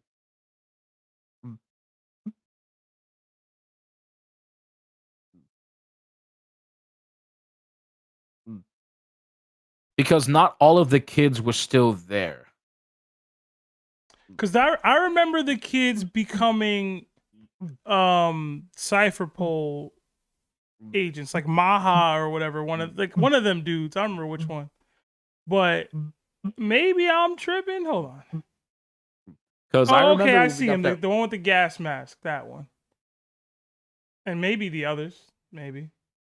Not all of them, by the way, not all of them, obviously, but I think that one or two of them are like direct copy paste of one of the children that we see earlier in Big Mom's story and her backstory. I'm seeing it now. And some of them aren't. I don't think those same ones are all still there at the end when Big Mom, supposedly eats them. Also, that was also Big Mom's delirium in her state of happiness. We don't know if all the kids died or not. Some of them might have gotten away. Some of them might have just ran for their lives. It's chapter 866 and then chapter 1096. There's two that could be Holy Knights. Or at least they look similar. Also, York technically is now a Celestial Dragon. Look at the value though that York's providing. That seems to be a special case. That's true. But that's the thing. Celestial, that's my point. Celestial, you can become a Celestial Dragon if you bring value. I mean, technically Harold too. He became a Holy Knight. Yeah, exactly. He was an outsider who became a Holy Knight because he had value. If you become strong enough where you have incredible value or potential that has that value, I do think you become a Celestial Dragon. And that would match if we take this theory that these kids who were nobodies that were sold to the government got in the line to be trained and became Holy Knights because they showed that much potential. The same could happen for Mihawk. Imagine this. He's in rags. Nothing to his name as a kid. And then at one point, the world government picks him up because he's a kid that no one's going to miss. No one's going to notice. He ends up being as strong as he is. He ends up being as strong as he is, but he develops a parental-like bond, even if it's a one-sided bond, with Emu, right, as a younger child. Then at a certain point, he realizes that to Emu, he's just a weapon. He's a tool. He's nothing. Wouldn't that make sense of the betrayal that would then make Mihawk as cold as he is? This is the truth of the world. I can see this one. And why would he? And to answer your question of why would he go out and just be some random guy? Well, to be honest, what other options were there?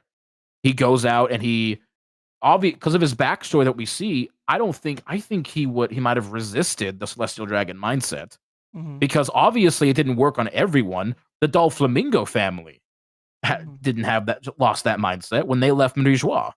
They wanted to live as normal people, even if it wasn't completely correct. And Mihawk what does Mihawk prefer to live? By the way, alone. In a big old castle. Big castle. So maybe not all those traits are gone. And I think that his power just inevitably made him a target because people would pull up on him. He'd one-shot him. People are going to talk. He can't just stop that without murking them. And again, he was the Marine hunter. He might have chosen to lash out and take vengeance by just murking out all of those that are under Emu. Okay. Final question, then I got to drop you, Doc. Yeah, I'm sorry. I thought this was going to be short. That's my fault. No, you're fine. Wouldn't Mihawk then have a covenant? He might have at some point, or he still might.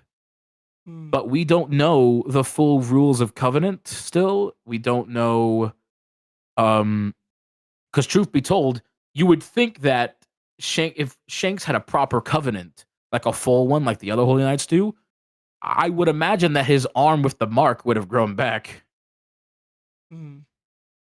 Because yes, his arm with the mark got chewed off, but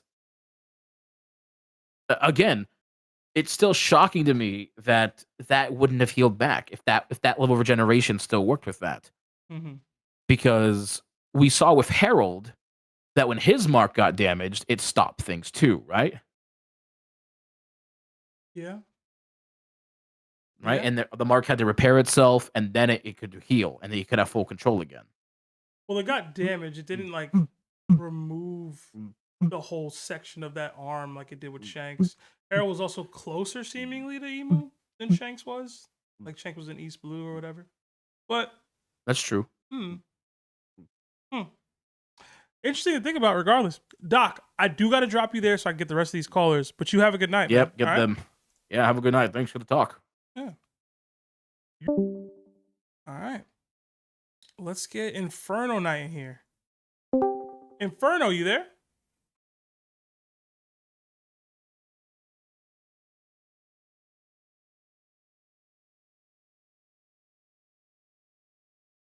Inferno going once. Inferno going twice. There we go. What's up? What's going on, man? Talk to me. Jumped in here late. Yeah, my bad. I'm kind of like new to this. I literally just joined the Discord, became a Yonka. Just did that. Appreciate that, man. Talk to me. Question, theory, what's up? So I don't have like a One Piece question. I'm gonna ask you a quick question about sports. Okay. I know you're a Knicks fan, and like I've been really rooting for Philly, and y'all just beat us by like 40 points. You think it's gonna be a sweep? I got Knicks in 5. I think y'all get the. So you think we gonna get one? Y'all can get one.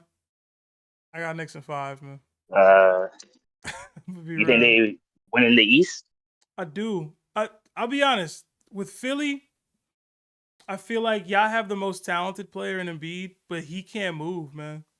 He not Embiid like he used to be. Like they put Embiid in drop coverage and he can't move no more.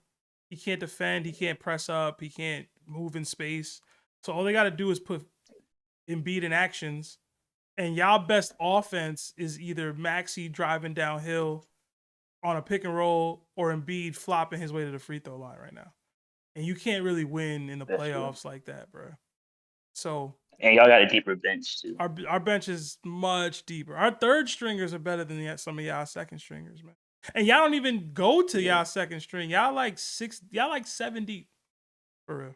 Yeah, that's true. It's tough. It's hard to win in the playoffs like that consistently, bro. I'm not gonna lie. Y'all get one. I think Maxey gonna cook one game. Probably at game 3. Maxey probably go off. But I think if I had to guess, I mean I might be talking out of my ass, but Knicks take game 2. Y'all take game 3. We take game 4. That'll be kind of close. And then game 5 is just kind of GG's, bro. So you confident in Knicks in 5? Do you think they're gonna have problems with the Pistons or the Cavs? I'll say this. the way the Knicks are playing right now, ain't nobody in the East scaring me, bro. I just don't think we can consistently play like this. If we can, then we might just win the chip this whole year. But I don't think there's any team in the East that could beat the Knicks 4 times in a 7-game series. Put it that way. I think Cleveland could do it. With Harden? Come on, man. Yeah, Harden, Donovan Mitchell, and then the front court with Jarrett Allen and Evan Mobley. Okay. I don't know why you think that, but okay. I think it'd be close. Listen, bro. But that's it though. Okay. Well, hey man, I appreciate you being here. I know we don't always talk sports on the pod, but I'm a huge Knicks fan, huge Yankee fan, huge Giants fan, so it comes up every so often, man. I'm not used to the Knicks in prosperity, so this is all new to me. Yeah. So I'm excited for it. I've been introducing my girl to Knicks basketball. This is all she knows. She thinks we're just nice like this. I gotta tell her, man, this ain't the norm. You know what I'm saying? But yeah, Inferno, man, I appreciate you popping in. Yes, sir. See you later. Yeah, have a good night. Yo, Larry, you still there? Maybe not. I see Ashe in there. Ashe, talk to me, bro.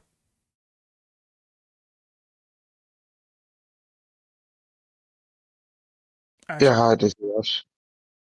What's going on, bro?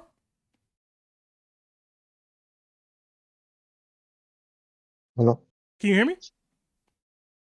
Yes. What's going on, man? Talk to me. You got a theory, question? What's up? Yeah, I have a theory regarding the White Century. Okay. What's it called? So my question is, about the Davy Jones and what really happened in the White Century. Mm-hmm.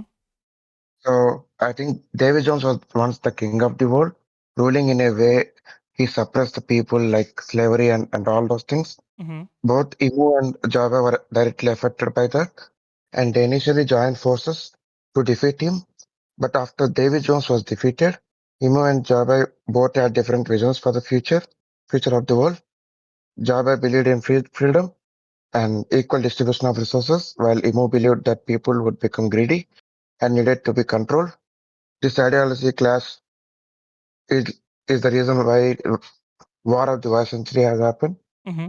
And later on, when Rocks came into picture, he was in an assumption that Davy Jones is the true king of the world and he's a good guy.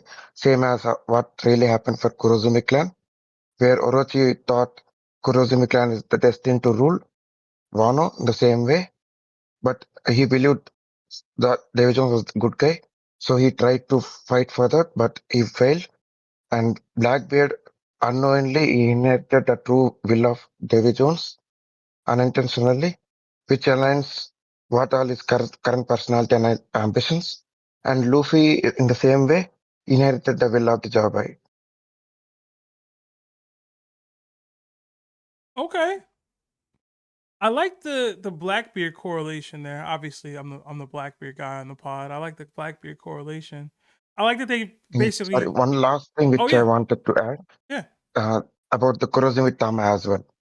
So Otama was also part of Kurozumi clan, but she is a good side of it. Same way Davy Jones was. Sorry, Rocks Xebec was. Okay.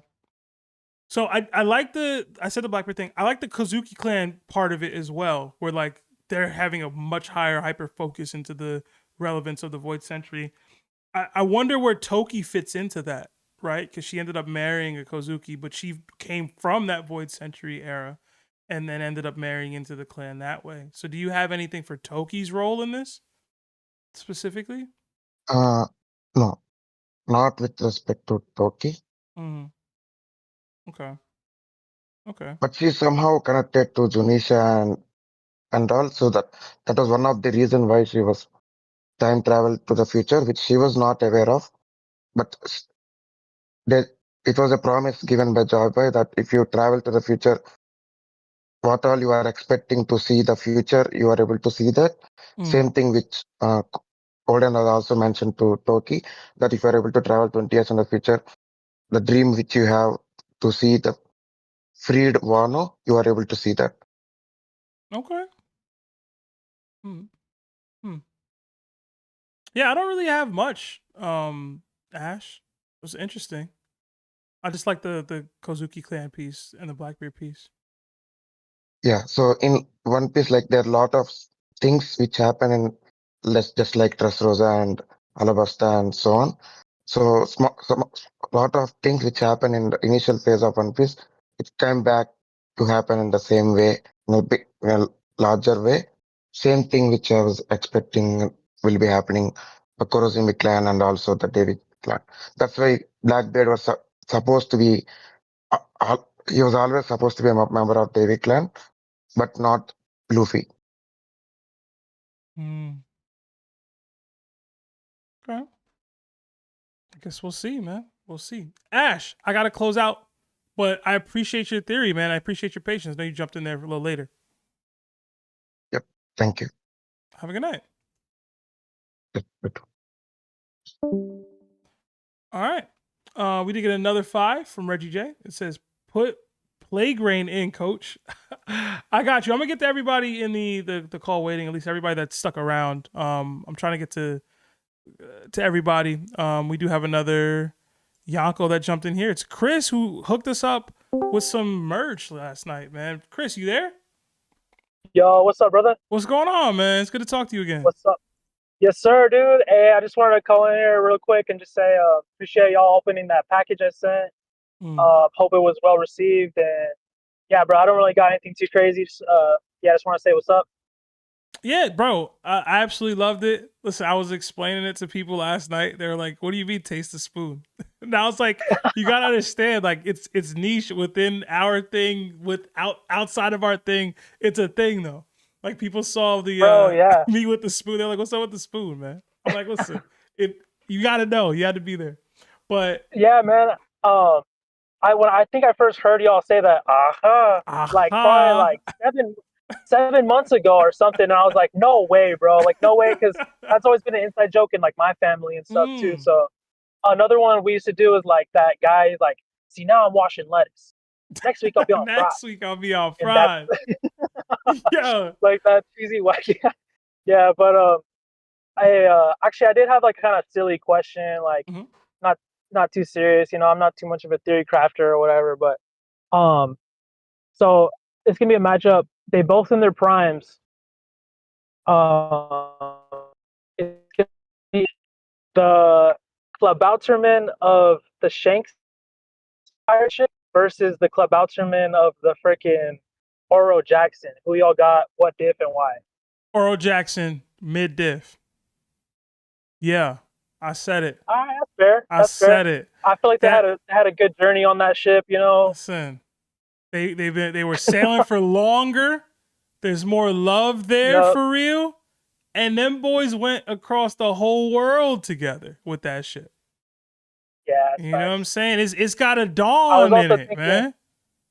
Tom. Yeah. Tom built that. I don't even know who built Shank's ship, man.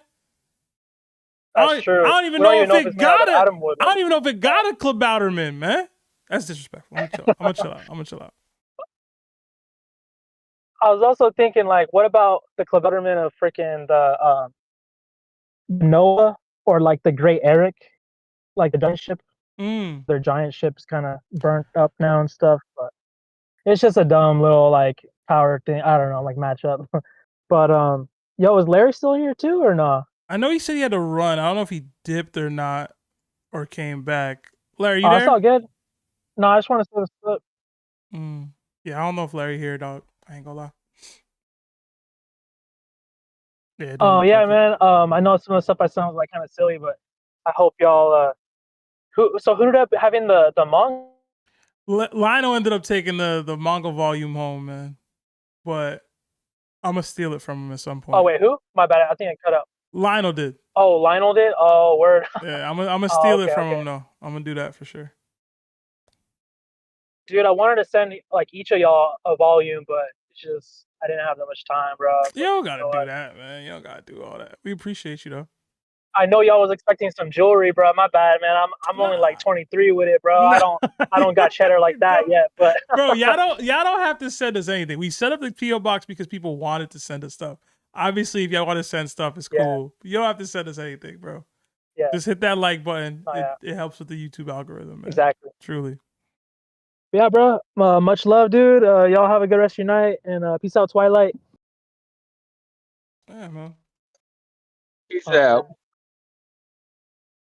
All right, guys. Later. Later, man. All right, I'm gonna get Soul King in here because he donated earlier and he been waiting the longest. Soul King, you there?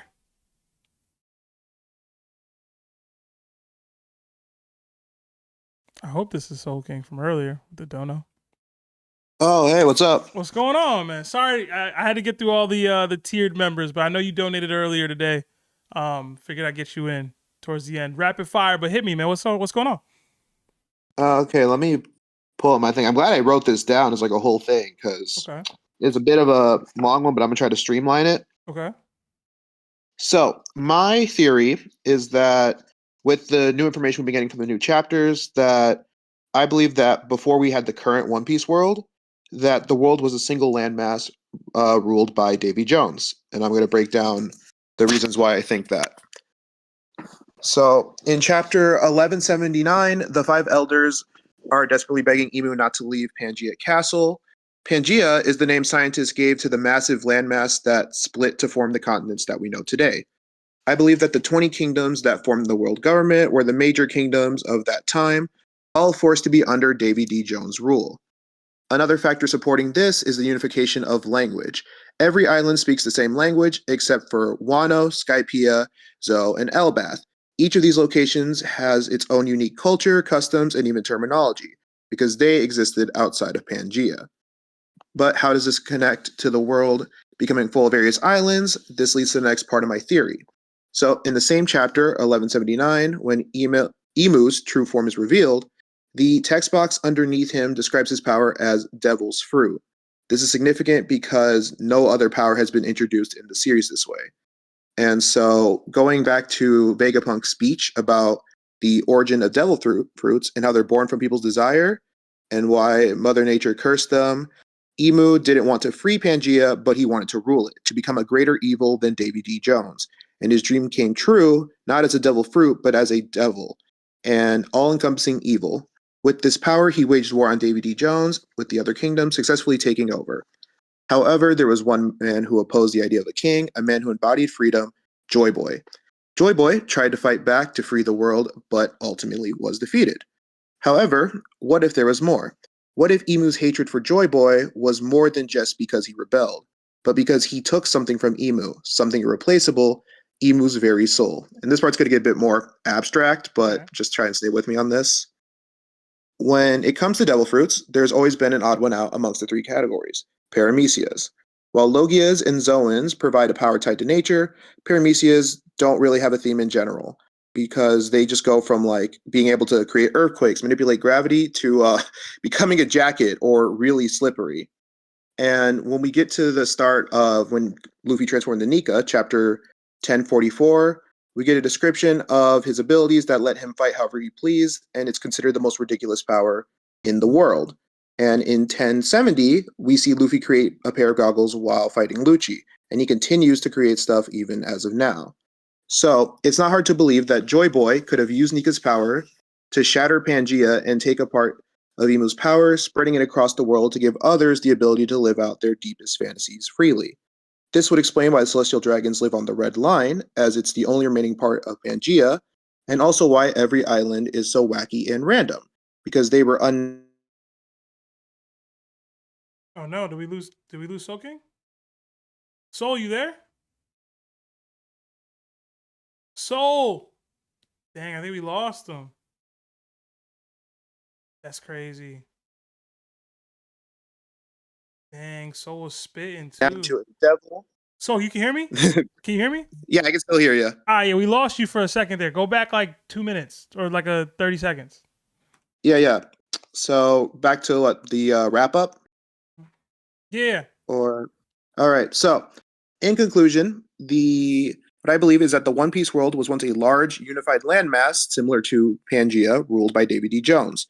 Imu wanted to overthrow Davy and become an even greater evil, transforming into a devil to lead the other kingdoms and defeat Davy D. Jones, which then led to the war with Joy Boy, as he believed that there shouldn't be one king that ruled over everyone. However, he was unable to defeat Imu and the other kingdoms, so in a last-ditch effort to free the world, he destroyed Pangea as well as stealing a part of Imu's power/soul to create Paramecia Devil Fruits, aka Devil Fruits that can be anything and do anything, which is why it was dangerous for Imu to leave the Holy Land, because out there his very existence is rejected because, it's no longer his world. Okay. I really like this. I've always thought the Pangea thing once I saw the Pangea Castle and we got Vegapunk's speech about like how the world was flooded. My question for you is, how do you think Joy Boy or Nika, whoever, created this like separated world? Is it what caused the flooding, or is it something else that did like separated the land masses? So I have two thoughts on how it is. Either one, he quite literally like separated it, like turned it into sections. But my real theory, or the one I'm more significant on, is he did something similar to Bajarangan, but instead of it just like, smashing it, it kind of like forced up the water, created these new land masses, because that's how what we have currently also came to happen. Global warming, not global warming, but the ice age melted, causing these new structures to rise up.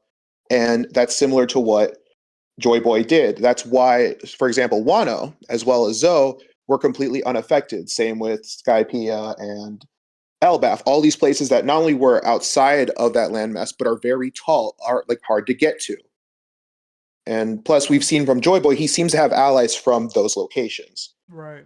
So it's very powerful. He was like, you know what? I got to protect my people. I want everyone to be free. And so he like literally shattered Pangea. That'd be a crazy visual, man.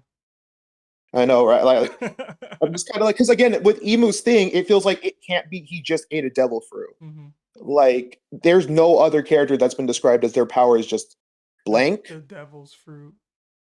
And then plus what he just like, I came up with this chapter once Imu came out, but this new chapter, God and Devil, really just added to it. Like Imu talking about his powers come from like the three great forms of like corruption and whatnot. I'm like, yep, that's added onto it a lot. No, I really like that, man. That's pretty cool.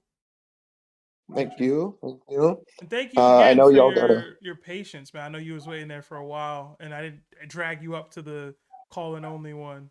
But I had my eyes on you from the jump. I was like, oh, he said he got a theory. Let me get him in. Yeah, I wanted to. That's why I tried to stay in there as long as possible, because I'm like, this is a big one. I don't know when I'm gonna have a chance to like go all over this, because I spent like an hour plus making sure this all tracked and everything.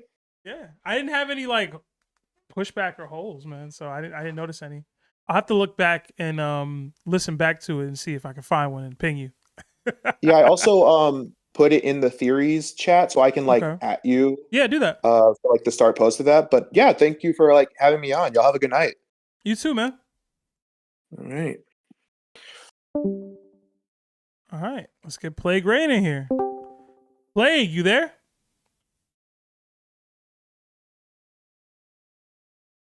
Yo. What's going on, man? Talk to me. What up?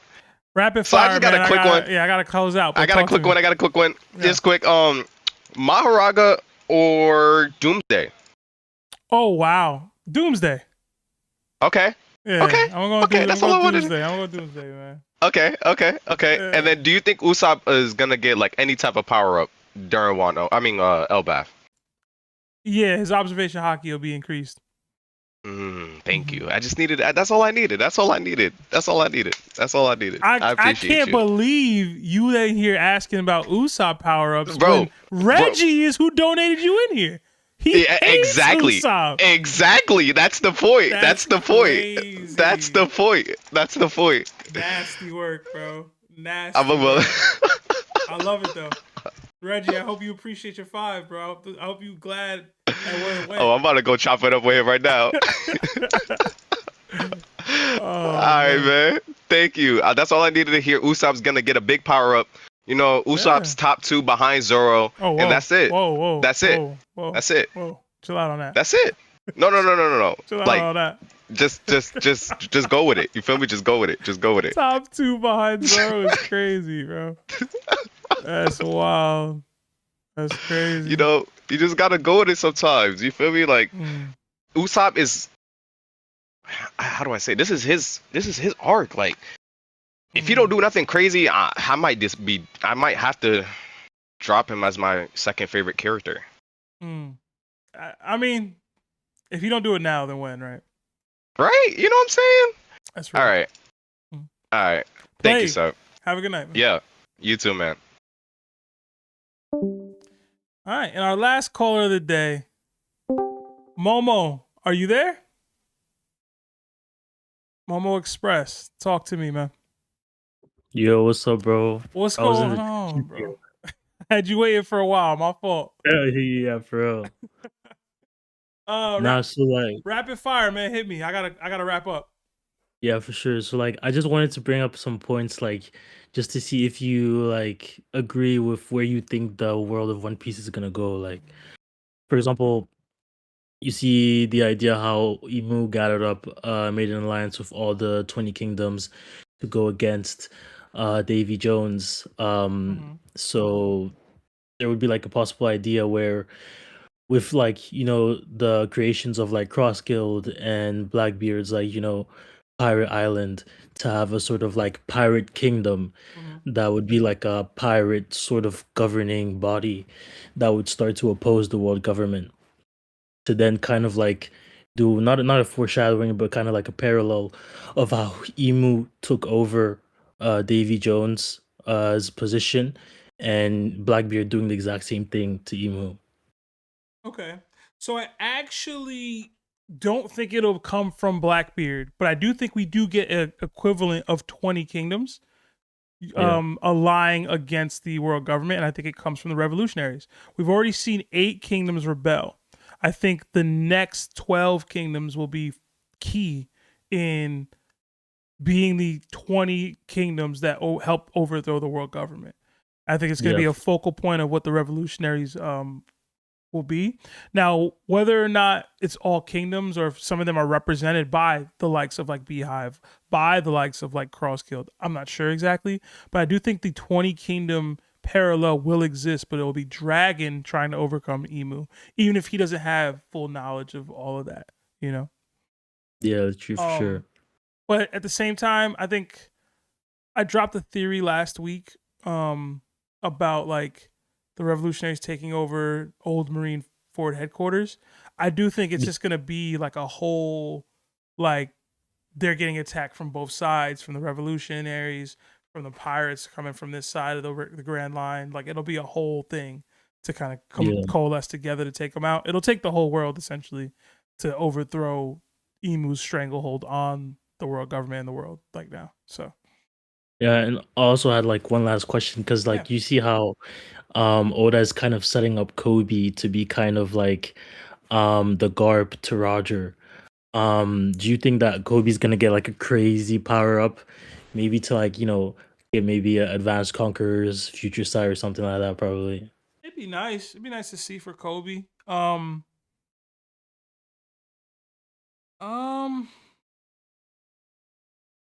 Because I don't think Oda's Conquerors, man. I don't know. Because I mean, like Oda clearly made us like Oda clearly made it so that Kobe's objective is to stop Luffy from you know, achieving his dream, and I don't think Oda is gonna put Kobe into the field without him having, you know, the feats necessary for that, you know. I don't know, man. Advanced Conquerors is wild, bro. I don't scale Kobe that high, bro. I can see him getting a power up. I more so think that Kobe's dream gets accomplished in an epilogue versus like in the main storyline. Like I can't see, and maybe I'm thinking too small, but I can't see Kobe getting to Admiral level by the end of the current story. Oh shit. Maybe I'm a bro. hater. Maybe I'm a hater, bro. But I'm investing in Kobe stocks right now, bro. On live. I think there's a transition period, man. I think